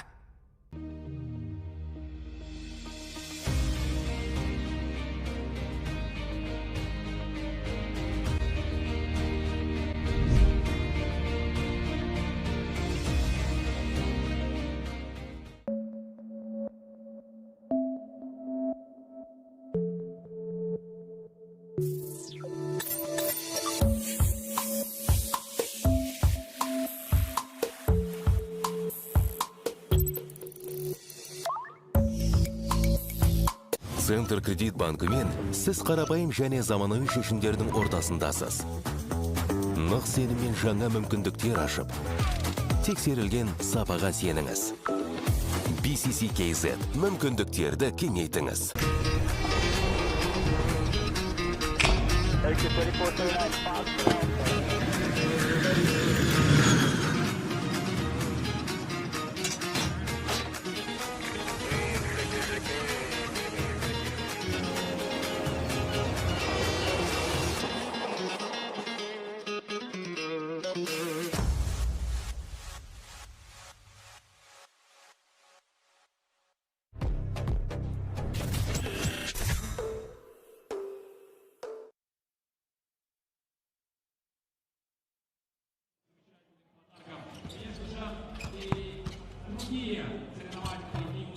And we're back as we gear up for the physical stage of the competition.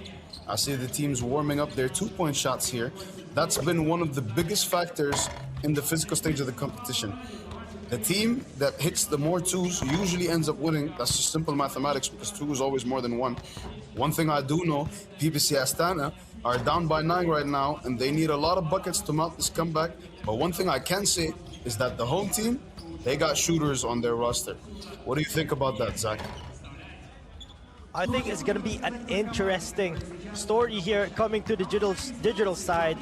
Now, let's thank our sponsors who made this event possible. Of course, this is Phygital Games of the Future, powered by Samro Casino.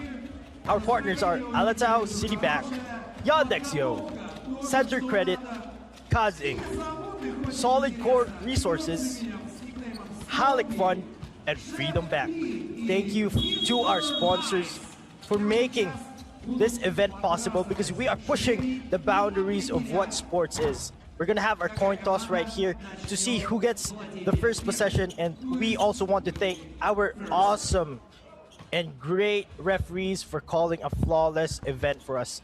Malik, back to you. The handshakes right there. You can see Ed Kali shaking hands with the referee right there. Number 88, you guys are gonna need to keep an eye out for him. Mr. Abashidze, he is an absolute sniper from behind the arc. And I can't wait to see what they show us here as we gear up to get started in the digital stage of the competition. As you can see right there, ladies and gentlemen, 7 minutes is on the clock.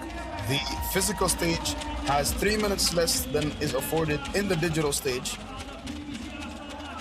So the team's gotta keep the time as a factor as they're playing right now.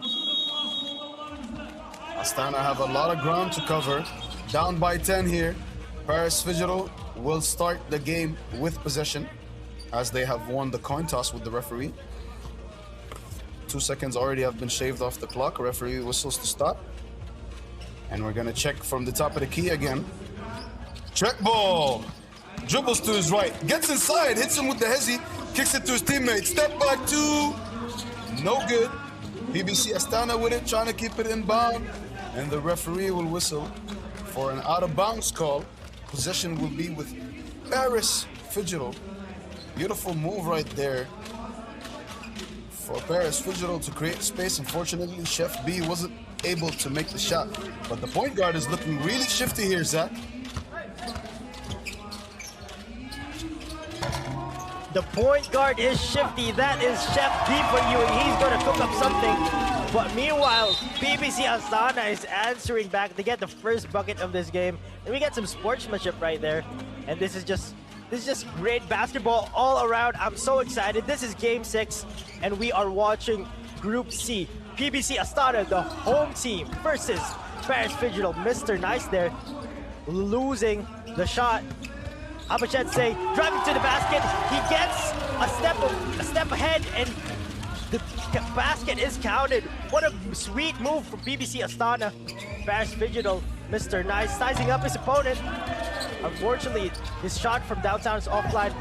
Mr. Nice, Dominic Chantel standing at 6'6", passes to Chef B, and we get a call from the referee. Amazing basketball. Opa, opa, opa. That's what the locals here say. I've been hearing them all day. We have so many fans right now, so many citizens here, and we just have so much support for Phygital basketball. How have you been feeling this event so far, Malik? Absolutely wonderful. They've really put on a show, got them all out, and the athletes, of course, elite athletes, elite production, everything about this is just great. As you can see, all the fans that are in attendance are having a great time. Of course, in this game, they might be a little bit biased, as you can hear the cheers for the home team as anything happens, even a foul right there, and the audience gets into it. I love that they're all absorbed into the spirit of the game. That's what we want. That's what we look for here at Phygital Basketball, presented by Halyk Fund. So, Astana with the ball. Abashidze tries to step back, create some separation. Still pulls the 2. Can't quite get it to fall. Ed Kali couldn't get the rebound there. And Paris Phygital will reset with possession here. They are up by 8. 5 minutes and 36 seconds to go on the clock. Paris Phygital with it. Dribbles to his right. Behind the back move. Tries to beat his marker with the spin. Goes off the rim, unfortunately. Etkali with the rebound. Gets inside, one step ahead of his man. Gets the layup to go with the right hand. Easy finish there. Paris Phygital reset it at the top of the key. Mr. Nice with it. Mr. Nice isn't too nice on the basketball court. His moves are incredible. Very shifty. Both the players on the floor actually right now for Paris Phygital, very good ball handlers. BBC Astana have a size advantage coming into this matchup right now. As it stands, the two people that are matched up on the court. And they're using that to attack the basket. As you saw, Abashidze got the layup earlier, and Etkali with the finish that was just shown on the replay. Now Pan has checked into the game. 5 minutes remaining. The advantage that they have here, BBC Astana, is they have 3 elite players that are ready to shift at any time. So if you've noticed, Zach, their substitutions, every minute or so, they change a player out because they go all out once they're inside on defense and offense, take a little breather, come back and reflect the same intensity. And that's the tactic that they've been showing throughout their performances. And really great showing here from BBC Astana, the home team. They have been the only side to have scored so far here in our physical stage. Of course, we have Pan, who's standing at 6'8" here. And he passes to the inside to Abashidze, and he converts the basket. Sardal Abashidze stands at 6'5", so both of them are really towering, and then we have really good builds. Wow, BBC Astana is showing off and showing out here in the physical stage. Paris Phygital haven't answered yet. Loses his handle, but his mans here in the arena are shouting for the home team. You gotta love it. And of course, everyone watching in their homes, don't miss a second of this blockbuster show. We got a timeout right here right now. We're seeing the home team, and they're formulating a game plan. Meanwhile, on the other side, Paris Phygital, what a beautiful layup there by Ruskan Atkale. He also stands at 6'7". So this side of PBC Astana, they're very tall. Smallest guy is 6'5", tallest is 6'8". Rebound by Paris Phygital. Mr. Nice putting his back against his marker. Jab step, step back, pump fakes. Unfortunately, it does not go in. Meanwhile, what I've seen from BBC Astana is they've just been attacking the basket, putting their shoulder down and getting that 1 point near the rim. Malik, what do you think? I think that they need to keep using that advantage that they have. They're able to beat their defenders off the dribble, get those easy 1-point baskets, and they're getting fouled as well. So right now, the fouls stand at 3 fouls apiece for both teams. And you know, as we mentioned earlier, that's a great tactic to be able to stop the clock and create some time to mount the comeback. I know that the audience definitely wants to see a comeback here, as they're all rooting for the home team. As that free throw is good. 4 minutes remaining. 20-14 is the score. BBC Astana down by 6. And as you can see, the audience trying to fuel the players here with the cheers, as they're rooting for the home team, of course. Etkali with the ball. He's going to reset. I believe a foul was called there, and Pan will be shooting free throw. Gears up, takes it.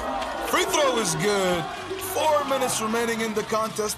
5-point deficit now. They've brought it all the way down to 5. They've outscored Paris Phygital 6-1. Why do you think they've been able to dominate the physical aspect of this competition so far, Zach? I think the difference is BBC Astana, they're putting their foot on the gas. Meanwhile, Paris Phygital right now, from 10 feet away, from the right elbow, in and out. Unfortunate. Just unfortunate play-by-play from Paris Phygital.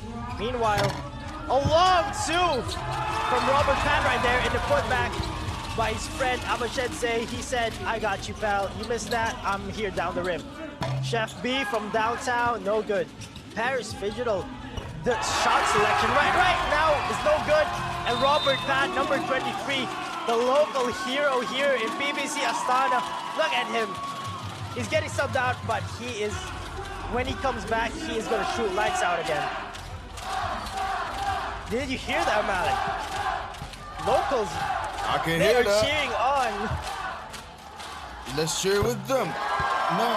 Astana. That's how they're feeling. That's what the vibe of the audience is right now. 3 minutes and 23 seconds to go in the contest. The home team down by 1 right now. They've really mounted a comeback here. That's gonna be, if they manage to complete it, Zach, that's gonna be the 3rd one that we see today. And all of the comebacks, of course, can only happen in the physical stages of competition because that's in the second half. And wow, what a display of athleticism, timing, tactics from Team Astana right now, as they are absolutely dominating the physical aspect of this competition in an effort to try to climb back from the original 10-point deficit that they were facing. They've dropped it down to 2 now, and only a little bit more, and they can take the lead, as there isn't nothing stopping them from getting to the basket right now. Paris Phygital are unable to keep them away from the rim, and they find their lead dwindling to 2 points now. Or sorry, 1 point actually. It's a very close game. Let's see if Mr. Nice has something to say about it. Mr. Nice, inside, puts it up. Mr. Nice gets the 2. And the bucket counts. 3 minutes and 9 seconds remaining. Abashidze steps back for 2. Can't quite get it to go there. Rebound by Mr. Nice. Chef B calling for the ball. He sets the screen here. Mr. Nice pulls up. Mr. Nice is starting to cook here. Mr. Nice not feeling too nice. Halyk. That is right. What a beautiful long 2 there. Meanwhile, we got PBC Astana. They should not let the momentum shift because they are the home team. And I'm gonna say it. I want to cheer PBC Astana too. So cheer with me, Halyk. Astana. Astana. What a really we are quite as in sync as they are, Halyk. But great game so far, and I hope it becomes another comeback because hey, it's been comeback after comeback, blockbuster after blockbuster, and there you go. You hear the chants again. Can you imagine that this is only day 1 of Phygital basketball, brought to you by Halyk Fun? Day 1, and we've already had potentially 3 comebacks that we're witnessing right now during the ball games that we've had scheduled for you today. That's not even getting into the elimination rounds yet. Can you imagine the level of intensity that we're going to be witnessing throughout this competition with the elite level athletes that we have, both digitally and physically? I can't wait to see what comes next. What about you, Zach? Me too, Halyk. I am just on the edge of my seat, and I'm just enjoying every second of it. I'm very grateful that we get to see such high caliber of basketball right now. Jump step right there. Unfortunately, it does not go in. Rebound. What a smart play there by Ruskan Atkali. Wow, that is some 100 IQ play right there, Halyk. Awesome. They retain possession, and that's gonna keep them in this game. Wow. It's just everything for PBC Astana right now. The shots from downtown is falling, the attacks on the basket, and very smart plays. Meanwhile, we have Robert Pan, number 23, and Sardal Abashidze, number 88. What a move right there. What a move right there. Put that in the highlight reel. We have a replay here right now. Amazing. Chef's kiss. And to think he did that to Chef B. Wow, Halyk. What can you say about this game so far? I mean, what I can say right now is Abashidze just chefed up the chef. But Mr. Nice had something to say about that. Got that 1-point basket to fall. And PBC Astana just lost the ball there. A substitution, Atkali will be coming back into the ballgame. 2 minutes and 7 seconds remaining, 12 on the shot clock right now. A 4-point lead for Paris Phygital, and they're looking to extend the lead there. Mr. Nice called for it. He believes he was fouled there, and the referee whistled, I believe, to signal for that foul. So possession will go back to Paris Phygital. He fakes the 3-point shot. Hezi gets inside and is fouled again. That is the 4th foul committed by Team PBC Astana. Abashidze committed that foul, and he will be checking out of the ball game here. So Atkali is going to be in the ball game right now, as you can see. Mr. Nice with it.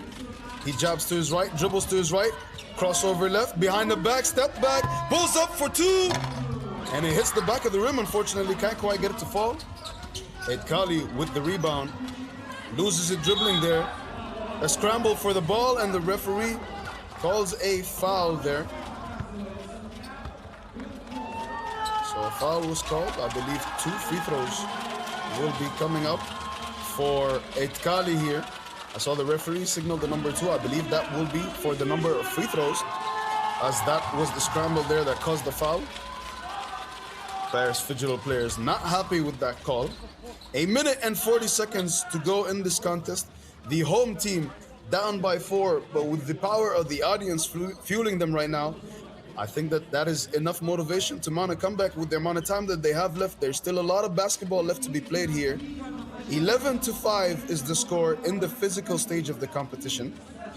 Paris Phygital are also now in the bonus, if you have not noticed, because they have committed 7 fouls, which means, PBC Astana is in the bonus. That is why Halyk will be shooting 2 free throws after that foul. And he has a chance to make this a 1-possession ball game if he makes his free throws. We watch him right now as he gears up to shoot.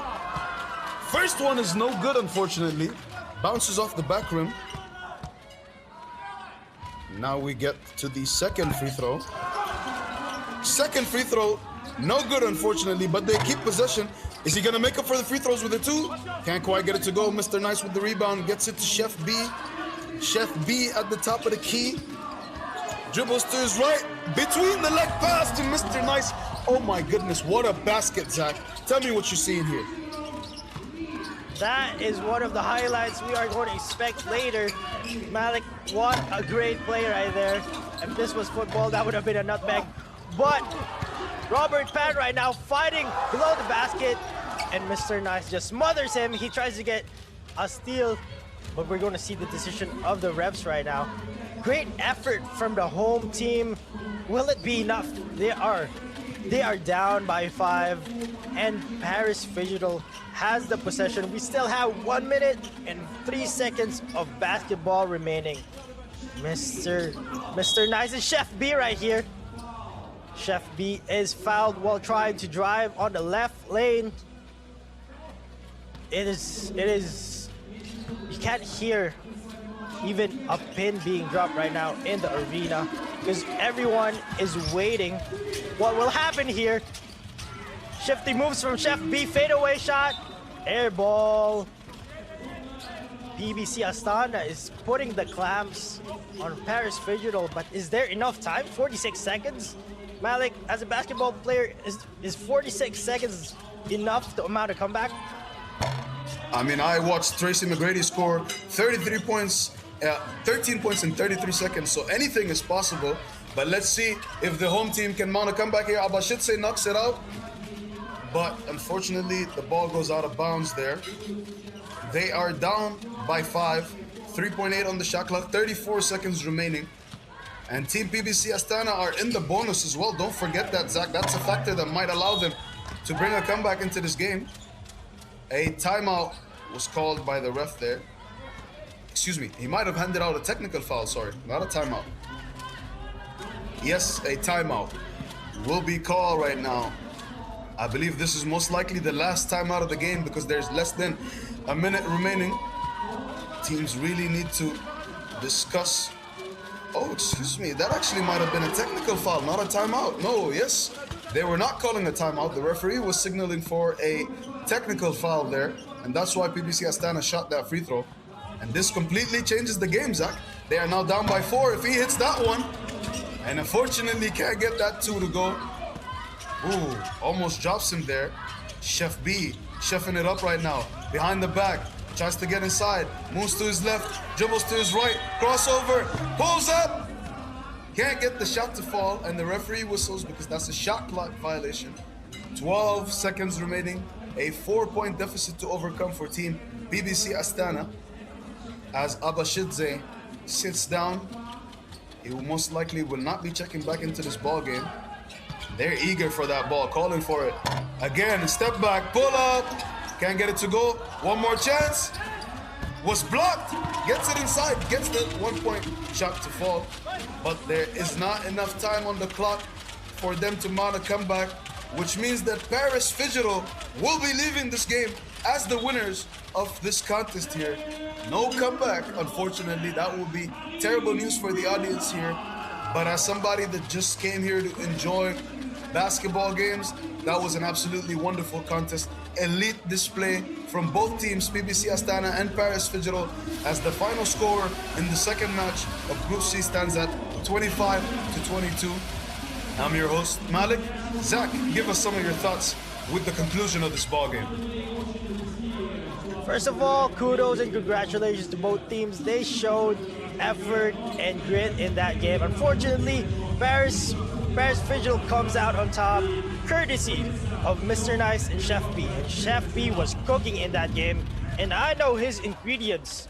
It was sugar, spice, and everything nice. So that's it. Congratulations again to Paris Phygital. That was Game 6 here in our Group C. Thank you, everyone. And as they say here in Astana, Rockman.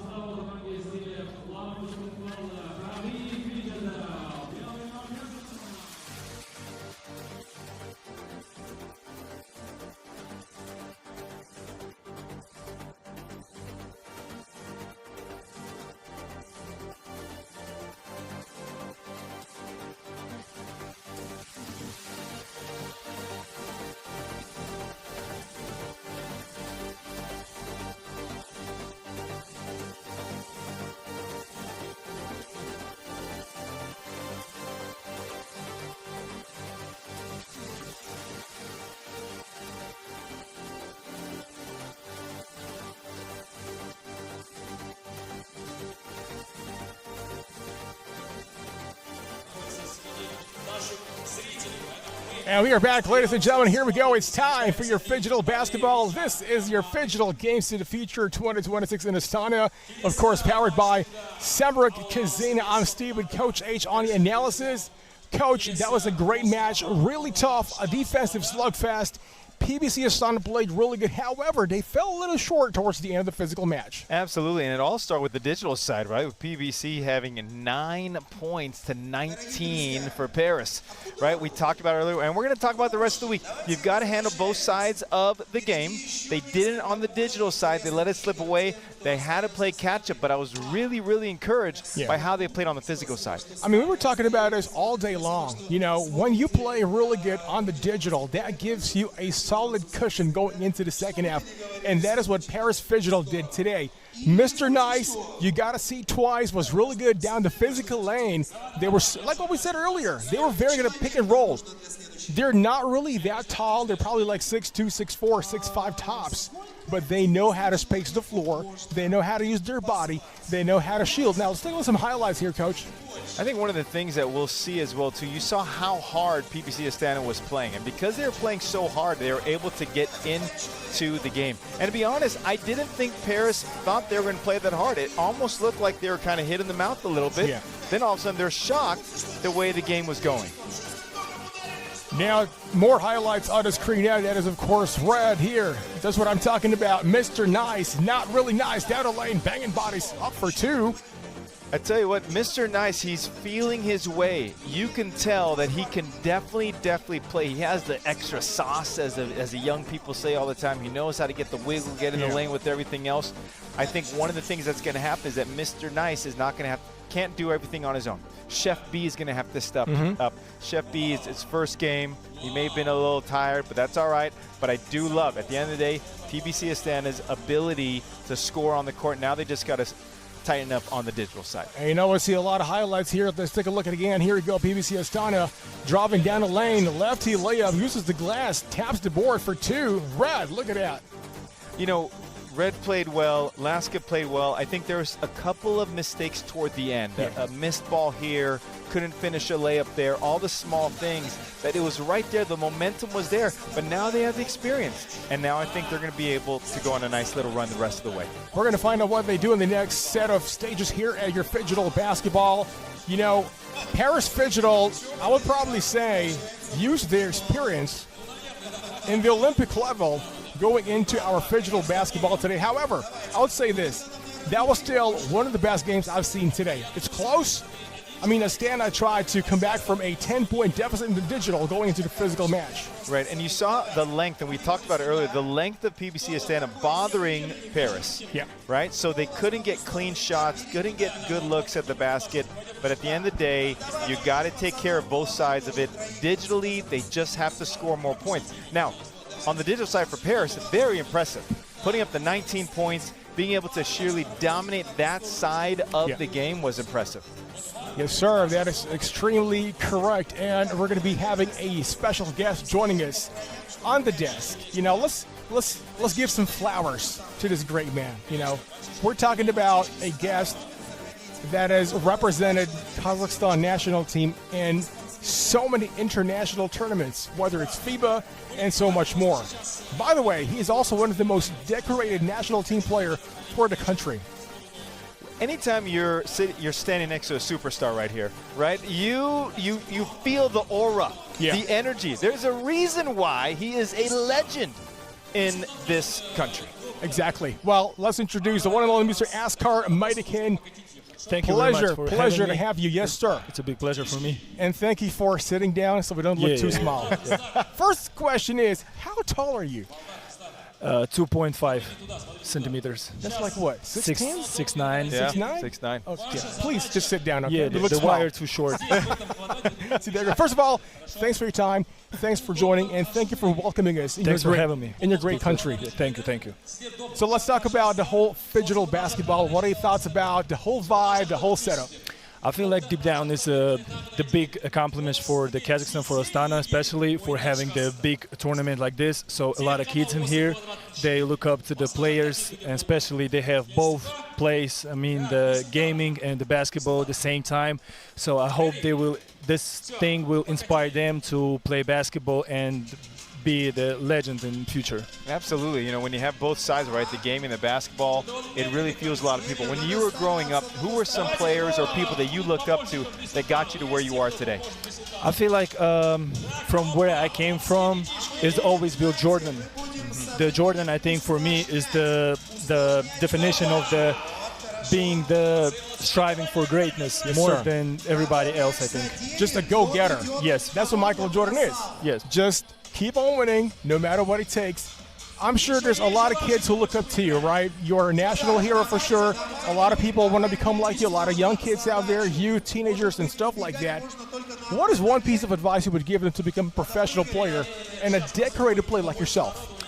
I feel like deep down what I have, I want to tell them to keep the faith first and then back up with the hard work, because you got to be dedicated. If you want to be the great, you got to be very dedicated to the thing you do. No matter what is this, sport, cooking, the teacher, whatever you do, just got to be dedicated. Now, you're a man of many talents. You've done a lot of different things, right? My God. And I think a big part is just the curiosity of life and wanting to try different things. What are some of the things, I mean, obviously professional basketball, but one of your favorite things that you've tried, you're like, I didn't think I was going to enjoy this, but I really did? I feel like it's a great question that got me thinking right now, but I think just the thing I want to improve the most is just help everybody else. I think what I love to do, what I feel my heart is just helping everybody else around me. I think that's very important, coming from a professional athlete, from a cultural icon, from a national icon. Helping people, it means a lot, because for the most part, a lot of people think, oh my God, if you're an athlete, we can't reach you, we can't talk to you. But here we are, very humble, and we love it, reaching out to a lot of people. Now, let's talk about something that a lot of people don't know about you. If you never became a professional basketball player, what would you have become anyway? I think I always feel like the sport was part of my life. So I think it's not a basketball. I probably will be the football player. Maybe the hockey player. Yeah. But beside that, I feel like just being in a community. I think some part of the job where I can reach out to the people and do my best with them. But specific answer of what I think, it's always going to be sport. Like no matter what, it's my I put 1,000 bets on that I will be an athlete at the end of the day. So I think just it's not the sport. I think I will be in community. Exactly. You know, the great thing about this interview, you talked about belief, you talked about faith. You know, I know that you've had some hardships in life, some injuries as well too, and able to come back. What was that driving force, right? You want to help people, I get it.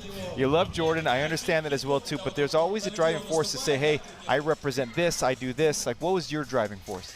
I think when I will get old and in my late 40s, when I will not able to play basketball. My age, Oh, late okay. 40s. Okay. I hope to look like this in the 40s. I see. That's what I'm talking about. You look young and fresh. I think when I will get old in my 40s, I want to be in a couch and think about that I gave everything what I had.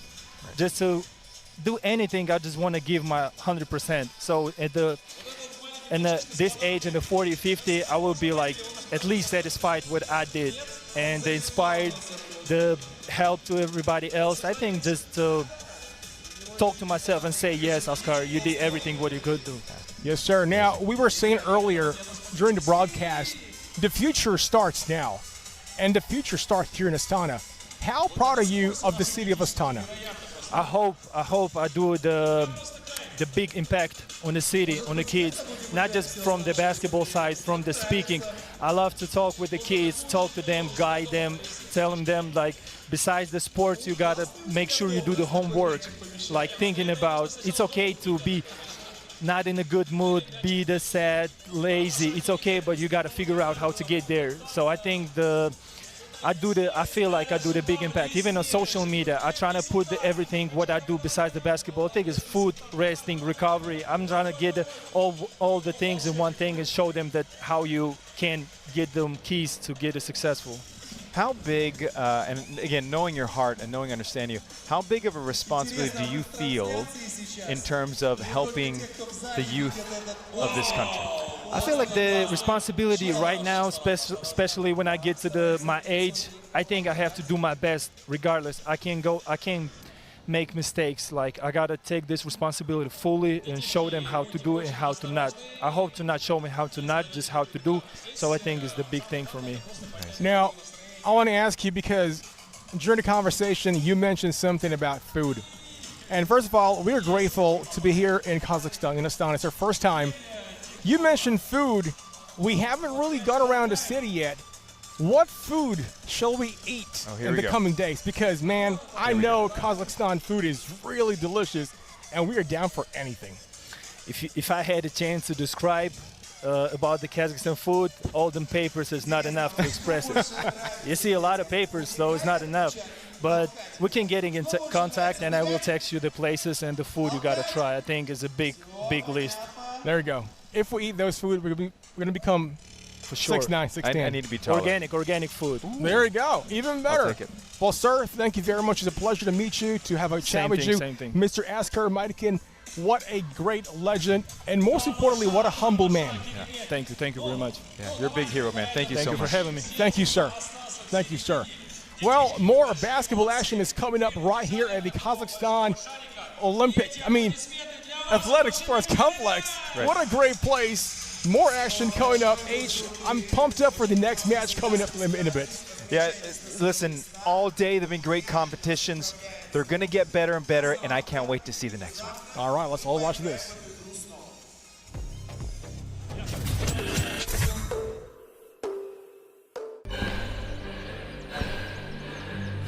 Үлкен істер әр қадамы жаңа жетістікке жетелейтін марафон. Біз осы жолды сіздермен бірге 10 жылдан бері жүріп келеміз. Тимур Құлыбаевтың Халық қайырымдылық қоры.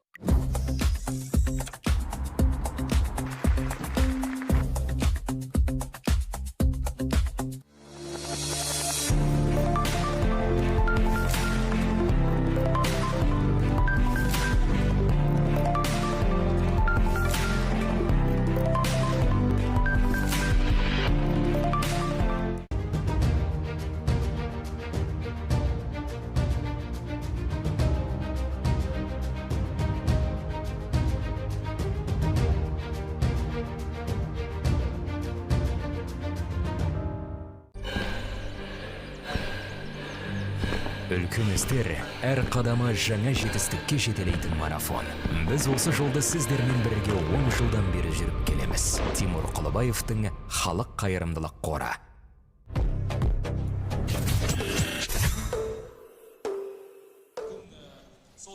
And we are back, ladies and gentlemen. This is your Phygital Basketball. We are live right here at the Kazakhstan Athletic Sports Complex. A beautiful place. Steve and Coach Hernando. By the way, our Games of the Future 2026 is brought to you by Samra Kazina H. We've got a great match coming up. We're talking about Boca Juniors and Valencia Basket. Historic basketball squad. 100%. You're talking about two storied programs now coming over to the Phygital side. Now, this is going to be a tremendous matchup. I watched both teams practice, and they're both fundamentally sound. They could shoot the ball. They go inside out. Now we'll have to see if they're able to execute. Now, the other part of this, they're playing later in the day. Yeah. Okay, later in the day. They've waited all day. They've watched. They've ate. They rest. What kind of play are we going to see today? You know, I think they have scouted the other teams. What's even more important is what's on the screen right now. Today, July 29th, on the screen is you're going to have at 5:10 local time, which what we said earlier, Boca and Valencia Basket, a Group D. So earlier we've had games in Group A, Group B, Group C. Group D is coming right up. Two tough matches is on the way. Every game is a tremendous matchup, right? Every game is a fight for the finish because right now they're trying to not only learn themselves, learn the area, learn the game, but also how can you win? Because at the end of the day, winning is hard. Yes, sir. So Group D is coming right up fresh. Off on your screens, we're going to find out who moves up to the next stage. As of now, we're still having our group stages. Game number 7 for today is coming right up. Boca Juniors, Valencia Basket. You know, we talked about is Boca, also a very solid team, played for many years, very cohesive unit. But on the other side of town, Valencia Basket, we're talking about historic club, championship pedigree, and they've got a guy to look out for. Number 29, Lou. This guy plays in the EASL, in the East Asian Super League. We're talking about a veteran who stands 6'9", very agile, can move anytime. Yeah, and he really gives them a versatile big guy, right? Shoot outside, roll to the basket, rebound, play interior defense. He's going to be the X factor in this game just because he can do a little bit of everything. Yes, sir. So coming right up, Boca and Valencia Basket. Don't go away. That is coming up next.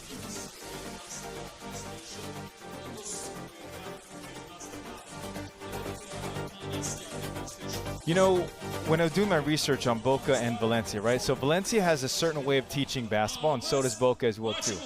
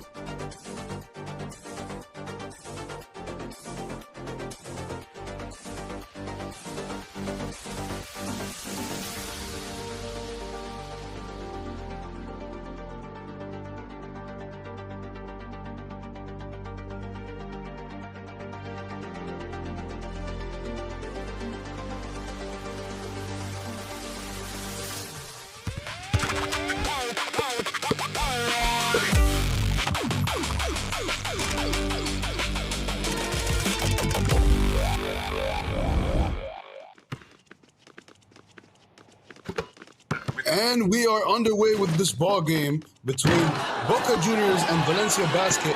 9 minutes and 55 seconds on the clock. That two-point shot was no good. Cleared on the arc here. Passing back and forth. Shot from the corner is good, but it was 1 point as the player was stepping on the line.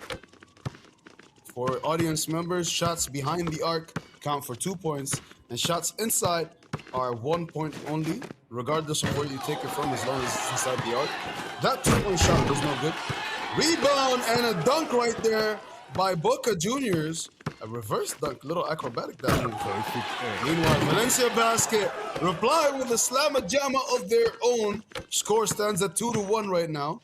9 minutes and 15 seconds remaining. In fact, I have a question here, Zach. 3-1 is the score right now for Boca Juniors.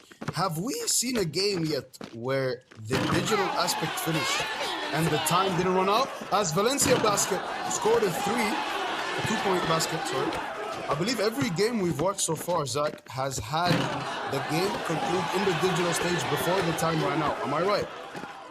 That is correct, Malik. Your memory serves you well. There has not been a game so far in our 7 games today where the clock ran out. All have been decided by the skill of the players. Now for these two teams, Boca Juniors wearing white avatars and Valencia Basket, their avatars are wearing yellow. Boca Juniors with a 7-point lead right now. Valencia Basket from downtown rattles in and out, but his big man has the free slamma jamma there. He was unguarded. Meanwhile, it does not go in. Unfortunately blocked by the rim itself. It looks like there's a lid on the rim right now. They're passing it, but it's stolen by Boca Juniors, and they're taking their time right here. They're on the left perimeter. Shot goes in after 2 bounces. What can you say? Sometimes you need some luck to get some points on the board, and we have Valencia Basket attacking the rim, but Boca Juniors answers back quite easily, and they also swat that 2-point attempt from the top of the key. Now Valencia Basket have a chance to dunk that. They dunk it now, and there is a 4-point lead by Boca now. It's slowly dwindling down. Malik, I think this game is also going to end by both teams first getting to 19 or 20 points. What is your prediction, pal, after that slamma jamma? I mean, with the quality of basketball we've been watching, I don't think there's any way this game finishes because of time. I think the team definitely will get to 19 as Valencia Basket get a slamma jamma of their own. But Boca Juniors with the quick answer, a 2-point shot from behind the arc. Another 2-point shot is up. Valencia Basket get it to go. They are really climbing back into this game here. They were down by 5 at one point, and now they find themselves in a 1-possession game. If they hit that, it's a tie.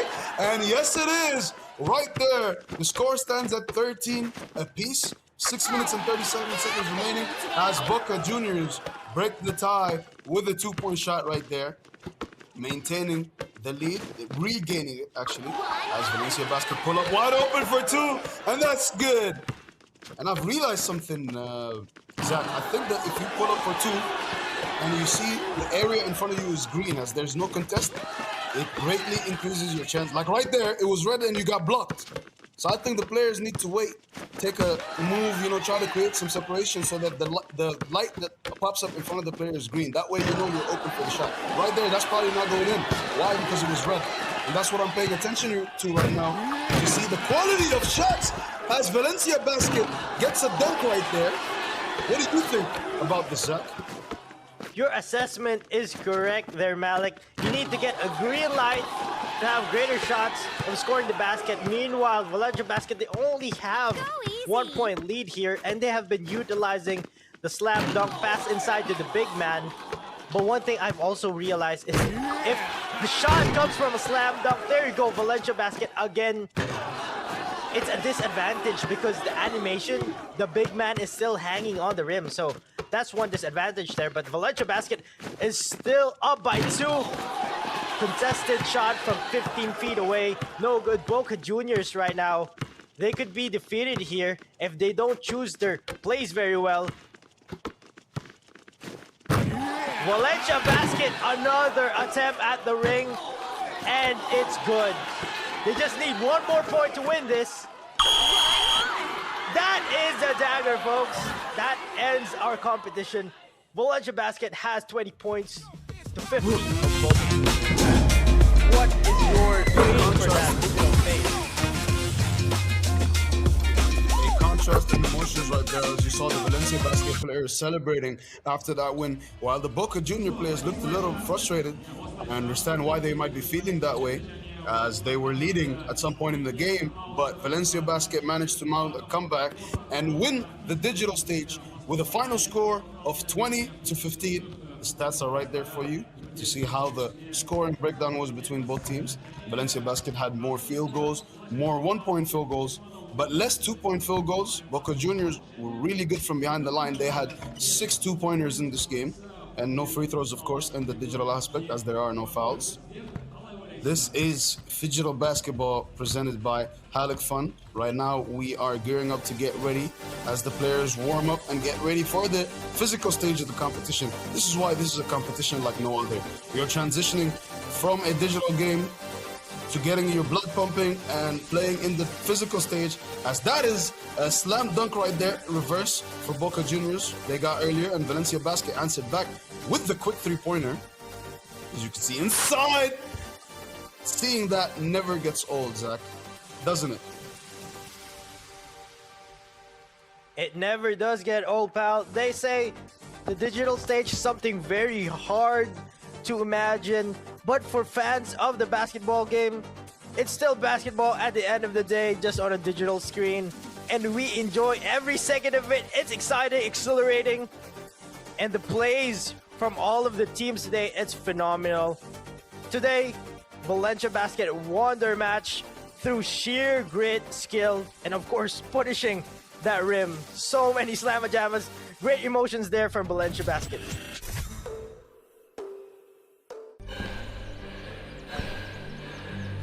Үлкен істер әр қадамы жаңа жетістікке жетелейтін марафон.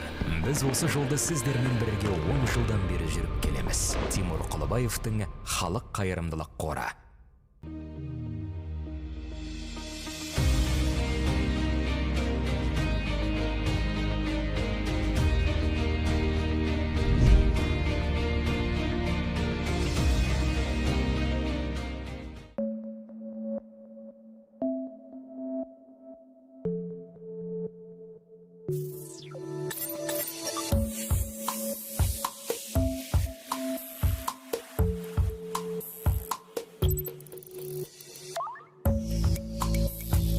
Центр кредит банкымен сіз қарапайым және заманауи шешімдердің ортасындасыз. Нық сеніммен жаңа мүмкіндіктер ашып, тексерілген сапаға сеніңіз. BCCKZ мүмкіндіктерді кеңейтіңіз.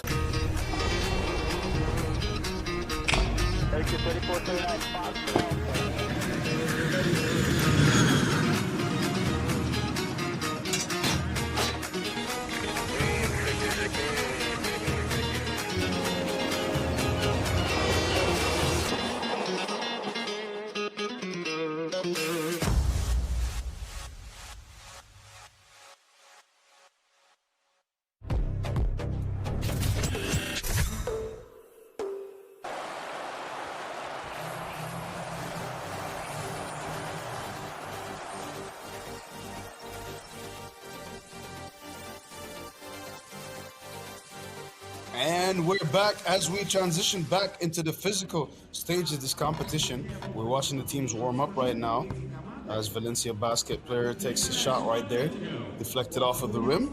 They're getting themselves loose and ready for this basketball game that we are about to get started with in the physical stage of the competition. You can see right there, shots bouncing off the rim. Love to see that. Players warming up as they get in. Good move inside. Can't get that layup to go. But it will come down as they get used to the feel of the ball, running on the court, and their bodies get warm. We are going to see an elite display of basketball being played between these two teams right now. A big thank you to the referees, of course, Boro Antovsky and Ivan Sablic. Those are our referees for this matchup as we call for a jump ball here. Early prediction, Zach?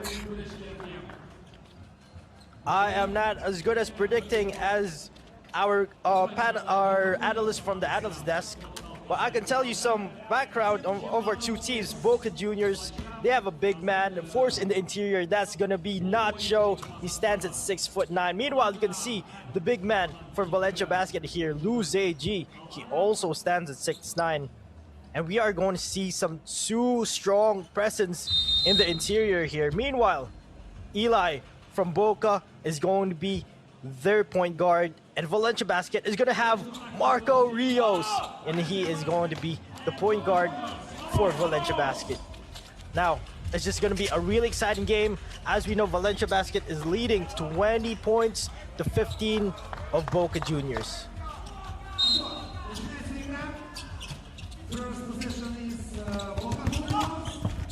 And we are underway with the physical stage of this competition. Score stands at 20-15 right now. 6 minutes and 55 seconds remaining on the clock in this matchup between Boca Juniors and Valencia Basket. As Boca Juniors will have the ball right now, top of the key, dribbles to his right, passes it inside, the big man gets it. Big man has it, moves his way inside and gets the slam dunk with 2 hands for safety. 6 minutes and 46 seconds remaining to go in this competition as Valencia Basket pull up for 2, and it's good. Wow. Early baskets here for both teams. Boca Juniors, number 6, trying to make his way inside, puts the layup up and is fouled on the shot attempt. So he will be going to the free throw line right now to shoot a free throw. Beautiful move there, beats his marker and gets fouled right there. He tried to get the finish and one, couldn't quite get it to fall through, but we'll have a free throw now.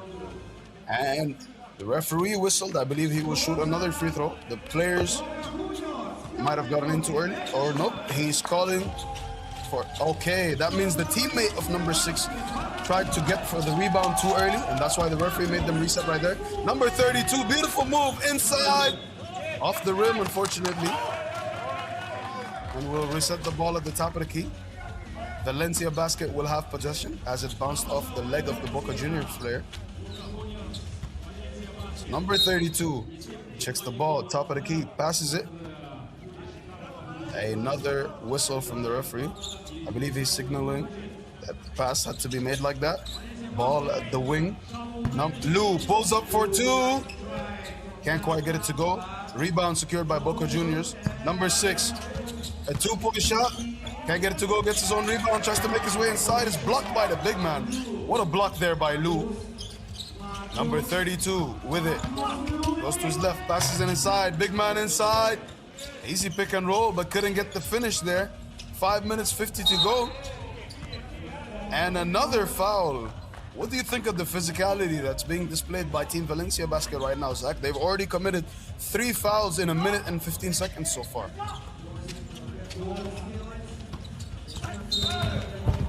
Yeah, Malik, the physicality is showing up, and I think Boca really need to put their foot in the gas here because they are trailing by 6 points. And Valencia Basket, as you can see them on the screen right now, they are veterans. Marco Rios, he is a captain. He can control the flow of the game. Meanwhile, Lou Zag, he is a force in the paint. Marco Rios passing to Lou Zag right now, back behind the basket, and that's just textbook play right there. How can you stop that when you have such a veteran presence like Lou Zag? Now we have number 6 right here. Awkward shot, but it goes in. What a luck. I don't think it's actually luck, it's skill. Would you agree with me, Malik? I would definitely agree with you. That is definitely a display of skill. There is no luck. When opportunity meets preparation, that's what people define as luck. I don't believe in luck. I believe in making your own luck, and I think that's what the teams are doing right here. As you said, displaying the skills that they've spent hours trying to get, and that is an and-one basket right there. Lou made the bucket. Will go to the free throw line with a chance to make a 2-point play here. 5:13 on the clock. Very focused. It looks like that's gonna rattle out of the rim and step out. Number 6 with it. Sidestep.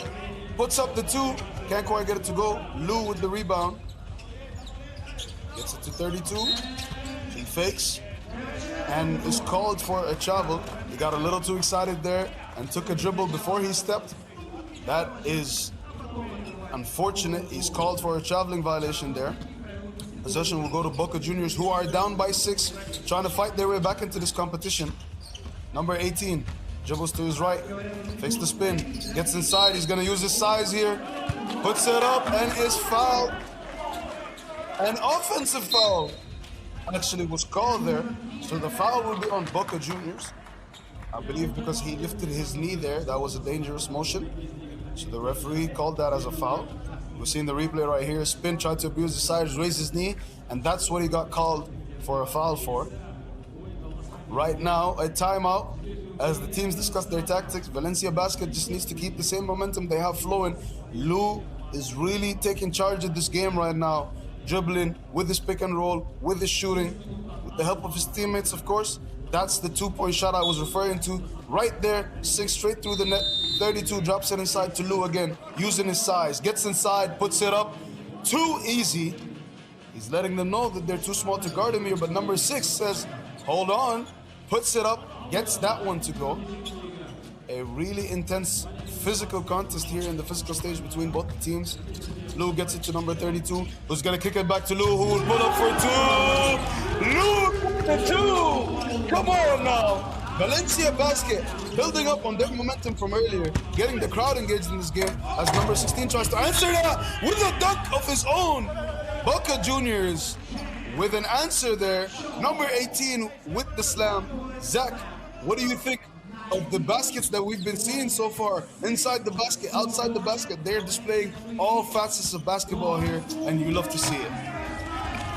You saw that intensity in the face of Nacho, number 18. He just wanted to punish the rim right there. They're coming back alive here, but they have an 8-point deficit. Marcos Rios handling the ball. Long 2, no good. Rebound by Nacho, number 18.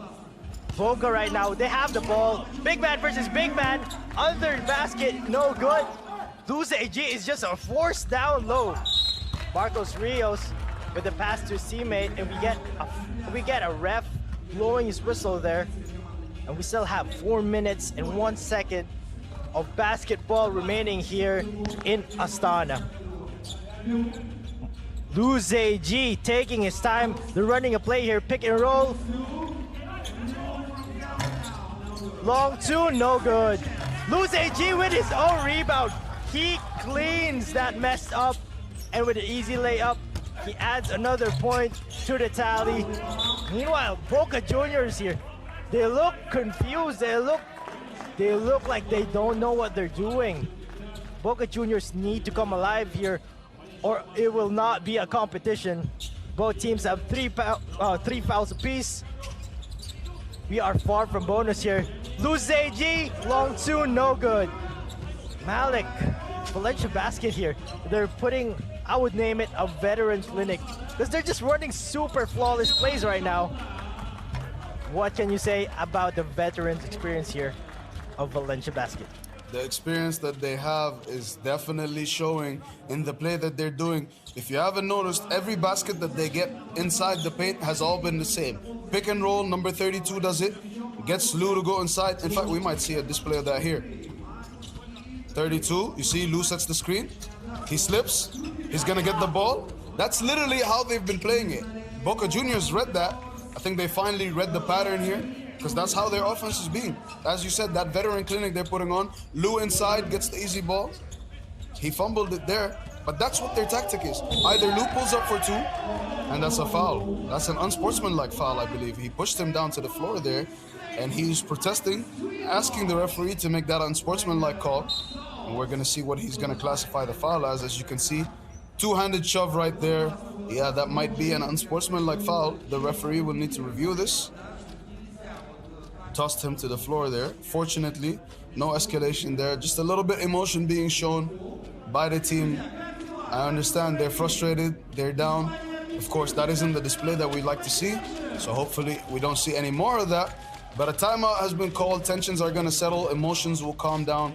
And I feel like Boca Juniors will come back with a more composed game plan, because they need to find a way to stop Lou from affecting inside. Earlier in the past 2 possessions, they managed to do that. They just need to do that for the rest of the game.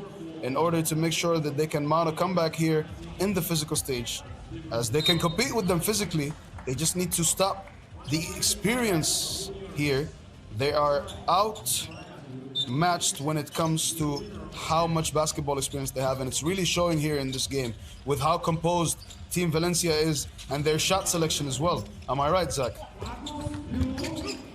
You are absolutely right. Another point there for Lou ZG. He is just showing his caliber of experience here.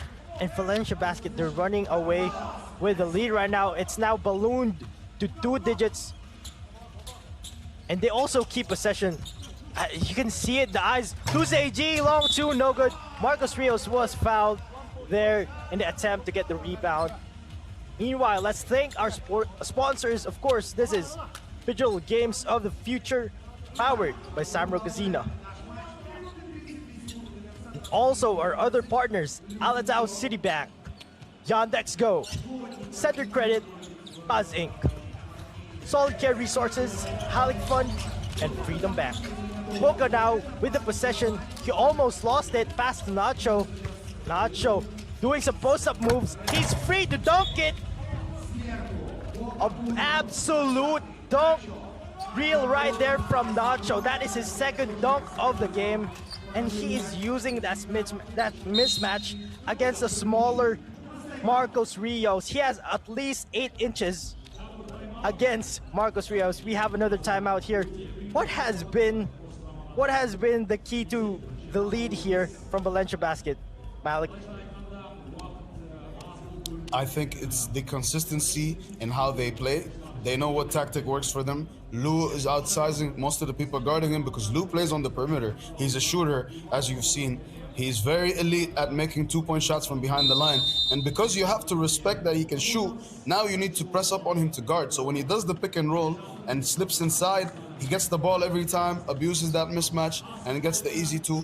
That's what they've been running on repeat. In fact, now that they're out of timeout, let's see if they run that again, because that's how most of their baskets have been. Oh, they switched the dynamic here. Number 11 checks into the game.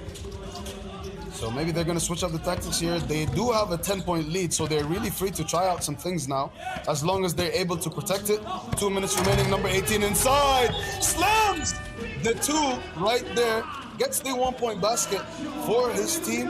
What a dunk there. Loses his man, puts it up, gets it in. Elite display of athleticism and balance there. Didn't lose it off the spin. Kept an eye on where the rim is. Lou inside. And that's the same tactic I was telling you about, Zach. They tried to run it right there. Lou just unfortunately didn't finish this time. You are correct, and we saw a glimpse of Kyrell there on the court. He is a video game specialist, and he just came in to give Marcos Rios a breather. But we appreciate him because even though he's a gamer, what a play right there. Marcos Rios tries to block from behind, but that was a foul attempt while number 18 from Boca Juniors, or number 6, was attempting a shot. That was unfortunate. It's been a great game of basketball here. I think the theme here is veteran presence versus young blood. And as you can see, Boca Juniors, and it's in the name, they are young, they are juniors, but they got that skill to be on this level of competition. As you know, this is the highest level of competition when it comes to Phygital. This is Phygital Games of the Future. Malik, back to you. Number 32 with the ball. Lou sets the screen. Lou with the ball inside.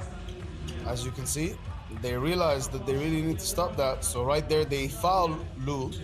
Because once he gets inside and he has the ball, he's going to hit you with a couple pump fakes, try to spin, get the defender off his feet so he can get the easy finish. 10 fouls. Excuse me, I misread that. That's the score in the digital stage. 7 fouls committed by Boca Juniors, which means that Valencia Basket are now in the bonus. Every foul that Valencia Basket gets against them will now be free throws for them. 2 free throws and possession. And they have an 8-point lead. So right now, they have a lot of things working in their favor. They need to finish strong in order to win this game. Up by 8, make that 9 now as Lou hits his first free throw. 1 minute and 31 seconds to go. 31-22 is what the score stands at right now. Lou gets the rebound and gets the bucket to go. Boca Juniors answers back with a 2 of their own here. That makes it 32-24, an 8-point ball game here. 1 minute and 22 seconds remaining. Boca Juniors might need to summon their inner Tracy McGrady to get this win here, as number 18 uses his size, gets inside and gets the basket to go. They're really starting to build momentum here, maybe potentially mount a comeback. Let's keep our eye on this last minute. Air ball, unfortunately, there. So Boca Juniors will have the ball with a chance to make this deficit 5 points potentially if they hit a 2. Number 6 gets it. Space on the perimeter, puts it up. And they really needed that one to fall through. Valencia Basket with the ball now. And if they use the experience the way that I think they will run down the clock here. Take as much time as they need to run down the clock and save their lead. Number 6 fakes that 3. 18 gonna use his size to abuse this mismatch. That's gonna be an easy 2 for him, and he gets it to go. 33 seconds remaining in this contest. 6-point ball game. 8 seconds on the shot clock. Make that 5 now. 4, 3, pulls up for 2. Can't get it to go. Boca Juniors with it. If number 6 can hit a 2 here, it might really change this ball game. He puts it up. Can't quite get it to go. That was a desperation heave there. 14 seconds remaining, and I believe he's gonna run down the clock. Pulls up a 2 here. Can't get it to go. Number 18 clears. Gets it to number 6, who pulls up for 2. And that will be it for this ball game. Valencia Basket, a 6-point victory here after absolute dominant display in both the digital and the physical phases. They will walk away from this game with a victory, but I want to congratulate both teams on the performance that they put up and the way that they entertained us. That is your first matchup from Group D concluded here. A 6-point victory from Valencia Basket. Zach, any insights into the game that we just watched? It was an amazing display of basketball from Valencia Basket. Malik, you were calling that play-by-play absolutely flawlessly. And I just have one phrase from my favorite basketball movie for this game. It's, don't even try, young blood, because Valencia Basket has that experience. Thank you, everyone.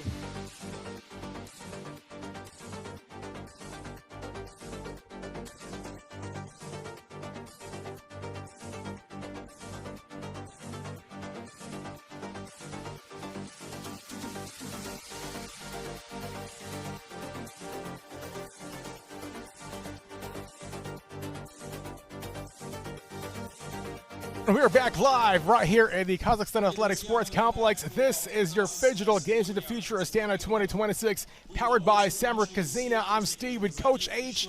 Great victory, dominant win. What can I say? Historic team, Valencia Basket, great championship pedigree. Absolutely. Not only did they do a great job on the basketball court, but digitally they outscored 20-15. Yeah. That was a high-scoring digital part, which we haven't seen all day, but they did the job, which helped them to go to the physical side. I mean, we're talking about a team that has been existing for as long as we know. Yeah. Valencia Basket, all the way from Spain. We're talking about great basketball program.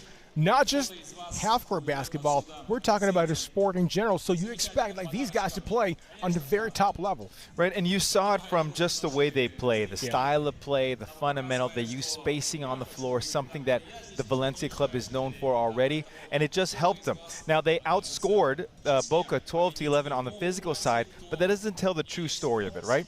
They were dominant the whole time simply because the size underneath, the way they were rebounding, and the way they were absolutely able to run their stuff. Exactly. Great basketball action, of course. Special thanks to our partner, Halyk for bringing Phygital basketball right here in Astana. Now, H, let's talk about the game plan of both teams. Initially, I really thought that Boca was going to be going all in the digital. However, Valencia Basket surprised me. They played really, really good. They got a big cushion going into the second half. They did. You know, when I was watching the digital side, it was almost like Valencia's like when you're a big brother and you're just holding off your little brother with the hand. Yeah. And they were just like trying to fight. They just couldn't do it. Boca just didn't have enough. Well, honestly, but they're going to get better because the experience for them is going to get better. All right, well, coming up next, let's see some highlights on the screen right now. You see all of those lay-ins, physical game. A lot of bodies banging in there. There's Lou from Valencia Basket. counting basketball as a foul and one play for number 29. Well, I think one of the key things as well, too, and this was a key game that you talk about how hard someone's going to play. I thought Valencia played hard the whole entire game. Now, this is not to take anything away from Boca, because Boca played well. But Valencia was nonstop attacking. They went ahead and believed in their offensive philosophy. And quite honest, Lou was unbelievable on the inside. Now, when we take a look, like if you take a look at some of these highlights, right, there's different timeouts, there's different things that we have to do. What we're looking for is when we break down the different teams, what are we talking about in the timeouts? What are the philosophies that we're looking at? Yeah. And you could see them executed on the screen every single time. Listen, I'm a huge fan of Valencia. Boca tried their best, but Valencia is showing that they can, because of their system, they can play really well. You know, Valencia Basket has just really played well from the get-go. From the very start of the digital game, you knew this team was on a mission. And they took the victory today very convincingly. Great score, 32-26, 6-point lead. What does that tell you? Well, it tells you that they're taking care of business, right? Because they won on both sides of the ball. They won digitally and they won physical. Yes, they won by 1 point physical, but as we have been saying all day long, a win is a win, whether it's 1 point or 100 points. Exactly, and if you see like the highlights right now, you would know there's been a lot of physicality happen, a lot of bodies banging down the post. You see number 29, Lou, hitting gat shot. By the way, I like the shoes. Different colors, man. What are your thoughts about his fashion? Listen, if you look good, you will play good. Yes, sir. That's what it comes down I believe in that. So, lesson learned. You want to play good? You want to become the go-to man? Look at that layup. Wear 2 different colors of basketball shoes.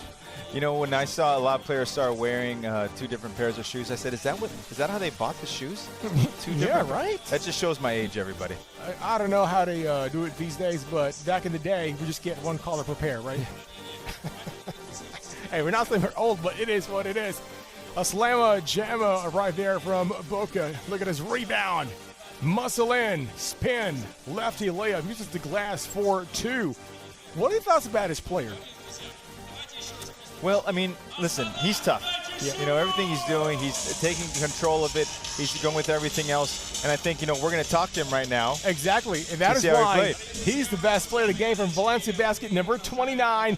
Luke, congratulations. Best player of the game. What are your thoughts about it? Thank you very much. I try to play easier with my teammates. They give me energy. I try to do my best in the court. You know, watching you play, you're very fundamentally sound. You know how to use your body. You stay low. You grab rebounds. Talk a little bit where you learned how to play basketball and how did you improve over time? It's everything is from my teammate Marcos. He's a captain. He helped me a lot. He's a professional 3-on-3 player. Right. He helped me to build my body, to use the skills, training with me every day. So I appreciate about that. You know, I've noticed your game style it's not finesse, but it's smooth and rugged at the same time. You're very good at doing spin move. You feel like you're going to hit the guy, but then when you spin, it was so smooth and nice. There's proper space. Getting all those layups left or right doesn't matter. You make the basket. Where did that skill come from? Skill. It's training hard. No more. I like it. Now, train hard, man. Now, in terms of training, how long have you been training for this competition? Because you also were doing the things down there on the digital side as well, too, correct? Yeah, true. I spend almost 3 hours per day in the physical part. Wow. And digital part, I spend almost 2 hours because my gamer, he's the best. Yeah. So we're talking about 5 hours of training every day. H, we're talking to a man who is dedicated. Yeah. A man on a mission. A man with a tunnel vision. Dedicated to the craft with everything else. How long have you been playing, the digital side for you? I play a lot of time, like 1 year. Oh, because wow. I'm very interested in this game because I have a lot of friends that we play this game. Yeah. So I spend more time with my friend before. Yeah, I too. Now, Lou, I'm going to give you a chance right now to say hello to your friends, to your family, and to your fans. I'm sure they're watching now live across the globe. Say hello to them. Hello, 你们好，我是Lou，给我们加油。 Love it. That's great. Well, we're excited to see you play. Continue on. Great job today, man. Thank you so much. Thank you so much. All right. Congratulations, sir. Right, more basketball action coming up right here at Phygital Games of the Future 2026 in Astana, powered by Samric Casino. Stay right there. Don't go because we'll be right back after this.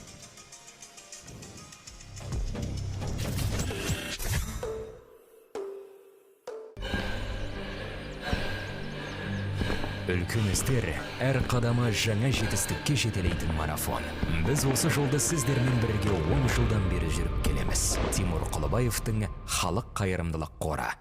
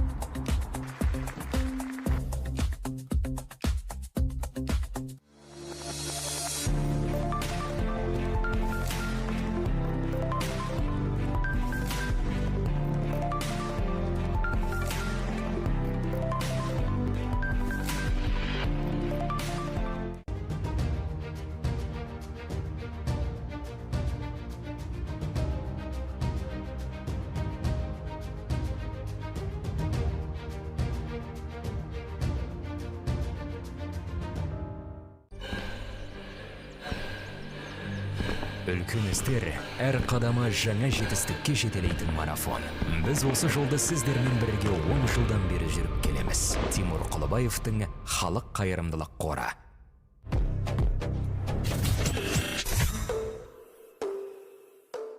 And we are back live, ladies and gentlemen, here at a very beautiful Kazakhstan Athletic Sports Complex. Steve and Coach H. We've been seeing a lot of basketball action since early today, and I still want more. I want a lot of action. And you know what? Your wish is your command. Yes, We've sir. got another game coming. Listen, we have seen tremendous basketball action all day, from the different styles of play, from different countries where they're coming from, to everything and anything when it comes to Phygital games. We've seen digital, we've seen physical. We got one more game, and I'm excited about it. Exactly, and not only basketball, we got a lot of sports here in the Phygital Games of the Future Astana 2026. We got Phygital football, Phygital fighting. We've got the Phygital shooter game, Counter-Strike. We've got Phygital dance, which I'm so looking forward to. How about you? I'm excited about all of them. Actually, when I went for my walk real quickly, I was watching the opening ceremony as well, too. It's an amazing event that the Phygital Games are. And because there's so many different sports involved with it, it gets everybody involved. And it's joining two things that people love, gaming and real sports. And, of course, special shout-out to our partner, Alibaba Cloud. Thank you so much. Now, H, we got a next game coming up right here. Two top clubs. We got Club Pepes Kuros and Wilders, too. What are your thoughts about them? Well, Wilders we have seen before. They are definitely a well-oiled machine. They know how to play together. And when you have that, the chemistry, and we've seen it throughout the day, you have great chemistry, great collaboration, great training partners, you have a chance to win every single time. But of course, it all starts just like we saw the last game on the digital side. Yes, sir. And now for Wilders, watch out for number 25, Academic. This guy, highly skilled, highly deceptive, a player that is really good to watch, and I enjoy watching him. This guy's, I'll probably say, silky smooth in a basketball court. Yeah, he really is. He operates inside the two-point line, right? Yeah, he can shoot the two, but he's a guy, get the ball in the high post, little jab step. He's going to go ahead and drive right by you. He's going to rebound, defend. He is one of the top players in the whole tournament. Now, on the other side of the basketball court, you got Club Pepes Kuros, number 29, Yoel. Now, this guy, maybe not as famous as the players that we know. Now, that's actually scary because you don't know who you're playing up against with. Yeah, this is one of the more underrated teams. We saw them work out the other day, and they have a big, they have the guards, and they have this point guard who he's not cocky or arrogant. You know what he is? He's confident. He knows what he can do, and he knows what he can deliver. Well, confidence helps the team win, guaranteed 100%. Let's take a look now on the schedule of July 29th, which is, of course, today. All 7 games are down. 1 game to go at 6 p.m. local time. You have, of course, Club Pepes Kuros and Wilders that is coming up next in Group D. The marathon of Phygital basketball continues. Yes, sir. Right? As you mentioned, we start early morning. And listen, if you've been with us since the 11:30 game, we love you. And if you haven't, that's fine, because we still love you, because we are here at Phygital Basketball making this happen and learning as we go. And by the way, if you'd like to get all the tickets for Games to the Future Disciplines, well, it's available on Ticketon. Make sure grab them today, watch the games, and maybe come see us, H and Steve, here at the Phygital Basketball. Let's take some photos and hang out. 100%. In fact, grab your plane tickets if you're not here. Then go get your tickets. Come on by, take selfies, watch the games, cheer on the champions. Yes, sir. Now let's take a look at our group stages. Your screen now shows different games that has been done today. Round one, of course, is over. Almost over, with the last game coming up next. Now, H, we've had 7 games so far. What for you stands out after all of those games? That you're never out of the game. Yeah. We've had games where on the digital side, teams have dominated and the opponent came back. And we have teams on the other side, they dominate on the physical side. You are never out of Phygital basketball because there are 2 different ways to play. And because of that, it makes this game so unique and so special. You know, I agree with that. You know, we've been talking about a strategy since the very beginning, right?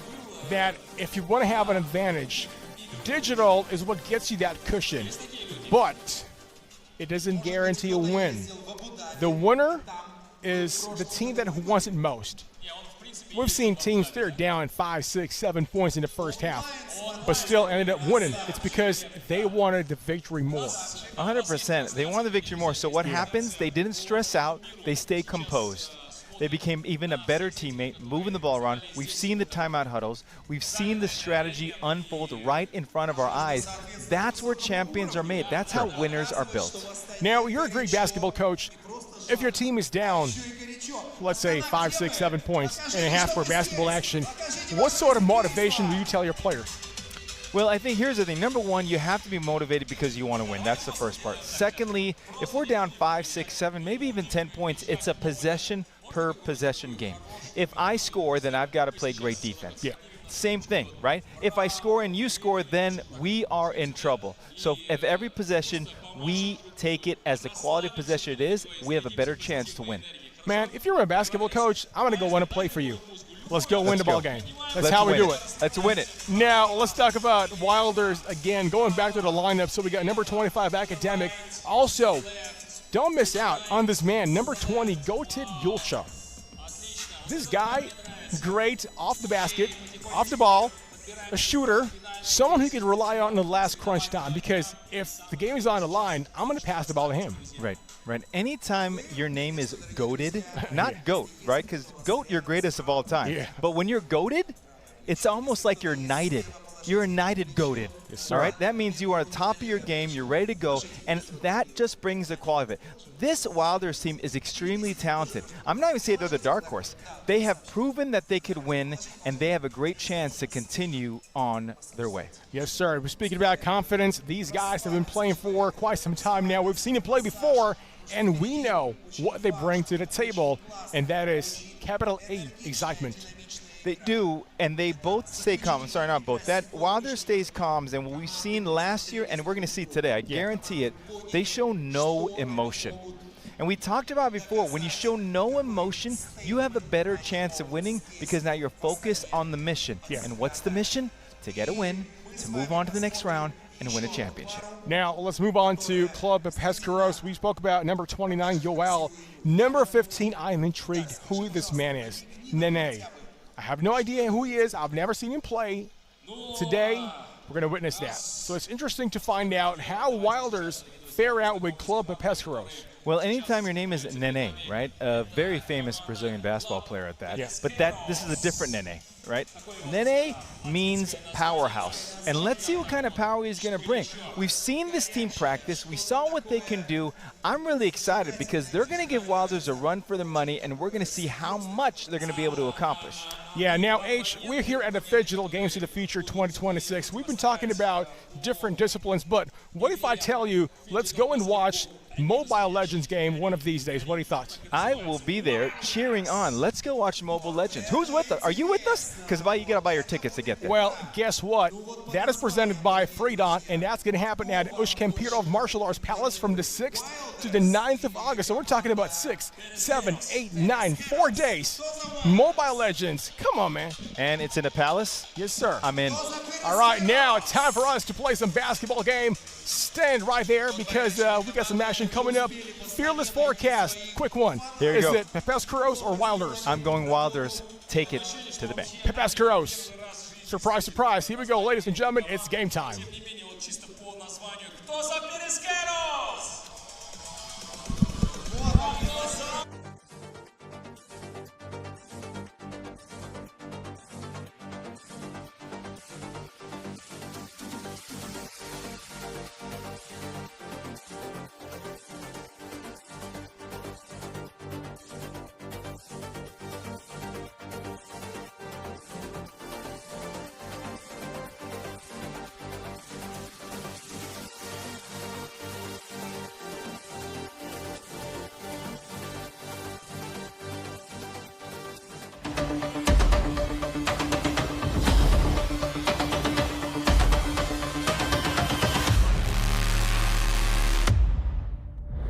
Harmony between worlds rests on a fragile balance. Legends of the Great Step tell of the sun-headed man who helped maintaining the connection between the worlds for centuries.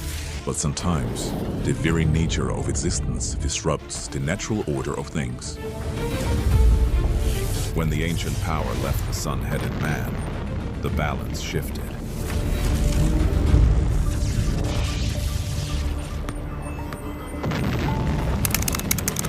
Attention. Massive energy surge detected. The energy within the sun-headed man's artifact has awakened. So, the chosen ones are already there? Newbies without a guide. Then it's time to meet them.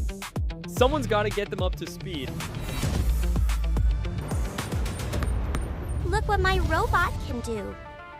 Not now. I'm playing. In search of those destined to restore the lost harmony, the energy split into 3 parts.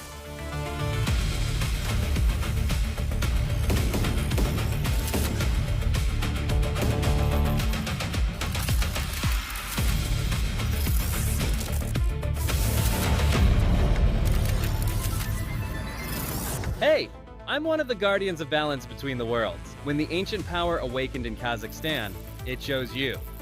You're the ones who can restore the sun-headed man's power and bring the worlds back into harmony. Guess even ancient powers can surprise you. Looks like the squad's finally complete. But until the sun-headed man is fully charged, the 2 worlds will keep drifting apart. So no pressure, but we're counting on you. And so began the story of the new heroes. Ahead of them lay the greatest challenge of all, the games of the future in Astana.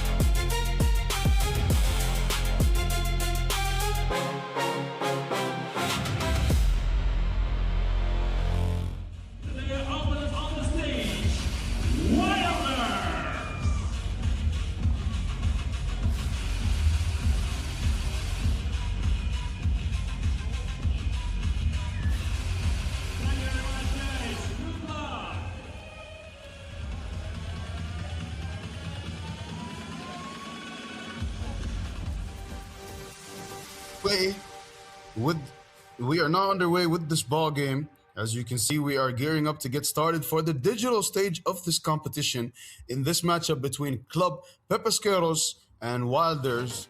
It's sure to be an intense contest, just like all the games that we've witnessed so far throughout the day. In day one of Phygital basketball, presented to you by Halyk Fund. I can't wait to get started with this one. This looks like it's going to be an exciting matchup here. And in just a few seconds, you are going to see the start of the digital stage of the competition. My name is Malik, and I'm here with my boy Zach.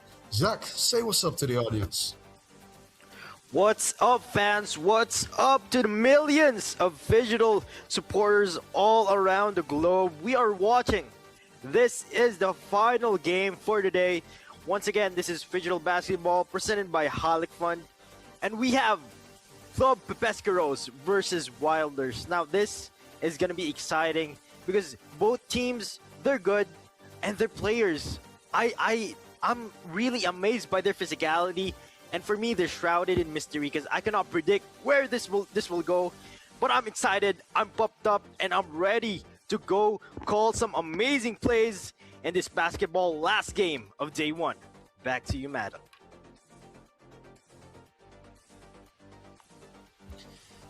And that is the matchup that we have for you. A Group D game between Club Pepesqueros and Wilders. Very interesting matchup that we're going to have here. I wonder if the digital stage or the physical stage is going to have more of an impact on the result. We will find out very shortly as the players are warming up for the digital stage of the competition right now. For all the new audience members tuning in the digital basketball stage, we have a 10-minute timer for both teams. They will be playing 2-on-2. Shots behind the arc will count for 2 points, and shots inside the arc will count for 1 point. Usually they're slam dunks, so you're going to see a lot of excitement with that, with both teams. And no fouls can be committed while you're in the digital stage of the competition. So it's just shots that you're going to see, pure basketball. Ain't no fouling or game stoppages. 10 minutes straight, but as we mentioned to Zach earlier, we have yet to see a team need the entire 10 minutes in order to reach the score limit, which is 19 points. So Zach, do you think that we're going to hit the score limit in this game or run out the clock? We are yet to see, Malik. As you know, I cannot predict what's ever going to happen. All I know is I'm going to be excited to call some really amazing plays for this last game of ours. Reminder, everyone, there is a 4.6 million cash prize total for this event, $400,000 for Phygital basketball, presented by Halyk Fund. First shot is missed in this game, and Wilders take the first point in our tally board right now. Wilders wearing green, Pepesqueros wearing white, and a slamma-jamma there was denied in mid-air. That is something you only see in movies. That was amazing. Actually, you see that with professional players, and this is just exciting because this is a new format of basketball. They are playing 3-on-3 freestyle.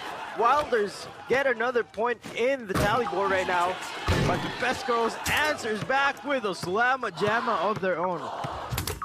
Malik, it's heating up, and it's just the first minute. Wow, they got that point in with time dying out. Wilders, they're just going crazy right now. Malik, what are you seeing right now with the highlights that you're watching? I mean, Wilders was picking up a lot of momentum there, but Pepesqueros answered with a quick one, but never mind. Wilders answered with a 2 of their own. So ball right now with Pepesqueros. Big man inside. Gets the slamma-jamma to go. Score stands at 6-3. Make that 8-3. They never let me say the score properly. Every time I say a score, a team answers back and ends up being incorrect. Have you noticed that, Zach? I have noticed that, Malik. I have noticed that. But the show must go on, and it's a show so far. Because as they said, Coach Hernando, Wilders, they are a good team. They've already seen what they can do, and they are delivering right now. Meanwhile, Pepesqueros, they gotta find the rhythm. Tries to attack the basket with the man right there. A poster. What a poster there for Pepesqueros. They are answering back slowly but slowly. And the shot does not go in with the shot clock winding down. They're showing they're throwing punch for punch here, and it's just going mano-mano right now. Both teams have something to say, but one team is shooting from behind the arc, and as we know, it counts for 2 points. That's why they are in the lead. It's simple math, as my guy Malik does say. 2 points is more than one. Malik, back to you. Another slam of Jabba there. 11-5 is what the score stands at with 7.5 minutes to go in this contest, and it's looking more and more like we're not gonna need the entire timer to decide the result of this game. Wilder's really inching closer towards that score limit of 19 here. They are 8 away from hitting that. 16 seconds on the shot clock right now. Ball with Team Pepesqueros. They're looking for some space here. Trying to get inside. Mid-range shot is good. That's 1 point for Team Pepesqueros. They are now at 6 points, closing in on Team Wilder. 5-point deficit. And Wilders tried to increase their lead right there, but the shot rattled in and out of the rim. Possession with Pepesqueros, who look for space here. Inside again. Big man got it. Passed it back to the guard. Guard tries to get some space. Puts up the 2, and it is blocked. Pepesqueros are defending right now as Wilders put up another 2-point shot, and that is now 13-6 as the score. 6.5 minutes remaining in this contest, and another slam for Team Pepesqueros. Wow, they are really attacking the rim here, getting some quality baskets, putting people on posters here as Wilders just stay looking for the shots, and that is a 1-point shot. The same player, by the way, has scored all 14 points for Team Wilder here. An absolute shooting clinic being put on. And now they are doubled. Pepesqueros score, but Pepesqueros had something to say about that. A poster to lay out their big man flat. Score now stands at 14-8. 5 minutes and 53 seconds remaining. 2-point shot by Wilders is up. No good. The guard gets the ball back again. So basically, the guy in the pink helmet, oh my goodness, he is on fire. He has all 16 points for Team Wilder. What do you think of his performance so far, Zach? As you said, Malik, he is on fire right now. Things are just heating up, but one team is almost at the cusp of victory, and that is Team Wilders. Oh, wow. They just need one more point here. Team Wilders wearing green, and they just need one more point. Pepesqueros right now looking for answers, and I bet they're going to shoot this one. No, they're not. Setting up a screen there, and the time is running out. They have 9 seconds in the shot clock. It's blocked. 5 seconds. And a lucky bounce right there for Pepesqueros. They get to 10 points, but the lead is 8. And Wilders, what a clinic. I think they knew how to play this game, and they played it well. Time to make some highlight clips. They definitely showed the fact that they had one player score all of their 20 points shows you that they came into this stage of the competition with a strategy, and they executed it perfectly. They now stand with a lead of 10 points. 20-10 is the final score at the end of the digital stage of this competition, as we now get ready to transition back into physical basketball as we enter the second stage of this competition. The final game of the day, Phygital basketball, presented to you by Halyk Fun. We've had a wonderful first day so far. Elite competition, elite mentality, elite athleticism being displayed by all the teams that are participating so far. And I've just had a wonderful time here. I'm sure Zach has too. Am I right, Zach? Malik, for the whole day, I have been standing up cheering, also cheering with the fans because we have a lot of fans here. And I am just excited because I get to call plays that is gonna advance the future of the sport, and I'm having a great day so far. How about you, Malik? How has your day one been? Honestly, it's been great. As a basketball fan myself, I can't ask for anything better than the opportunity to be able to watch some of the best players of this sport competing at the highest level at this stage in Astana, of course. Wonderful people, wonderful weather, great fans, great event. There's nothing to be upset about. I'm having an absolutely wonderful day so far.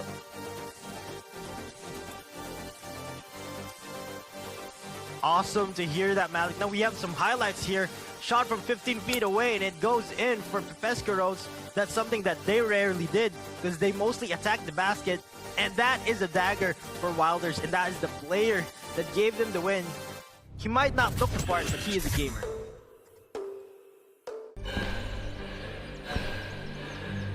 Үлкен әр қадамы жаңа жетістікке жетелейтін марафон. Біз осы жолды сіздермен бірге 10 жылдан бері жүріп келеміз. Тимур Құлыбаевтың Халық қайырымдылық қоры.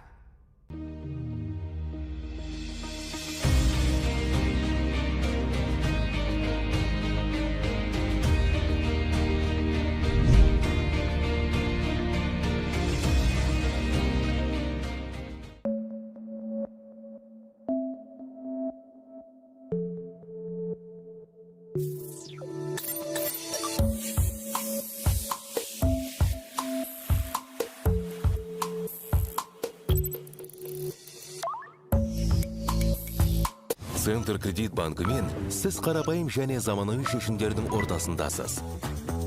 Нық сеніммен жаңа мүмкіндіктер ашып, тексерілген сапаға сеніңіз. BCC-KZ мүмкіндіктерді кеңейтіңіз.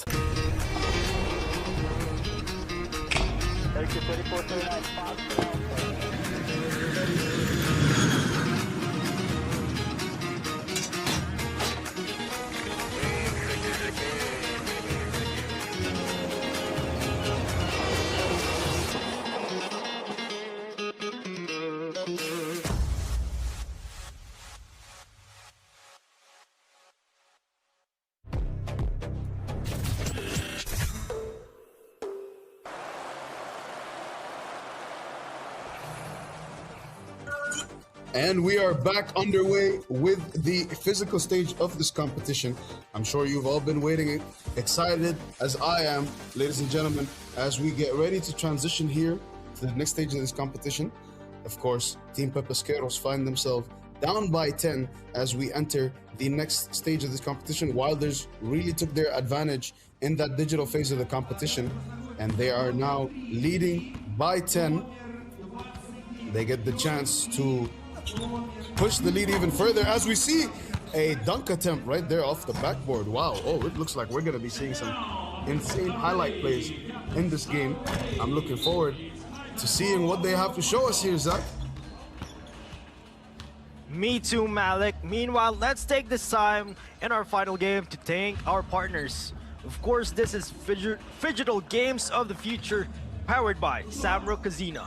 With our partners, Alatao Citibank, Yandex Go, Center Credit, Kazink, Solid Core Resources, Halyk Fund, and Freedom Bank.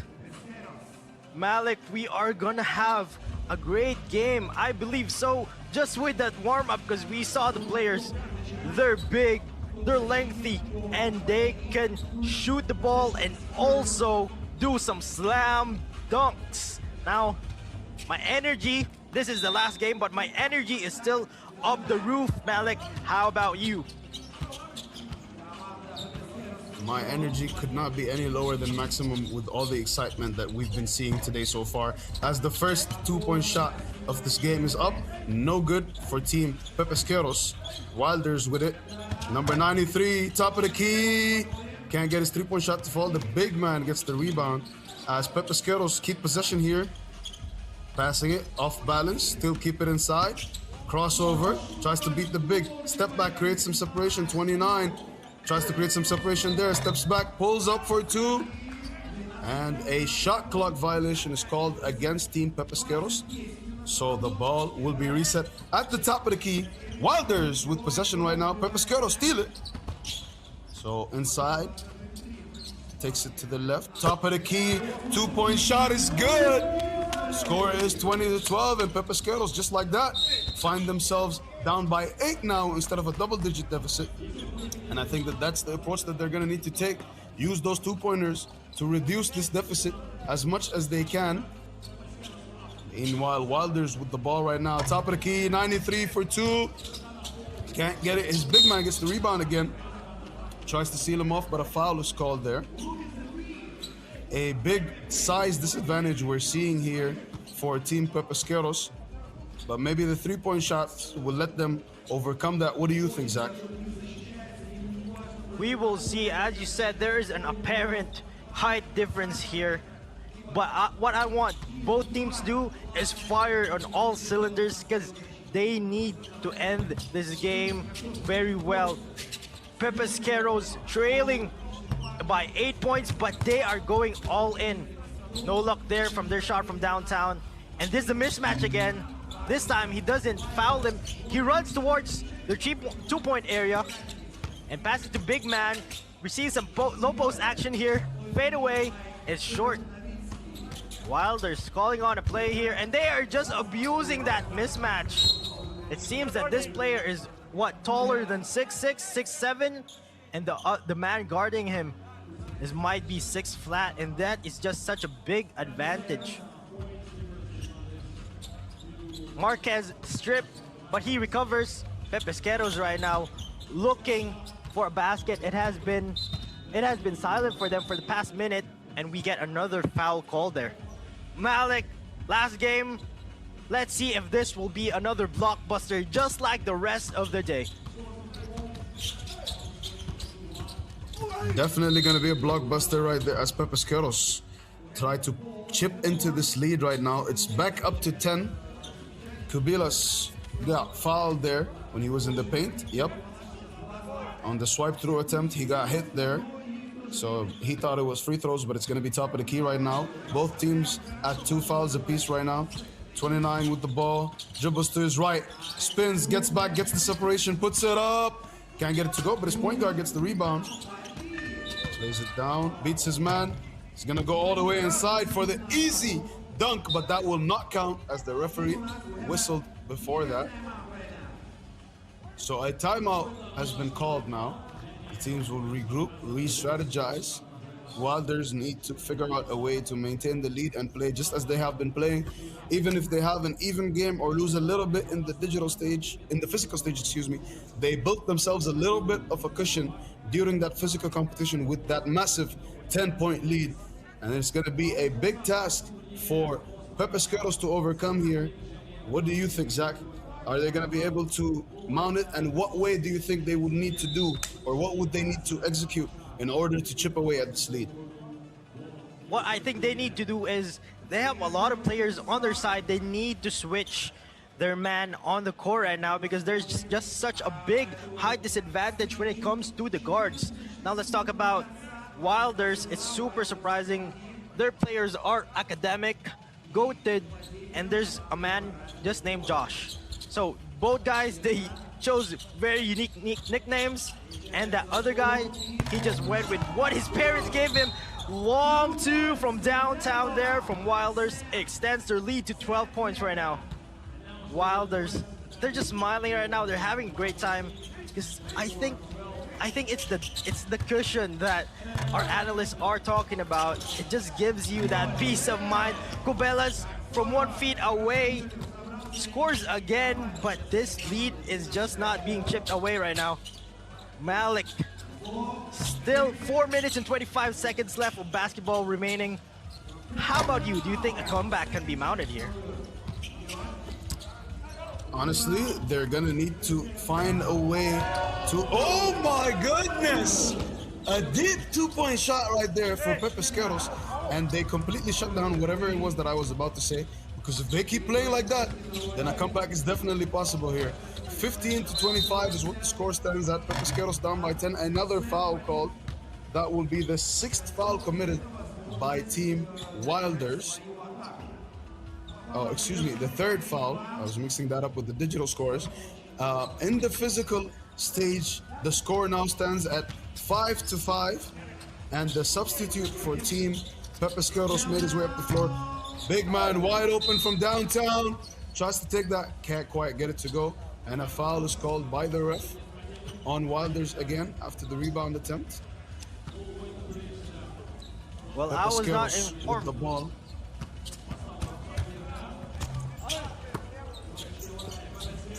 Well, I was not informed Jamaron is joining us here today. He just subbed in, and he is hounding the defense. But Wilders, they are just, everything is falling for them right now. Cobelas goes man-to-man with the big man from the other team. Long two, this time it does not go in. Wilders answers back with a two of their own, and no foul there. That was surprising. Meanwhile, the sub player from Pepesqueros tries his best to score here. There has been a drought here for Pepesqueros, and we still have 3 minutes and 8 seconds of basketball remaining here in our final game. This is game 8 of Group D, Club Pepesqueros versus Wilders. And there's our amazing referee. She has been calling flawless plays all day, very fair and very timely whistles to the plays. Now, meanwhile, we have our player here, number 3 from Pepesqueros, coming back. And will we see that mismatch again? Number 3, Pepesqueros has the possession here. Let's see what they do. They're running a play, pick and roll, bumping his man, and they can't set the screen properly. Long two, it does not go in. Halyk. There is a 10-point deficit here, or 11-point deficit here for Pepesqueros. What will you do if you were playing this game? If I was in Pepesqueros' position, I think what I'm going to focus on is setting screens, trying to create some separation from the Wilders defenders, because they're very intense and very physical with their defense. Set screens, try to switch my man, hunt the matchup that I'm looking for, and settle for 2-point shots from behind the arc to try to cut into this lead, because I don't think that attacking the basket and getting 1-point shots is going to be the solution. Unless they manage to get themselves some foul calls, get into the bonus, then maybe they can stop the clock and start trying to mount a comeback that way. But right now, the deficit is a little too big. I think they need to chip into it with a few more shots, just like the one that number 29 hit here. What a shot there. As Wilders as well, this is one of the baskets that they got. They're playing easy basketball. I feel like the baskets that Wilders score come easy. Meanwhile, Pepesqueros are taking high effort, low percentage shots in order to mount the comeback, because the frustration is probably creeping with the fact that they're down here. 2 minutes and 47 seconds to go. As you can see, they settle for 2-point shots. Can't get that one to go. They're really trying to chip into this lead here, but like you said, it feels like there's a lid on the ring for them, as number 93 pulls up for a 2-point shot there, and he gets it. 2 minutes 29 remaining. 13-point lead for Team Wilders. Cubillas looking for some space. Another 2. He can't get this one to go. Wilders with the rebound. Number 25 dribbles to his left, gets inside, passes it to 93, who's wide open. Can't get that one to fall. Number 3, open for 2. Can't get that one to go either. 25 with the rebound. Clears onto the corner. No good. And it's like they're having a shooting drill right now. All the players are shooting from behind the arc as number 29 gets that one to go. 17-28 is what the score is. And Wilders answers back immediately. What are we seeing here, Zach? We are seeing 2 teams living and dying by the tree, but one team, they are behind. They should find other ways to get back into this game, because Wilders, they're just showing out right now. He's being defended from 35 feet away, and that's just a poor shot right there. You do not want to take such contested shots from so far away. With the game on the line, we have 1 minute and 33 seconds left here in our Phygital basketball, presented to you by Halyk Fund. We get a timeout here, and Wilders and Pepesqueros get to have a breather. Pepesqueros here right now, they're looking for answers. Meanwhile, I just want to commend Wilders. Their game plan was immaculate. It was just textbook plays. Find the mismatch, find the easy man for the 2-point outside, and it's just going well for them. Not to mention, they also got that advantage from the digital stage. As our great analysts do say, you have to take care of the digital stage, because you're gonna have that cushion you're gonna have that advantage, and you are just going to have a lot of breathing space when it comes to the on-court action. We're about to go back after this timeout. Malik, 1 minute and 33 seconds. Can they mount a comeback? A minute and a half to go to overcome a 13-point deficit. The mathematics are not in their favor right now, especially with more time ticking down the clock, and it looks like Wilders will be attempting another two here. Nope, gets inside, is fouled, and the play will be reset. The foul was called on the floor. That is the third foul committed by Pepesqueros here. Wilder have committed 4 fouls themselves. That is definitely a foul, a lot of contact there on his drive to the basket. He got the bucket to go, but the referee said the foul was made before the shot, so it will not count as 93 pulls up for another 2. Can't get that one to go. Ball at the top of the key. Pump fakes a couple times. Crosses back, and unfortunately that shot was off. 13-point deficit right now for Pepesqueros, whose reality is starting to look a little bit more bleak now because a minute is remaining to play in the competition. And it looks like Wilders will put up another 2 there, but that one does not fall through. 29 with the ball, launches it, can't get it to go. 50 seconds remaining, 29 gets the ball, puts it up, easy 1-point basket there. 44 seconds to go in the contest. Pepesqueros down by 12. Wilders with the ball, and another foul committed by Pepesqueros there. So both teams have committed 4 fouls apiece now. 39 and a half seconds remaining. And it's looking more and more like Wilders will be crowned the winner of the last matchup of the evening we have here on day 1 of Phygital Basketball, presented to you by Halyk Fun. 29 with the ball, puts it up and puts it in. That's an easy 2 for Team Pepesqueros, who bring the lead back down to 10. But unfortunately, it feels like it's too little, too late, as a 10-point deficit to overcome in 18 seconds would be a tall task for any team to overcome here. 12 on the shot clock. They will probably shoot it 2 here. Number 29 fakes a couple of times. He wants to take the 2, can't get the space. His teammate puts it up, can't get it to go. 29 with the rebound. And they finally brought the deficit down to single digits. But unfortunately, that will be the end of the ball game. Wilders don't get the last basket to fall, but they will be walking away from this game with a victory. Final score of 30-21. A victory for Team Wilder, who were dominant all throughout the contest, maintained their lead the right way. Now they will be leaving with the victory here in this Group D matchup between Pepesqueros and Wilders. Zach, thoughts on the game that we just watched? Complete and utter domination there by Wilders. What a clinic they put there.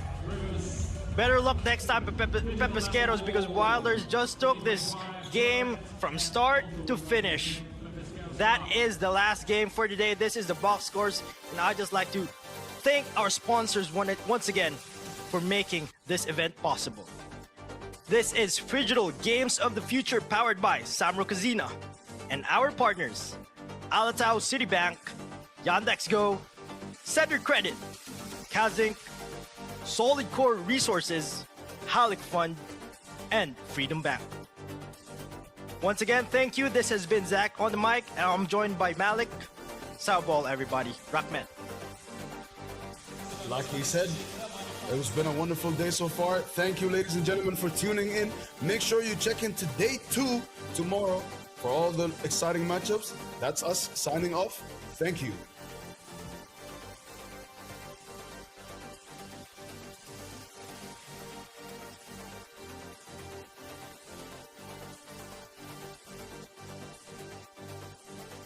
We are back live, ladies and gentlemen, live, of course, from the Kazakhstan Athletic Sports Complex. I'm Steve with Coach H. This is your Phygital Basketball. We were talking about a veteran team, and they won. Nothing new about it. Absolutely. They came out there, the Wilders, dominating digitally, 20-15. 20-10. Yeah. Did a great job of just controlling tempo, and then they were able to go ahead and play the physical side. They were outscored by 1, but a win is a win. Yes, sir. I mean, we're talking about just a cohesive team. By the way, our general partner, Halyk Funds, thank you very much. Phygital basketball would not be complete without our friendly sponsors, of course. So thank you so much for, putting up this great big show. Now, H, let's talk about the game right now. Wilders just dominating the game from the get-go, from the start to finish. They were just truly unstoppable. Yeah, they were in control, and you saw it from just how they played digital side. And then even on the court, they were able to get low post position. They stayed wide. They had their hands on loose balls and everything else. The score, after that was irrelevant because they were up by so much, but they did such a good job. That's why they showed they're one of the favorites in the whole tournament. Right, now, H, let's take a look at some highlight right here. You see Wilders inside pass, really strong move. What I've noticed with Wilders is that they do a lot of pick and rolls, but not just regular pick and roll, like strong moves, very smart decisions right there. And they know they're taller, they're more agile, they're stronger, and of course, why don't you want to use that to your advantage? Well, what really helps them as well, too, is they're very versatile. They could go ahead and guard smaller guards, mid-sized guards, and bigs as well, too. They're strong, and one of the big things, they're very physical. They're going to do everything they can to be physical against the other team.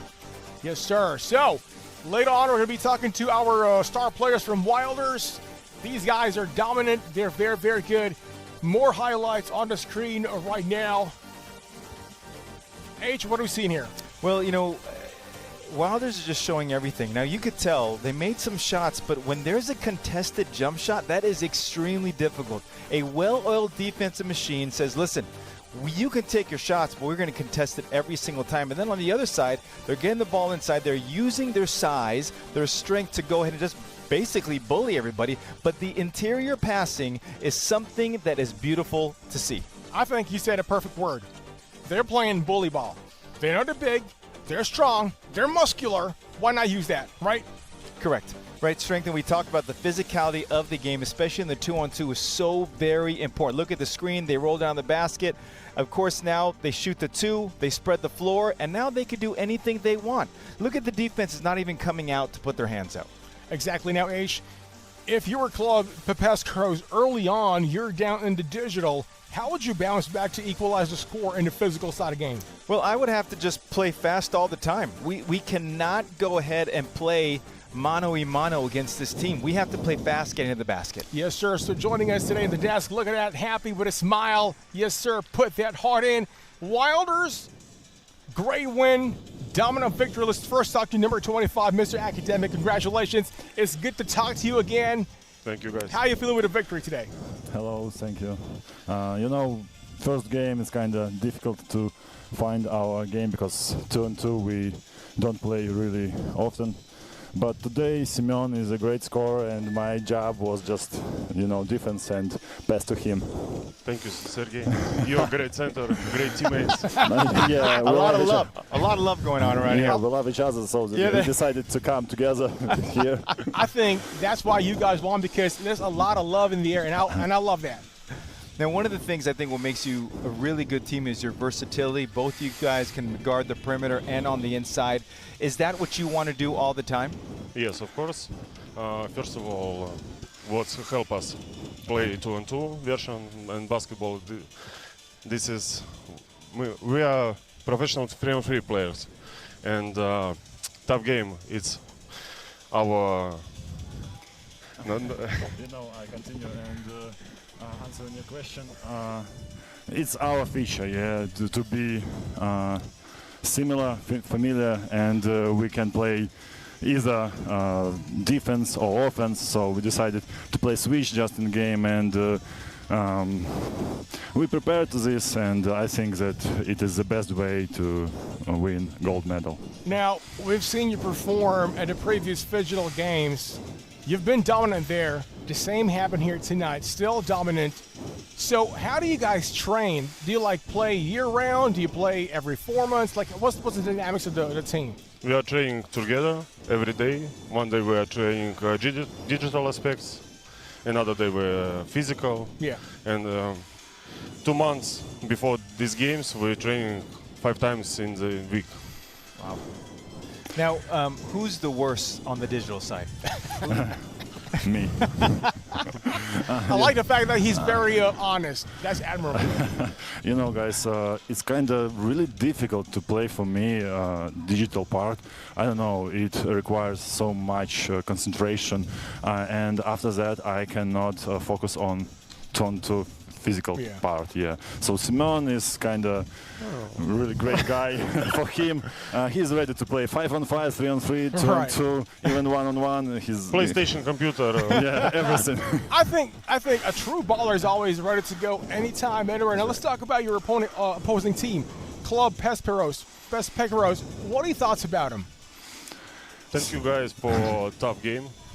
He's playing physical, but I think he don't wanna ready for tough game like us.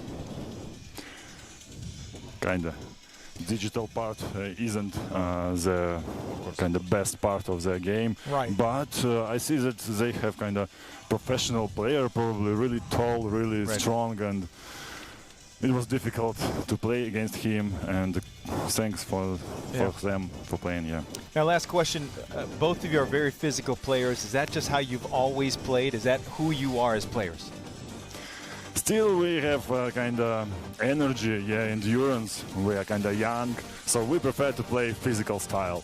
Maybe one day we're gonna play kind of more mental, game, because it's really difficult to play in such level all the time. Awesome. Well, thank you very much, guys. Congratulations. Now let's take a look at the screen now.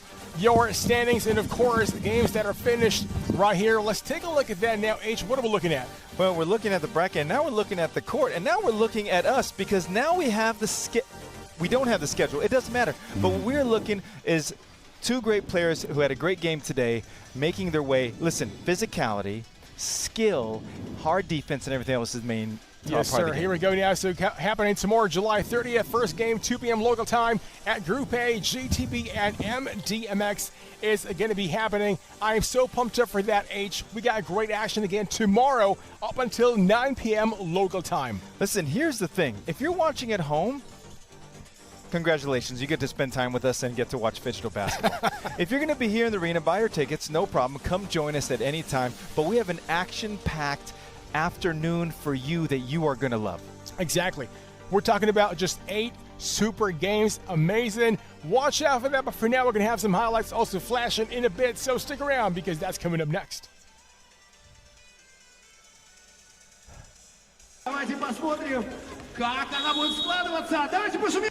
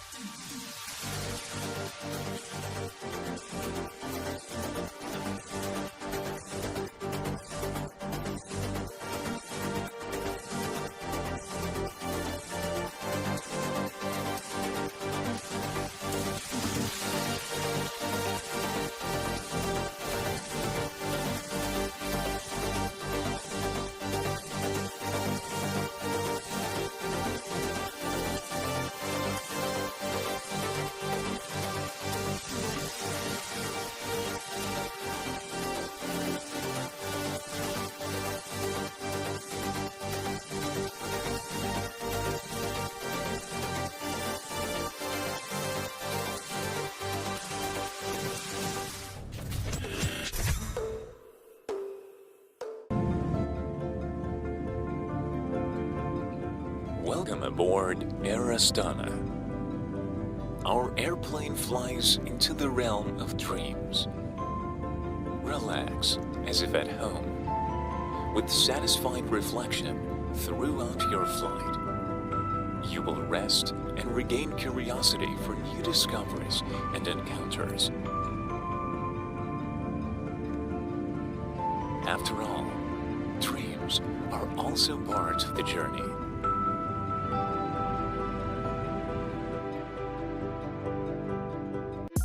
The premium family plan's connected, that is by Steady. Got a smartphone absolutely free, that is by Steady. Hooked it up and no longer problems with home internet. Get home internet and a smartphone for free with the premium family plan.